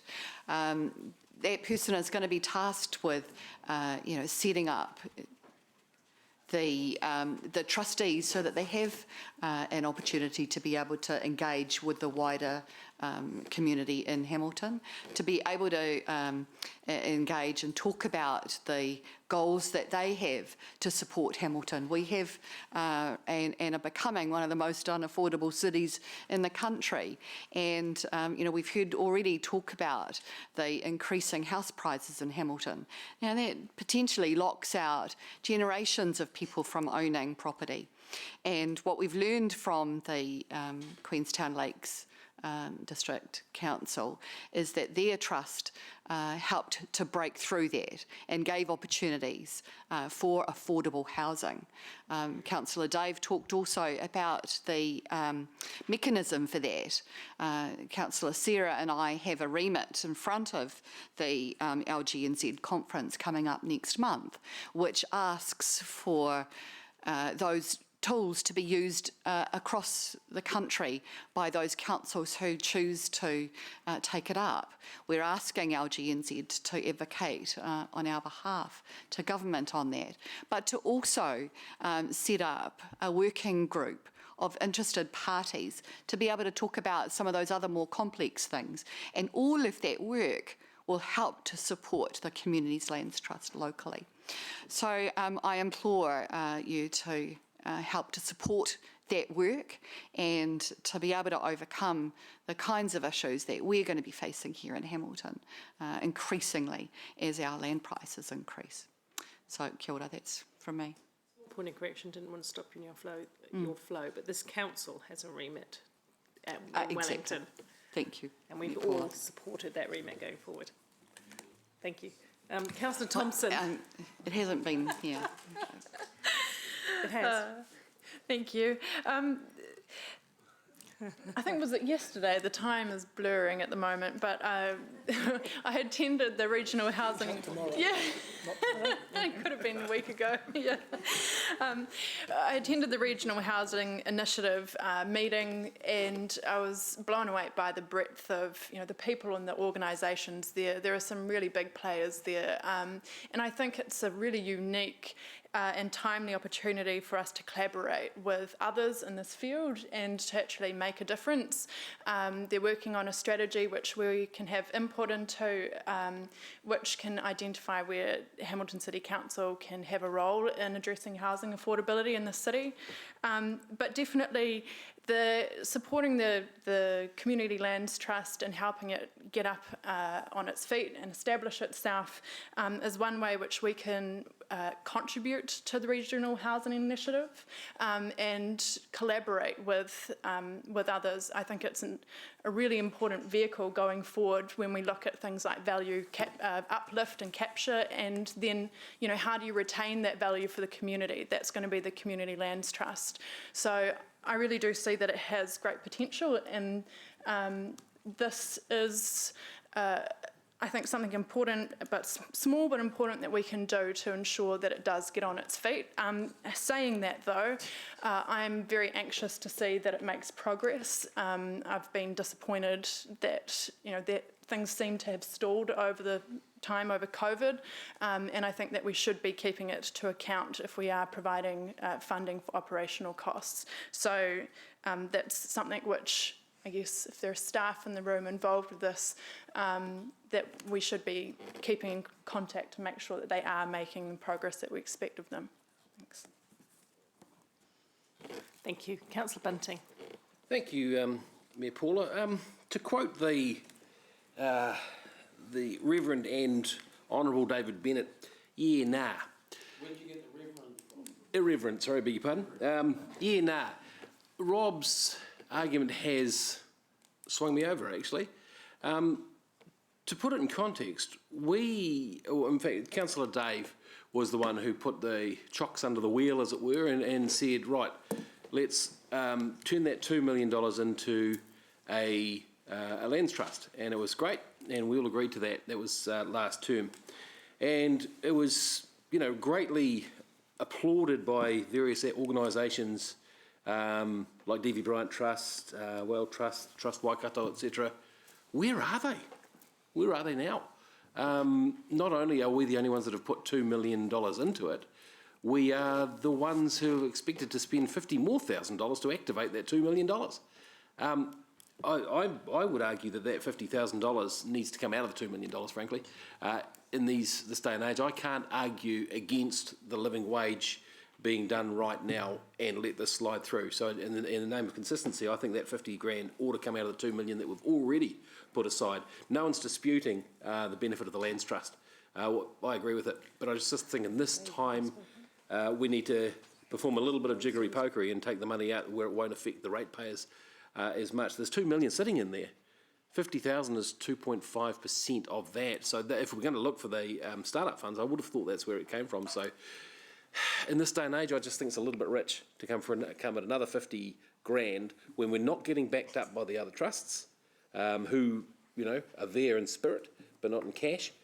And there's COVID on at the moment, so let's find the money somewhere else. So I'll vote against it with Rob. Thank you, Ms. Southgate, very quickly. Yeah, I agree. I'm for us sending a bit of a signal here that we're not the soft touch every time something happens in the city. There are plenty of other players who could be getting involved here, and I agree. We'll just take it out of the 2 million because I'm getting a bit tired of us carrying the can. I don't like to channel Gary Mallett, but we're being very generous with other people's money yet again. And we can't continue being everybody's daddy with this sort of stuff. We've got to send a signal. Okay, the 2 million's there now. You go off and get off your backsides and sort it out. And so I think if we pull out, don't spend 50k here. It's not going to fall. It's not going to come to an end. It just means someone might get the message that we're not going to do everything. Councillor Hamilton. Thanks, Mayor Paula. I disagree with Councillor Bunting there on taking the money out of the original 2 million. That was the original nest egg, and that defeats the purpose of guarding that and protecting that money.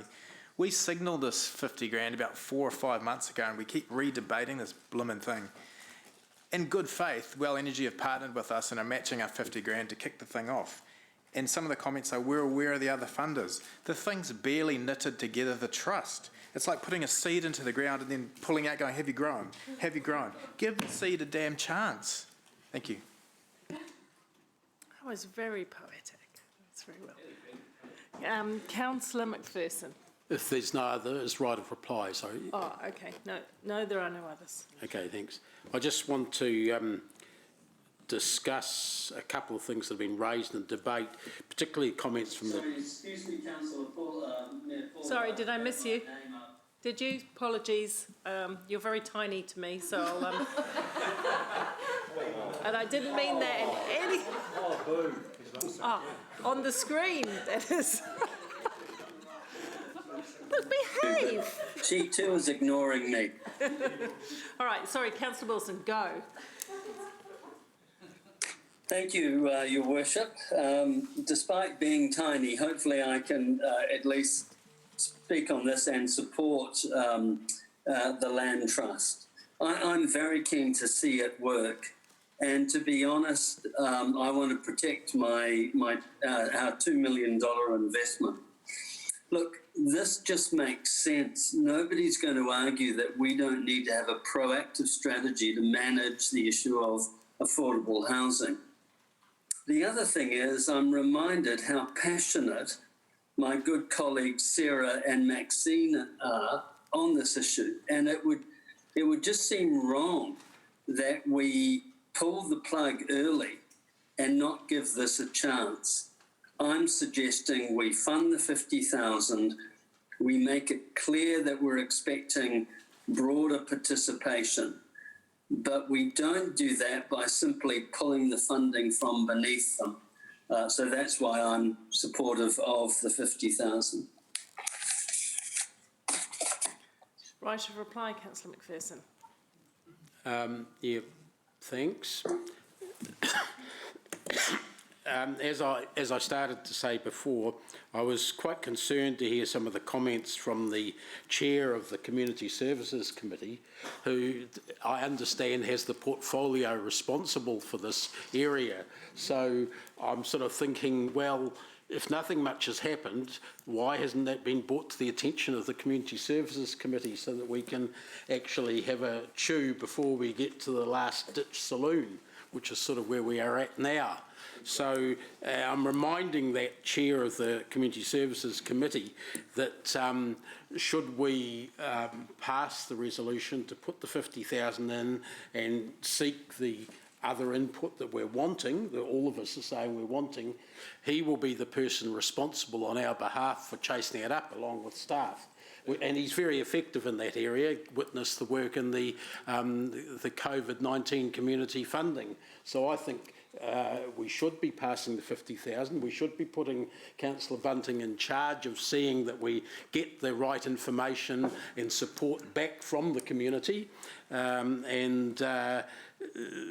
He would be doing a good job for all of us in that. If we voted against it, he wouldn't be able to fulfil all of his functions.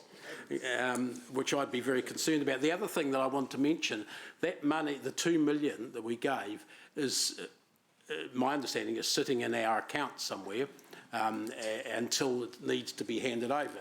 Now, in the 2 years since we first approved that and got paid, we have earned about $40,000 interest. That's gone into our coffers, or it's saved us interest costs, to be more precise. So the real cost to us is only 10,000, I'd contend, in doing this. And so while it's not good that it hasn't been utilised yet, there is a saving that offsets most of that. So I'm suggesting that a bit like the motion on the City Safe suburban response, we give it a time limit to get some good feedback and some good input from the community during the annual plan year.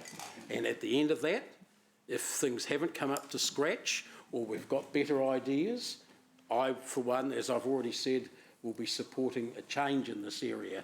But at the moment, we haven't given it a decent opportunity. And as Ryan said, we only mooted this quite a short time ago. And given the situation of flux in the last few months, I think it's unreasonable to expect it to be fully up and running in that time. Thanks. Thank you. We'll go to the vote. And don't forget your job, Bunty.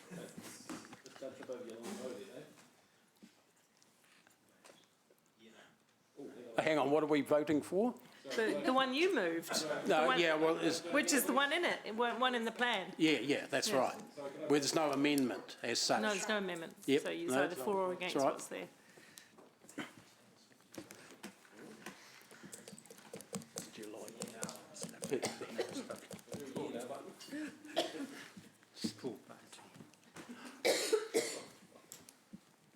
The motion is carried, 7-4, 4 against, noting that councillor Wilson has voted via audio-visual link. You've still Thank got you, your Vin. job, Bunty. Right, now the rest of them, councillors, we didn't feel needed the same level of debate.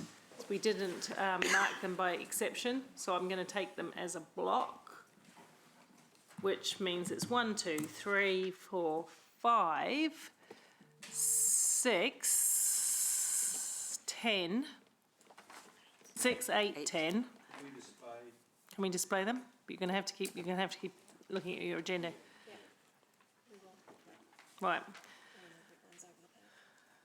14, 15, 16 and 17. Yeah, that's pretty much it. So I'll give you just a second to check your eye down over everything we haven't discussed so that you're still in the space where you're comfortable to vote for these as a block. Chair, I thought the grant to the Environment Committee was ongoing.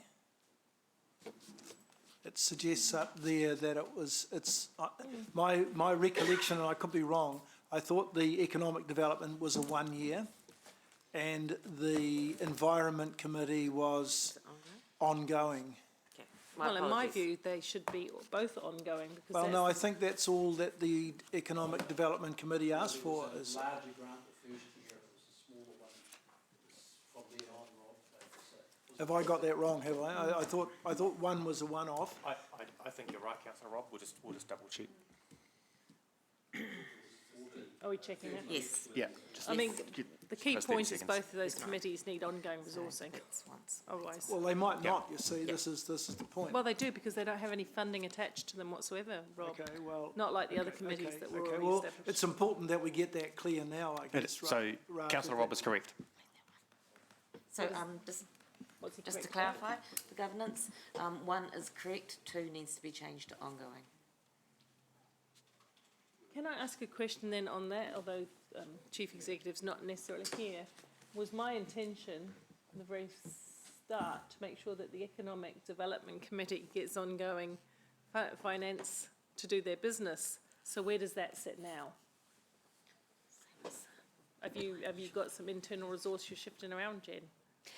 No, the proposal was to get the committee up on its skis and then reassess what was needed from a resourcing perspective after that.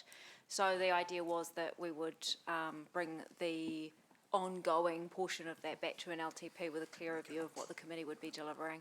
Well, then in my view, that needs to be articulated in the motion, that the amount is to be reconsidered in the LTP, because otherwise it doesn't give anybody certainty, and which is absolutely my intent with setting up these committees, that they be properly resourced.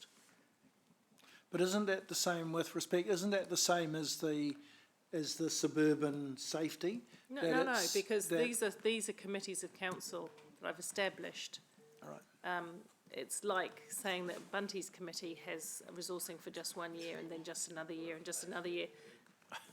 Ryan, you've got a question? 6 months. Madam Chair, and with the leave of the mover and seconder, couldn't we at least get these two committees continued until the end of the term, which was your original intent? And then they can still be reassessed as needed whenever, but it's a bit hard to get, consistency if we're only planning on 12 months going into a 12-month plan with that So volatility. just to catch you up on that, Richard, we're talking about the Environmental and Economic Committee. My view, as you know, because we've had this discussion, was to make sure they're properly resourced for the full term of this council. Yes. And yet the motion refers to 1 year in one case and ongoing in another, so. They were supposed to both, unfortunately, they were both supposed to be 1 year, only for the premise was that once we'd worked out what the outcomes of the various committees were, no? You're shaking your head at me. So I am shaking my head, yeah. So, at the risk of contradicting me? Contradicting my boss. Through the conversation, so. With the environment one, the wording was around supporting the work of the environment strategy and et cetera, et cetera. It wasn't originally specifically just about the committee, because regardless of whether there is an environment committee or not, the work is still needs to be done, whether that's part of a different committee or not. So that was, I guess that's why the wording was slightly different in that one as well. And to be transparent, we felt that need was going to be an ongoing need, not a sort of a one-off. And that was slightly different from the Economic Development Committee, where, as Jen has said, that there was going to be a sort of reassessment of what the need was. You can easily change both motions to be consistent then? Well, if Dave and Martin are happy to change that, I'm going to take up on Ryan's suggestion that it is until the end of this triennium that they have a base level of funding, because that absolutely was my intent. Well, we're happy to a wording change that makes sense. What would you suggest with the wording to capture that, please? Forever and ever.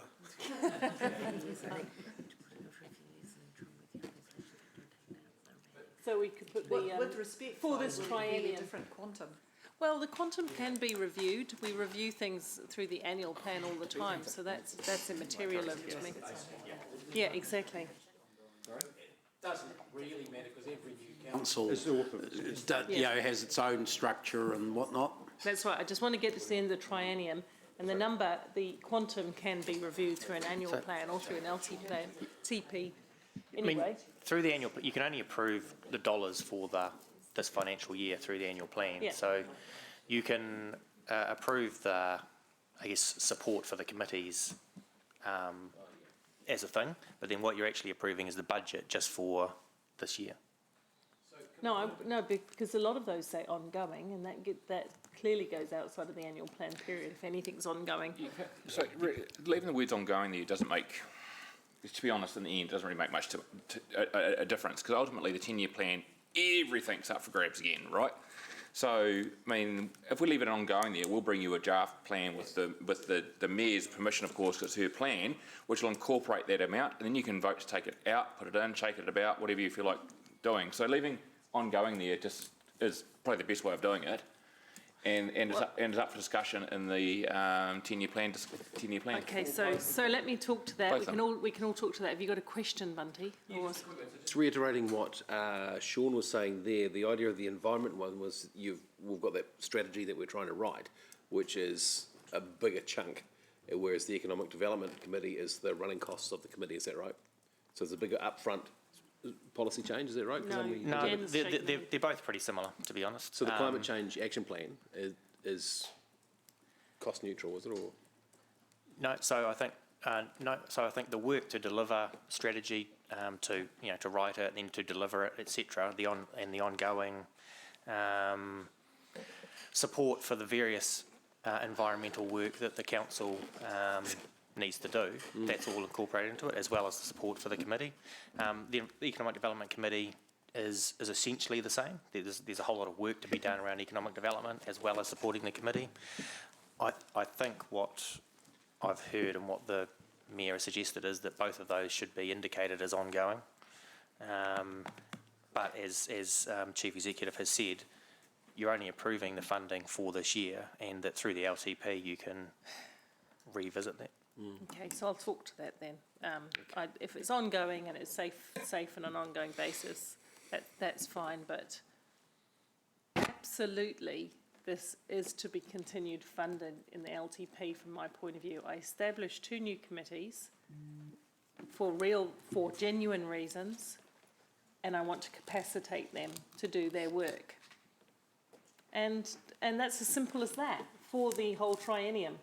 So we can have ongoing there, and we can say all you like that we're going to do it in the LTP, but it's my firm expectation that this will be in the LTP, because otherwise it makes a mockery of the two committees.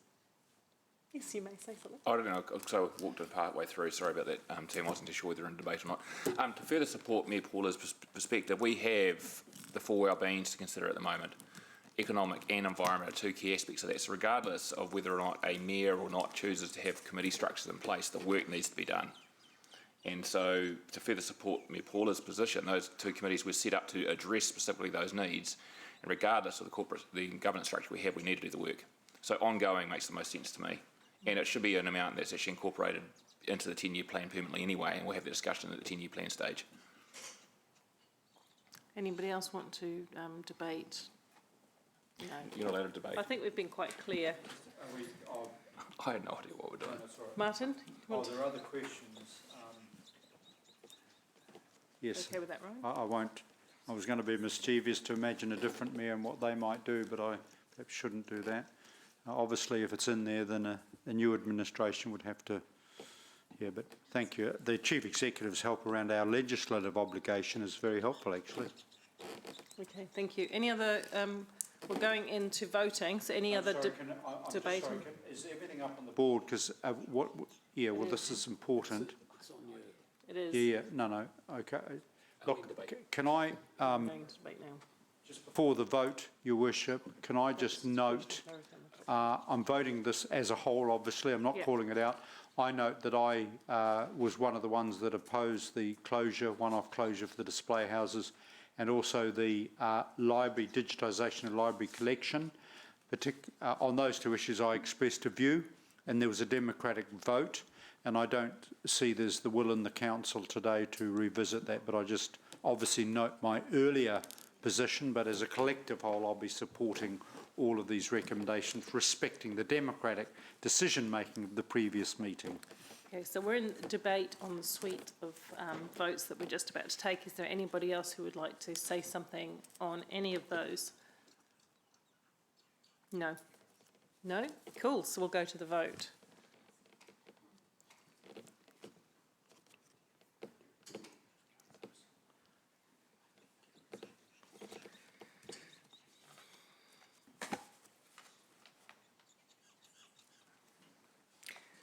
The motion is carried unanimously. Noting We're that going to Councillor take Wilson. a 7-minute stretch of legs before we go into the last lump.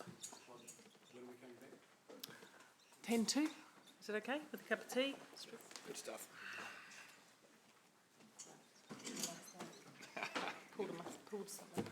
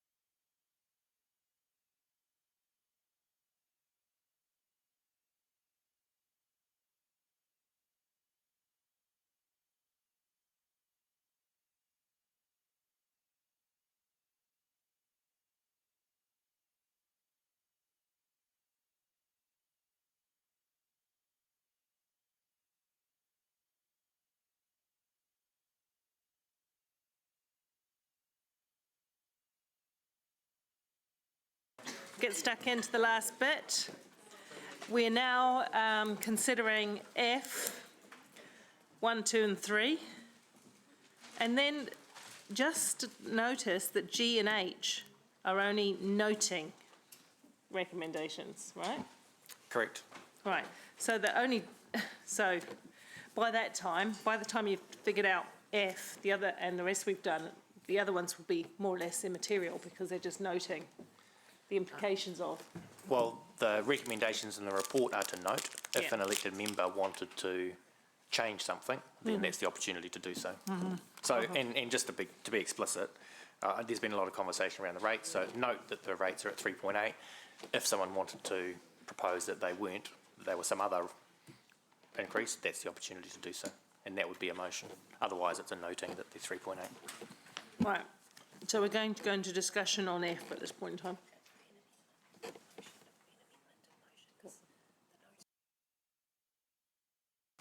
If somebody wanted to change it, it would be an amendment. It's okay, we're nearly there. We're now in discussion points around anything F 1 to 3. Are there any questions? No? So we're going to go to the vote, discussion.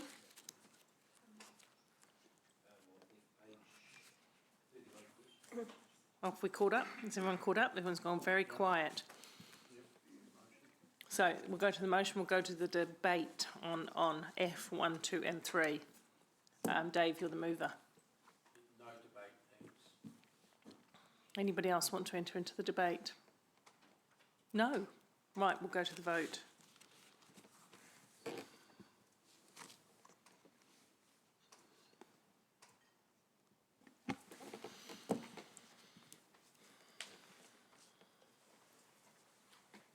The motion is carried unanimously, noting that Councillor Wilson is voting via audiovisual link.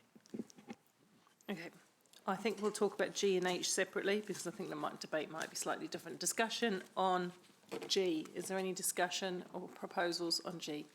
Councillor Pascoe.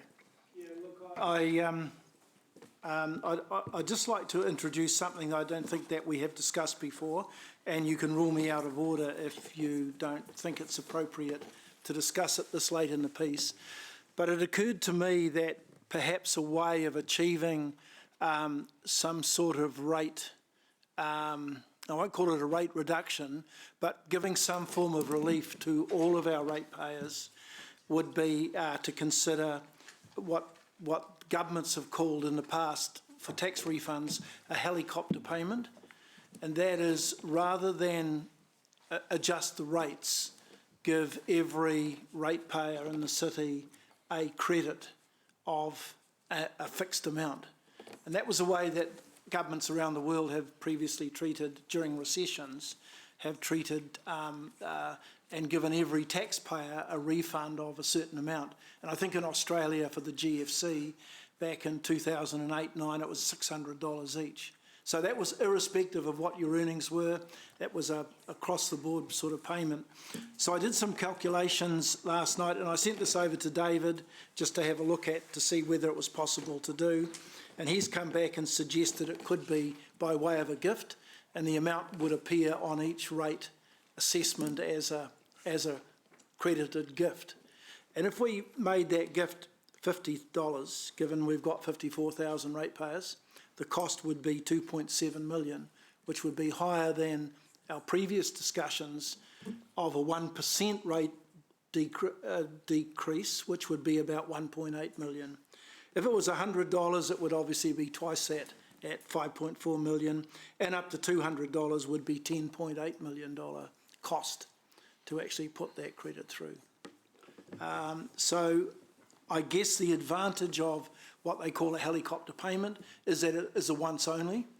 So it would presumably not be a matter of, if we had a rate reduction now, say from 3.8 to 2.8, which is what we've previously discussed, we would not be left with the need to discuss next year whether it should be recouped or whether it should be a permanent reduction, and therefore if it was recouped, do we recoup it in 1 year or over a period of years, which requires then another debate in a different sort of forum. So I'm just throwing that on the table as a suggestion. Okay, well, $50 would cost that is every ratepayer, every one of the 54,000 ratepayers, irrespective of their rates, would get a $50 So, Rob, credit. are you prepared to foreshadow an amendment? I'm happy to second that, because I'd really like to explore this in discussion. It has some merit. Okay, well, yeah, I'll do that. I have not really formed, as Chair of Finance, clearly I would be looking for the lowest possible gift. Given that the higher the gift goes up, the greater the deficit is going to be, bearing in mind that we have a $2.5 million deficit now with the adjustments from today. And whatever gift we give, if we call it a gift or a rate rebate we give, is going to add to that deficit. So at $50, it's going to add $2.7 million onto the current deficit. Equivalent percentage in terms of our rates, so well, as a one-off. Yeah, if it was 1%, I think we worked that out at 1.8 million. So probably it's about a 1.5%, on average, it's about a 1.5%. Councillors, let's just get the right process up so that we can all ask questions of the options. I'm just checking because I thought I could probably do the foreshadowed amendment being as if the other amendment was lost, but I'm not sure I can double second something. So we're just checking that. If that's the case, no, I'm just checking that. If that's the case, Mark Bunting, well, okay, put Mark Bunting as the seconder, which keeps it clear. You don't have to worry about it now. I just wanted to be correct about the procedure. Sorry, Councillor Wilson? A procedural question. Sure. Go. And I need you to, and I would like you to rule on it. We haven't gone out and consulted on this. It's very different. It's not a rate reduction. It's a helicopter payment. So first of all, I'm concerned about the lateness of it. I'm astonished that it's come from the Chair of Finance, who's usually so rigid in process. And secondly, I'm just trying to get from the Chief Executive if, in fact, we can even consider it in light of the fact that we haven't consulted anywhere in the process. And here we are at the 11th hour. Point made, Councillor Wilson. Point made. We'll get a ruling on it. Were there no submissions to do with any other form of discount? No, there were submissions in respect to a rate reduction. And that was presumably what had been, I believe that the wording in the submissions was around the fact that we had considered a rate reduction in the lead up to the document that went out for consultation. Okay. I can respond on the procedural question is whether we can consider it. So I was trying to find out if there was a submission because anything that's raised in a submission is able to be tabled. But what's your view on that, Richard? So firstly, sorry, I've got the floor. Okay, so firstly, we haven't specifically consulted on amending our rates for emission policy. So regardless, and let me finish with Councillor Pascoe, regardless of whether or not you call it a helicopter payment or not, if you take it off in some way, shape or form as a rebate or remission, our policy does not allow that. So we would not be able to do that without going to reconsult. Drawing a line, no, let me finish. Drawing a line on that one. The flip side is we can, and this will be something that we need to work on, but potentially we can make payments to anyone we like from an expenditure point of view, subject to it being within budget. So if we were to flip it off, the expenditure side has been a cost, and I'd have to check this with people that are better accountants than me, and I'm Dave, I have to check this with Dave. No, I was actually looking at Tracy in the corner. If we could treat this as nothing to do with rates, but as a payment to the community, and we'd have to push it, there's potential that we can include that as a payment, and we wouldn't necessarily have to consult on that. But I don't have all the answers in front of me right now to be able to do that, Councillor Pascoe, so I can't give you a complete answer on that. Can I make a submission? Please.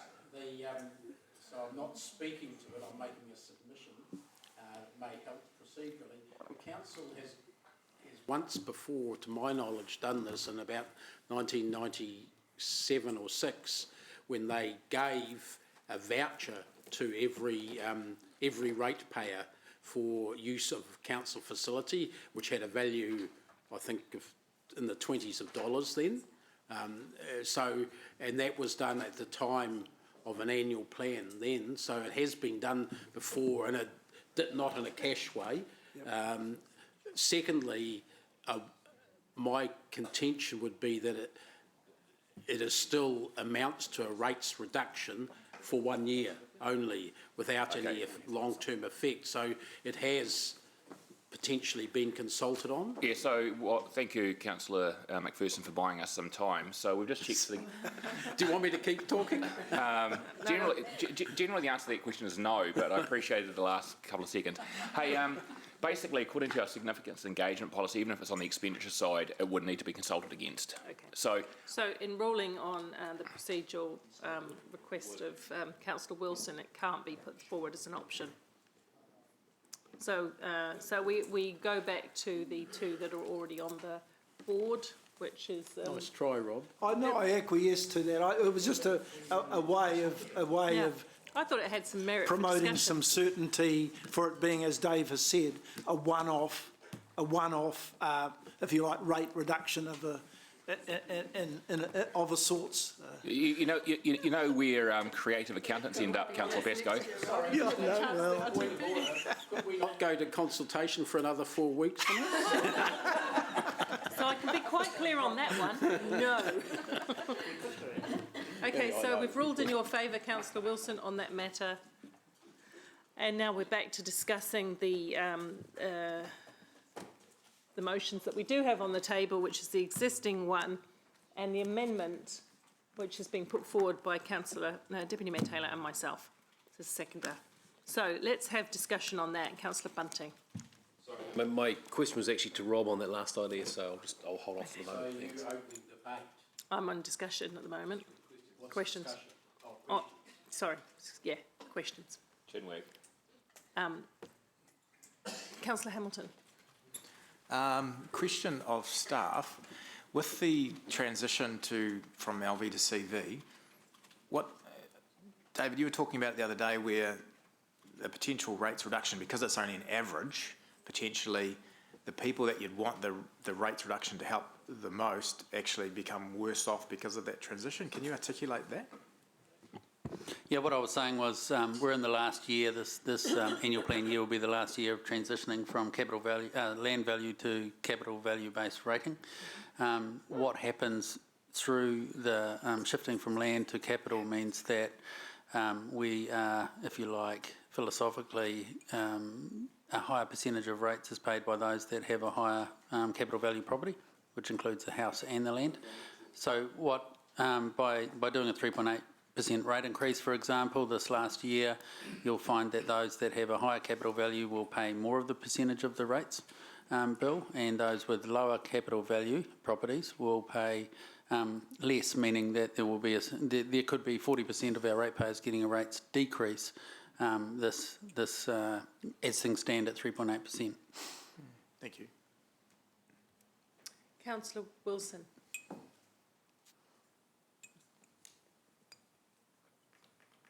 Sorry, No, Worship, sorry, we're still Wilson. up from last time. Okay, thank you. Councillor Forsyth, do you have a question? No, sorry. Okay, thank you. There are no questions, so we will go into debate. I'll take the mover of the motion and then the mover of the amendment. Thanks, Worship. Look, I will mention Rob Pascoe's point because it illustrates the problem with the amendment, in my view.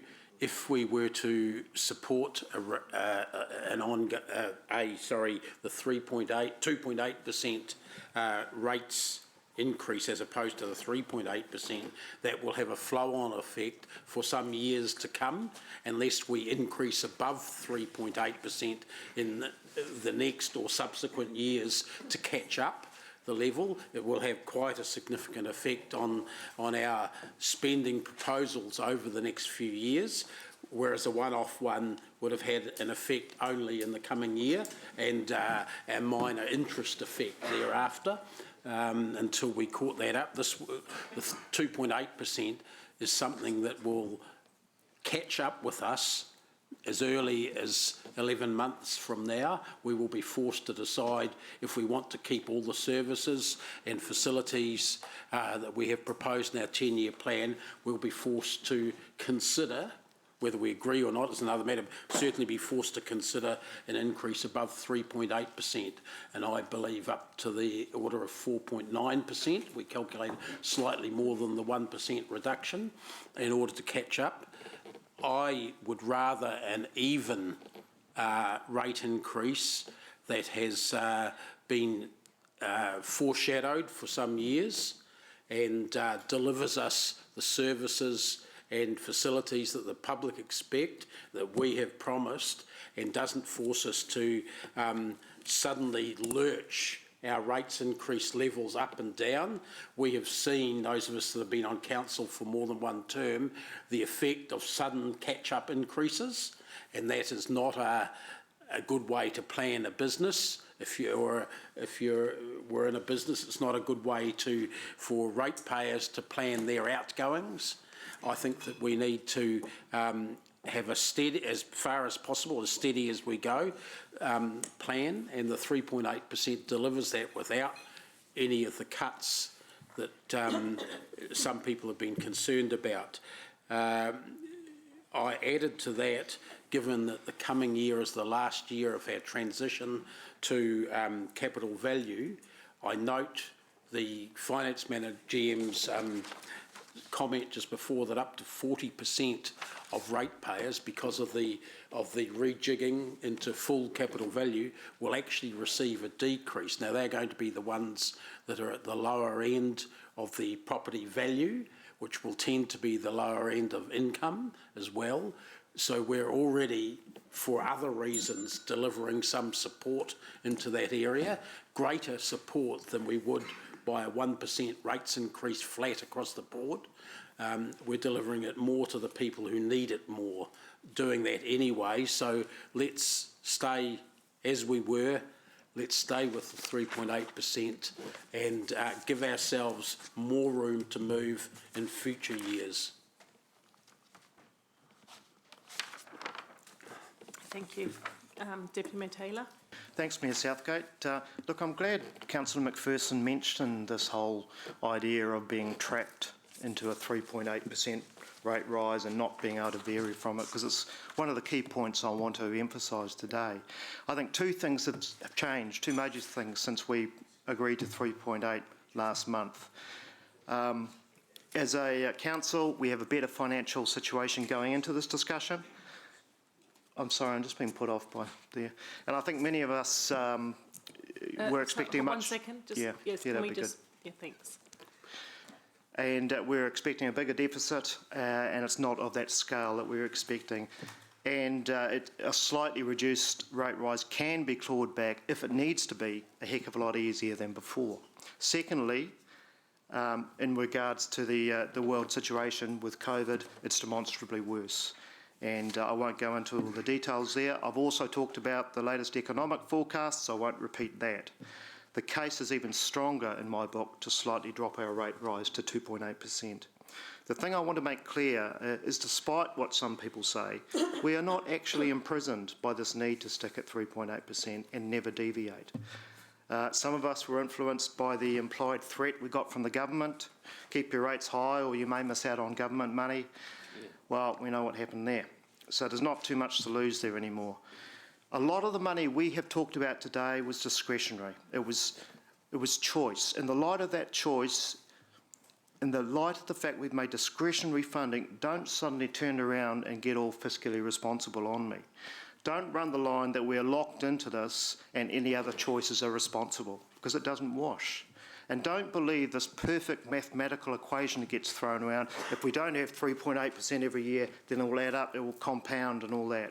This is based on us being a bunch of cyborgs around this table who in the next few years can't exercise free will. We can. It's a mathematical theory based on everything staying the same and every single factor remaining identical and unchanging, which it never does. Just look at the last two LTPs and think how radically different they've been. One conservative and one hugely growth focused. Every LTP is different according to the times we are living in. Next year we embark on a new LTP with a whole new set of expectations and the ability to use any levers we want to get the results we want. We don't have to carry on growth at such a reckless pace, smashing out 300 million in capital projects a year to extend our boundaries on every side. We don't have to fund growth the same way. We can use targeted rates more. We can use mechanisms outside our books. We don't have to spend as much. We don't have to borrow as much. We don't have to push our debt revenue ratio to the limit as much as we are. Change that imperative and suddenly the need to add 3.8 and 3.8 and 3.8 is gone. All right, so we've been sold a bit of a dud, I think. We'll still get some money, but the government dazzled us with dreams of dollars which they haven't delivered. That's okay. We've still got wonderful, awesome plans in place, and we will execute them in our own time. We have hopes, we have dreams, we have visions, and they don't go away. But right now, we also have plenty of uncertainty with COVID. Let's recognise that. We know in our hearts it's not business as usual. Remember, dropping the rate to 2.8% for a year doesn't have to mean our world will come crashing in. It just shows that we get what is happening around us. Let's show that we're listening. Thank you, Councillor, Deputy Mayor Taylor. Councillor Hamilton. Thanks, Deputy Mayor. Thanks, Mayor Paula. So, just listening to Deputy Mayor there, and I took issue with his comment around the government co-funding us with money, and we can't really talk about what they're doing yet, but we've already seen that start to come to pass from conversations this morning, so that's really exciting, and definitely they're delivering on their word. Given 40% of residents rent, this whole argument of a rates decrease and the likelihood of it being passed on is ridiculous, and we would be shooting ourselves in the foot in the long term. We already pay about $30 million a year in interest. I'm just going to repeat that. We already pay about $30 million a year in interest. Dropping the rates, while politically it looks cute, only further exacerbates our debt burden, and young people like Josiah over here in the audience, our future politicians, will be carrying that burden for us. Thanks for listening. Thank you. Councillor Forsyth.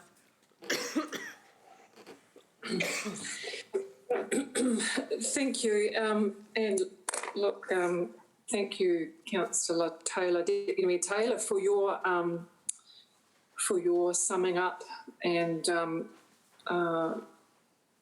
eloquence. So I can't reiterate any better what you've just said. For me,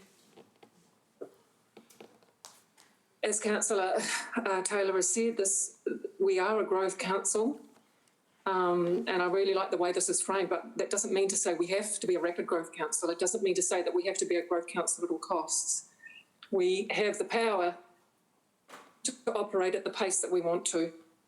And look, we've already shown during this annual plan deliberation how we can respond to our current reality. We can adjust, we can defer, we can cut back, and we've even shown here today that we can still provide and increase services if we want to. So going forward, all things being equal, all things staying the same, a 2.8% rates increase as opposed to a 3.8% doesn't mean to say that the future is locked in and that it will be doom and gloom. We've already shown how we can adjust. We've already shown how we can respond. And this environment is such a moving feast. We're presented very regularly with very different forecasts and very different outcomes. And with contribution from central government, I mean, who knows what ability and what extra capability we're going to have as a council as well. So I'm not buying into the 3.8% imperative. We need to be responsive. We've shown that we can be responsive, and we need to be in charge of our own destiny, of our own decision making. And look, I'm going into bat for those on fixed incomes. Those people that I've talked to have said, look, give us a break. Any break will be really appreciated. 2.8% is going to be 3.8. I'm going in to support them. The largely silent group out there, and I urge you to consider a 2.8%. We have the ability, we have the capacity to adjust and be responsive to the needs of today, but also those needs of tomorrow as well. We don't have to plough ahead with a 3.8. Thanks. Thank you. Councillor Naidu-Roth. Thank you. Just quickly, because I've spoken at length about this, and when discussions first started, the figures didn't look very good. In fact, at the 10th of June meeting, we were looking at an $11 million deficit in balancing the books, and that's now dropped to $2 million deficit in balancing the books. So that's a $9 million difference in a month, or just over a month. And it's a 1% reduction, which I'm supporting, the 2.8%. And it's for 1 year, but it's more than just the cost, which is about 1.8 million. I think that it shows empathy, it shows responsiveness, it shows that we're listening to what's actually going on out there. We are still increasing the rates. This is not a freeze. We are still increasing the rates by 2.8% if this goes through. Is it more affordable now? Well, it looks better than it did a month ago. So yeah, I really hope that we can push through a 2.8%. Thank you. Councillor Thompson. Thank you. Just at this stage, I am still supporting the 3.8. I think that the impact on a 1% rates decrease on individual households isn't very big, but collectively that money, we can do a lot more with it, and I think achieve a lot better outcomes in terms of community well-being. So I think that it's more prudent to stay with that 3.8, which has already been consulted on as well. Thank you. Thank you. Councillor Bunting. Thank you. And first of all, I'd like to thank the staff for all the work they've put into it. I've got a new name for you. I'll call you David19. But thank you very much for all the work you've done to try and get the deficit down as much as he possibly can. But look, I'll be supporting the 2.8 increase, noting Councillor Naidu-Roth's point that this is not a decrease. This is actually a lesser increase. So let's put that in perspective. We have spent a lot of time and, dare I say it, a lot of money on our projects, our policies, our staff, our plans, our celebrations, our festivals, our community, which I'm grateful for, our committees. Boy, we've spent a lot of money on that, and that seems okay. But the only ones that aren't getting any service are our ratepayers directly. Councillor Ryan said something, and I hope I'm not misquoting you here, mate, but something like, what was the word you used? Like a political gimmick or whatever it was. You know what I mean? I'm not meaning to... Cute. Politically cute. And yeah, sure, it may be. It may be. So is a lot of the stuff we do. There's nothing wrong with saying thank you to our 60% of people who pay rates. These are actually the ones who give us the money to do all this stuff. And they, through the submissions, were crying out for some form of relief. Again, it's not a rates decrease. It is a smaller increase for 1 year. I wish, Rob, you'd come up with that idea earlier of the helicopter payment, because that would have been, a small thank you as well, in the form of a voucher or something to that effect. But again, I'll remind us that we have spent money on our projects, our policies, our staff, our plans, our festivals, our committees, What about something for our ratepayers? Thank you. Councillor Van Oosten. Very quickly, before we finish this debate, I know that residents have been hurting over the past couple of years through the transition, coming to terms with the impacts that it's had. For those whose property values are higher, it's meant a higher increase for them, and that's really hard. I'm one of them. But there's many also in our community who are in the opposite of that position, and who, maybe indeed having a rates reduction. And that's the nature of averages, really, I guess. And it's important to note that. For those in the most difficult positions, though, we have the rates rebate opportunity for them, and there is the opportunity for them to be able to take that up. Not everyone is impacted by the COVID situation, and so there's many that still have good jobs, that have the assets and the ability to be able to stick with the increase and stick with us through this last part of the transition. And so, we make an assumption that everyone's impacted, but that isn't the case. And there are the backstops to help those that have the most impact. In fact, probably the ones that will be most impacted are the renters, who will see not a penny of any moderated rate increase that we're proposing. So in terms of that, I will be sticking with the original 3.8%, and that for each of the individuals, that 1% reduction isn't worth it. I was interested to hear Rob's suggestion today, and even more interested to hear Councillor McPherson's voucher idea. Getting more people along to our zoo or to the pools would have been quite a fun way to show our appreciation. However, at this stage, I'll be supporting the 3.8%. Thank you. Councillor Pascoe. Thank you, Chair. And look, I'm a little bit disappointed that my suggestion didn't cut the mustard today. I more so given that until Monday we did have a new $2 million expense being proposed in the annual plan, which has been removed.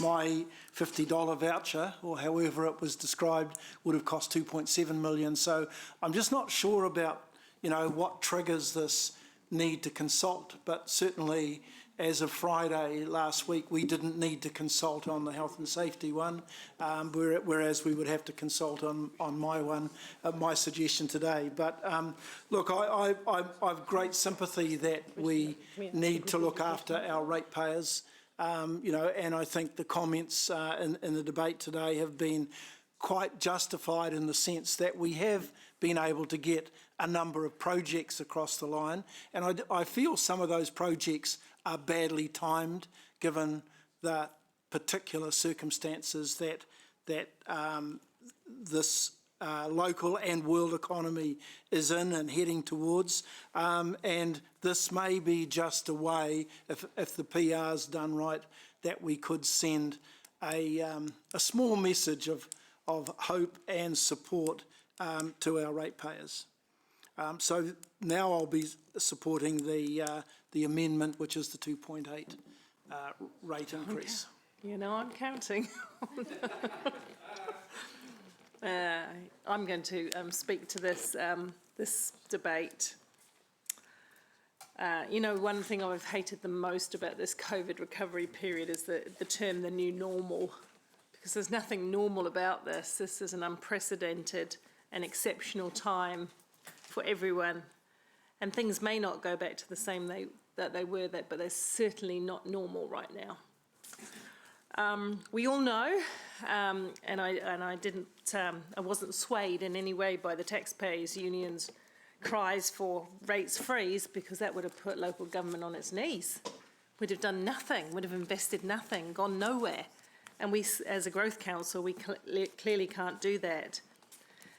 Having said that, many submissions, more submissions than didn't, asked for a rates softening or rates decrease of various sorts. Some councils, and most councils around the country, have recognised the impost on ratepayers at the moment, and some have taken some pretty draconian measures and gone with the rates freeze, maybe because they had a surplus or some other form of revenue to offset it, and others have listened to the public and softened the rates to help people out, and that's where I'm at still. I was there when we started this debate, 6 weeks ago, when we started talking about it. And I asked the Chief Executive on many occasions through that time to show me where we could pull things back to soften the impact on ratepayers.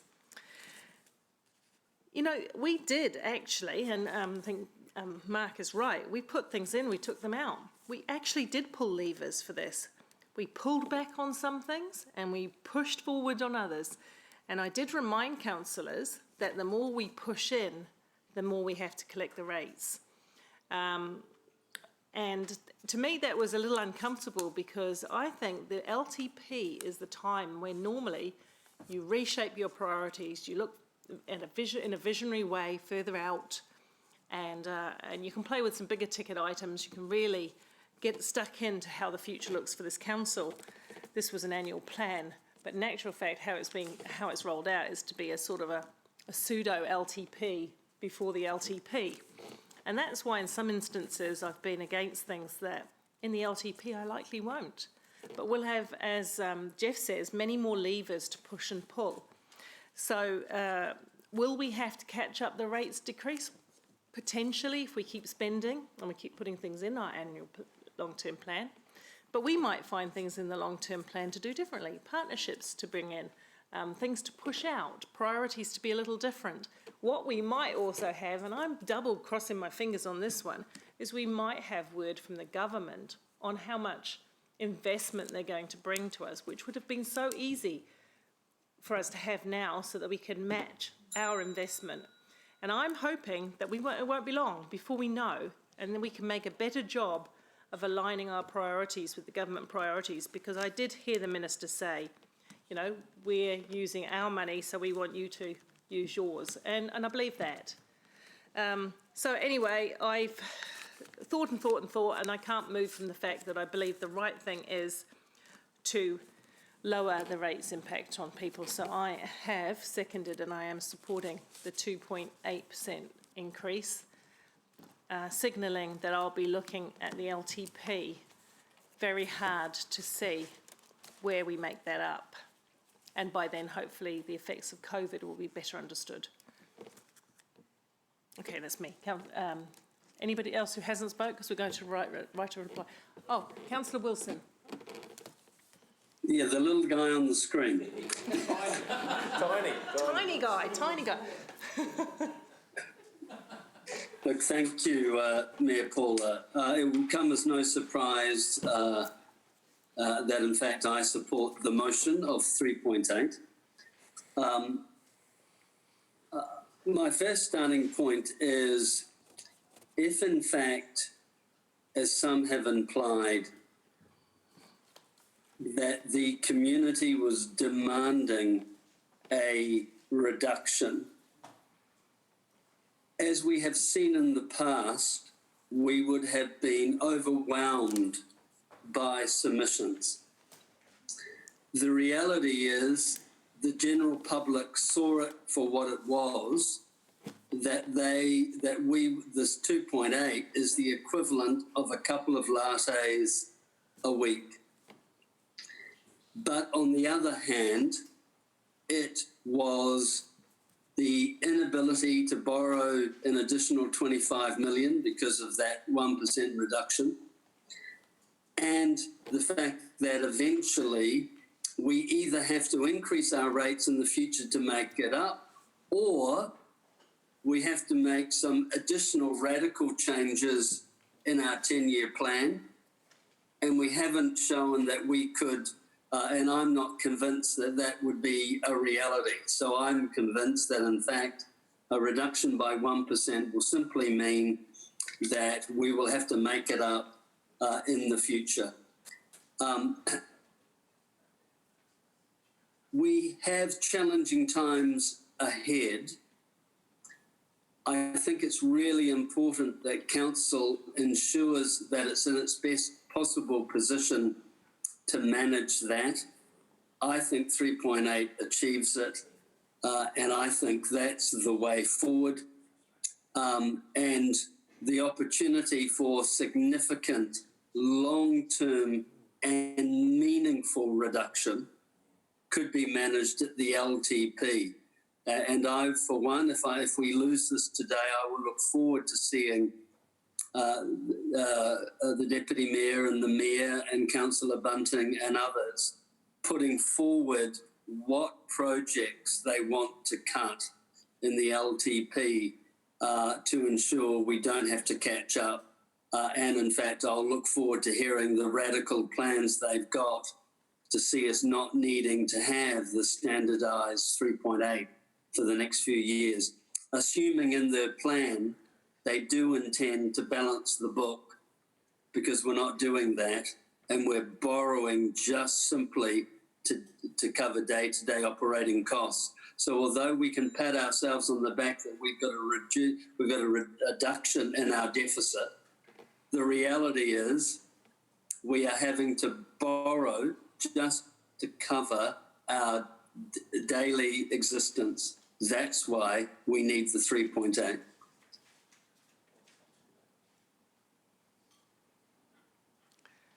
Thank you. Thank you.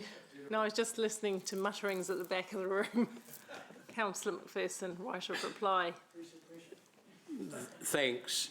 Unlike Councillor Wilson, I would not look forward to visions of Councillor Bunting having to explain to the community what areas of cuts should be brought in if we try and maintain our rates next year, having cut them too far this year. 2.8% increase will cut $1.9 million off the budget, or add to that much to the debt. That isn't a couple of lattes a week, as Councillor Wilson said. It's much less. It's one latte every 2 months. That's all you'll get for the 61 cents per ratepayer average saving. If you think that's worth it to put us through future pain, by all means go for 2.8%. I don't think it's worth it. Equally, as Councillor Van Oosten pointed out, I think that it leaves out 40% of the population who are renters or live in rentals. Whenever we talk about ratepayers, we imagine homeowners.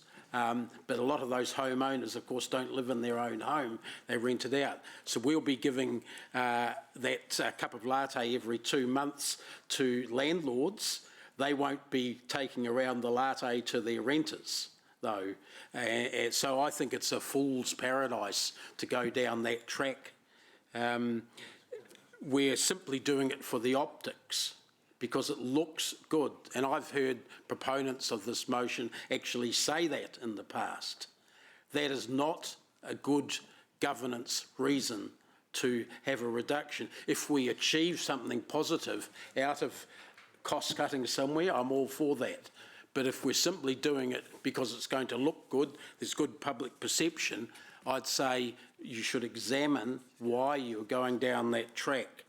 In terms of our free will, I don't think that we're stuck on 3.8% forever and a day, but I do think if you establish a course of action in a long-term plan, you stick with that for a triennium, unless there are some dramatic reasons why you can't afford to, and I don't think we've seen them. In fact, we've seen less reasons come forward recently than we had before. Otherwise, you're flip-flopping every year, potentially, from what your course of action is. Next year, when we do the LTP, Jeff, we will have free will to decide what things should look like going forwards.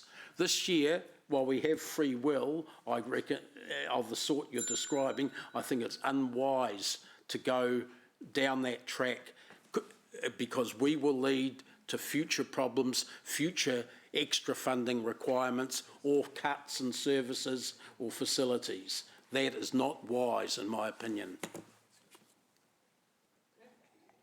Let's go to the vote.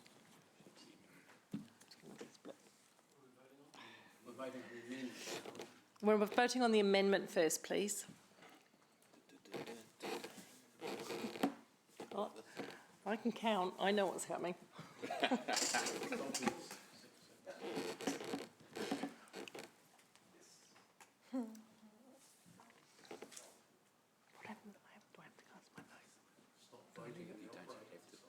We have a hand vote. It's your casting vote, Amy. Excellent. So we all knew that was coming. I'm just checking procedurally. Do I have to cast a vote on this? And if I don't, what does happen? Status quo, so if you... the chair is not required to use her casting vote if she chooses not to. If that is the case, then the status... Sorry, excuse me. The chair is not required to use their casting vote. If she does not use her casting vote, then the status quo remains, which is the 3.8.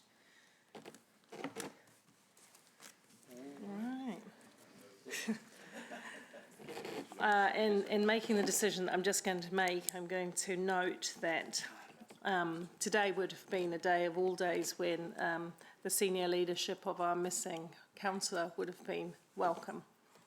Not having Angela here to talk on a number of issues has in fact changed the numbers. Having said that, I just asked Becca to check how she had voted in the draft, what her thinking was. I'm not doing this for her, but I was interested in how the outcome would have played out had Angela been here to debate and decide, and she would have gone for the lower rates increase. And because I have always maintained that I think with the LTP just on our heels, we can redress this, I'm going to cast my vote in favour of the lower rate. Oh, okay, it's relevant now. There you go, I did it. It's done. So now becomes the substantive motion. The amendment as a substantive motion is declared carried by the casting vote of the chair. Councillor Wilson was against and Councillor Forsyth was for the motion and voting via audiovisual link. Sorry, that was for the amendment.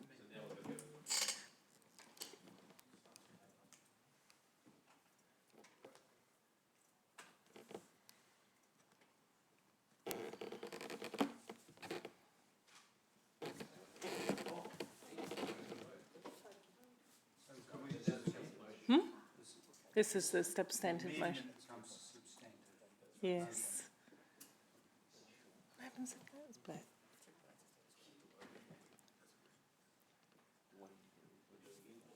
Yeah. I'm sorry, Annie, I'm not sure what's going on. The sound's not that great, I missed that. So there was a split vote, Margaret. So I've used my casting vote towards the lower rate. Now the amendment now becomes a substantive motion. Okay, cool. So you use your casting vote, yes? Yes. Okay. And now we're voting on the amendment. Yes. Sorry, thank you.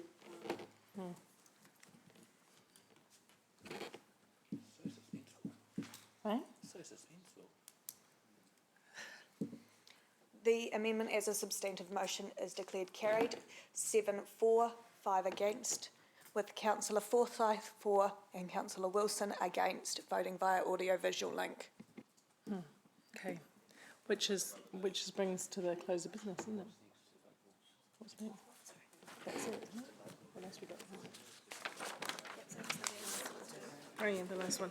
Okay, so that brings us to the last item, which is the last item, councillors. Elected members, we've still got stuff to do. Councillors, we've still got H. We've still got the one on noting the impact of the 2020 annual plan budget on the financial targets, which of course have changed, haven't they, with that lower rate? We just need some time to get the impact. Okay, we're going to have a 5-minute adjournment to allow staff to bring this together for us. Exactly.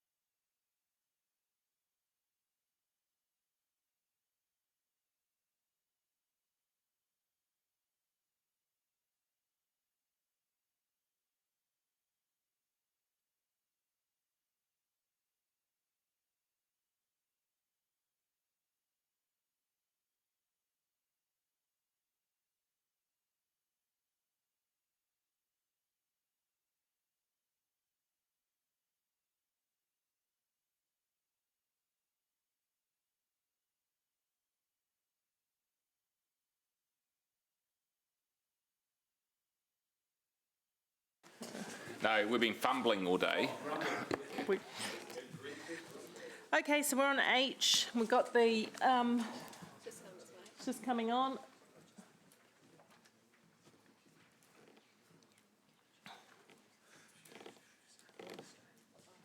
I thought it would be 3.9 for the number one.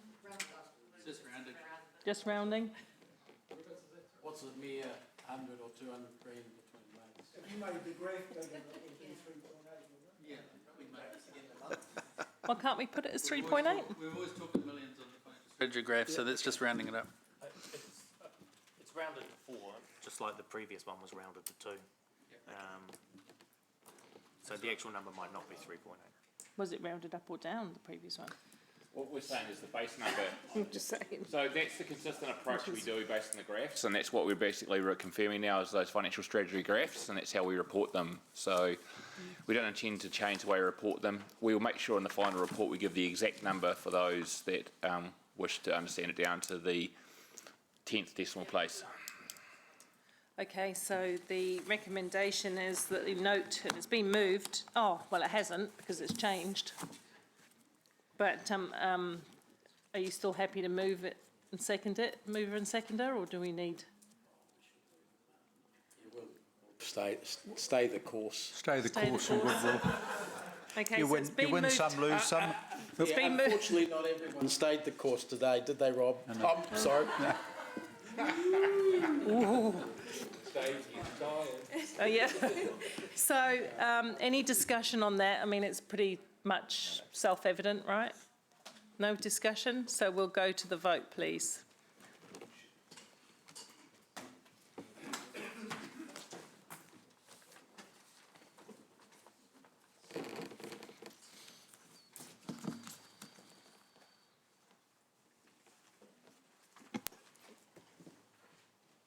The motion is carried unanimously, noting that Councillor Forsyth and Wilson have voted via audio visual link.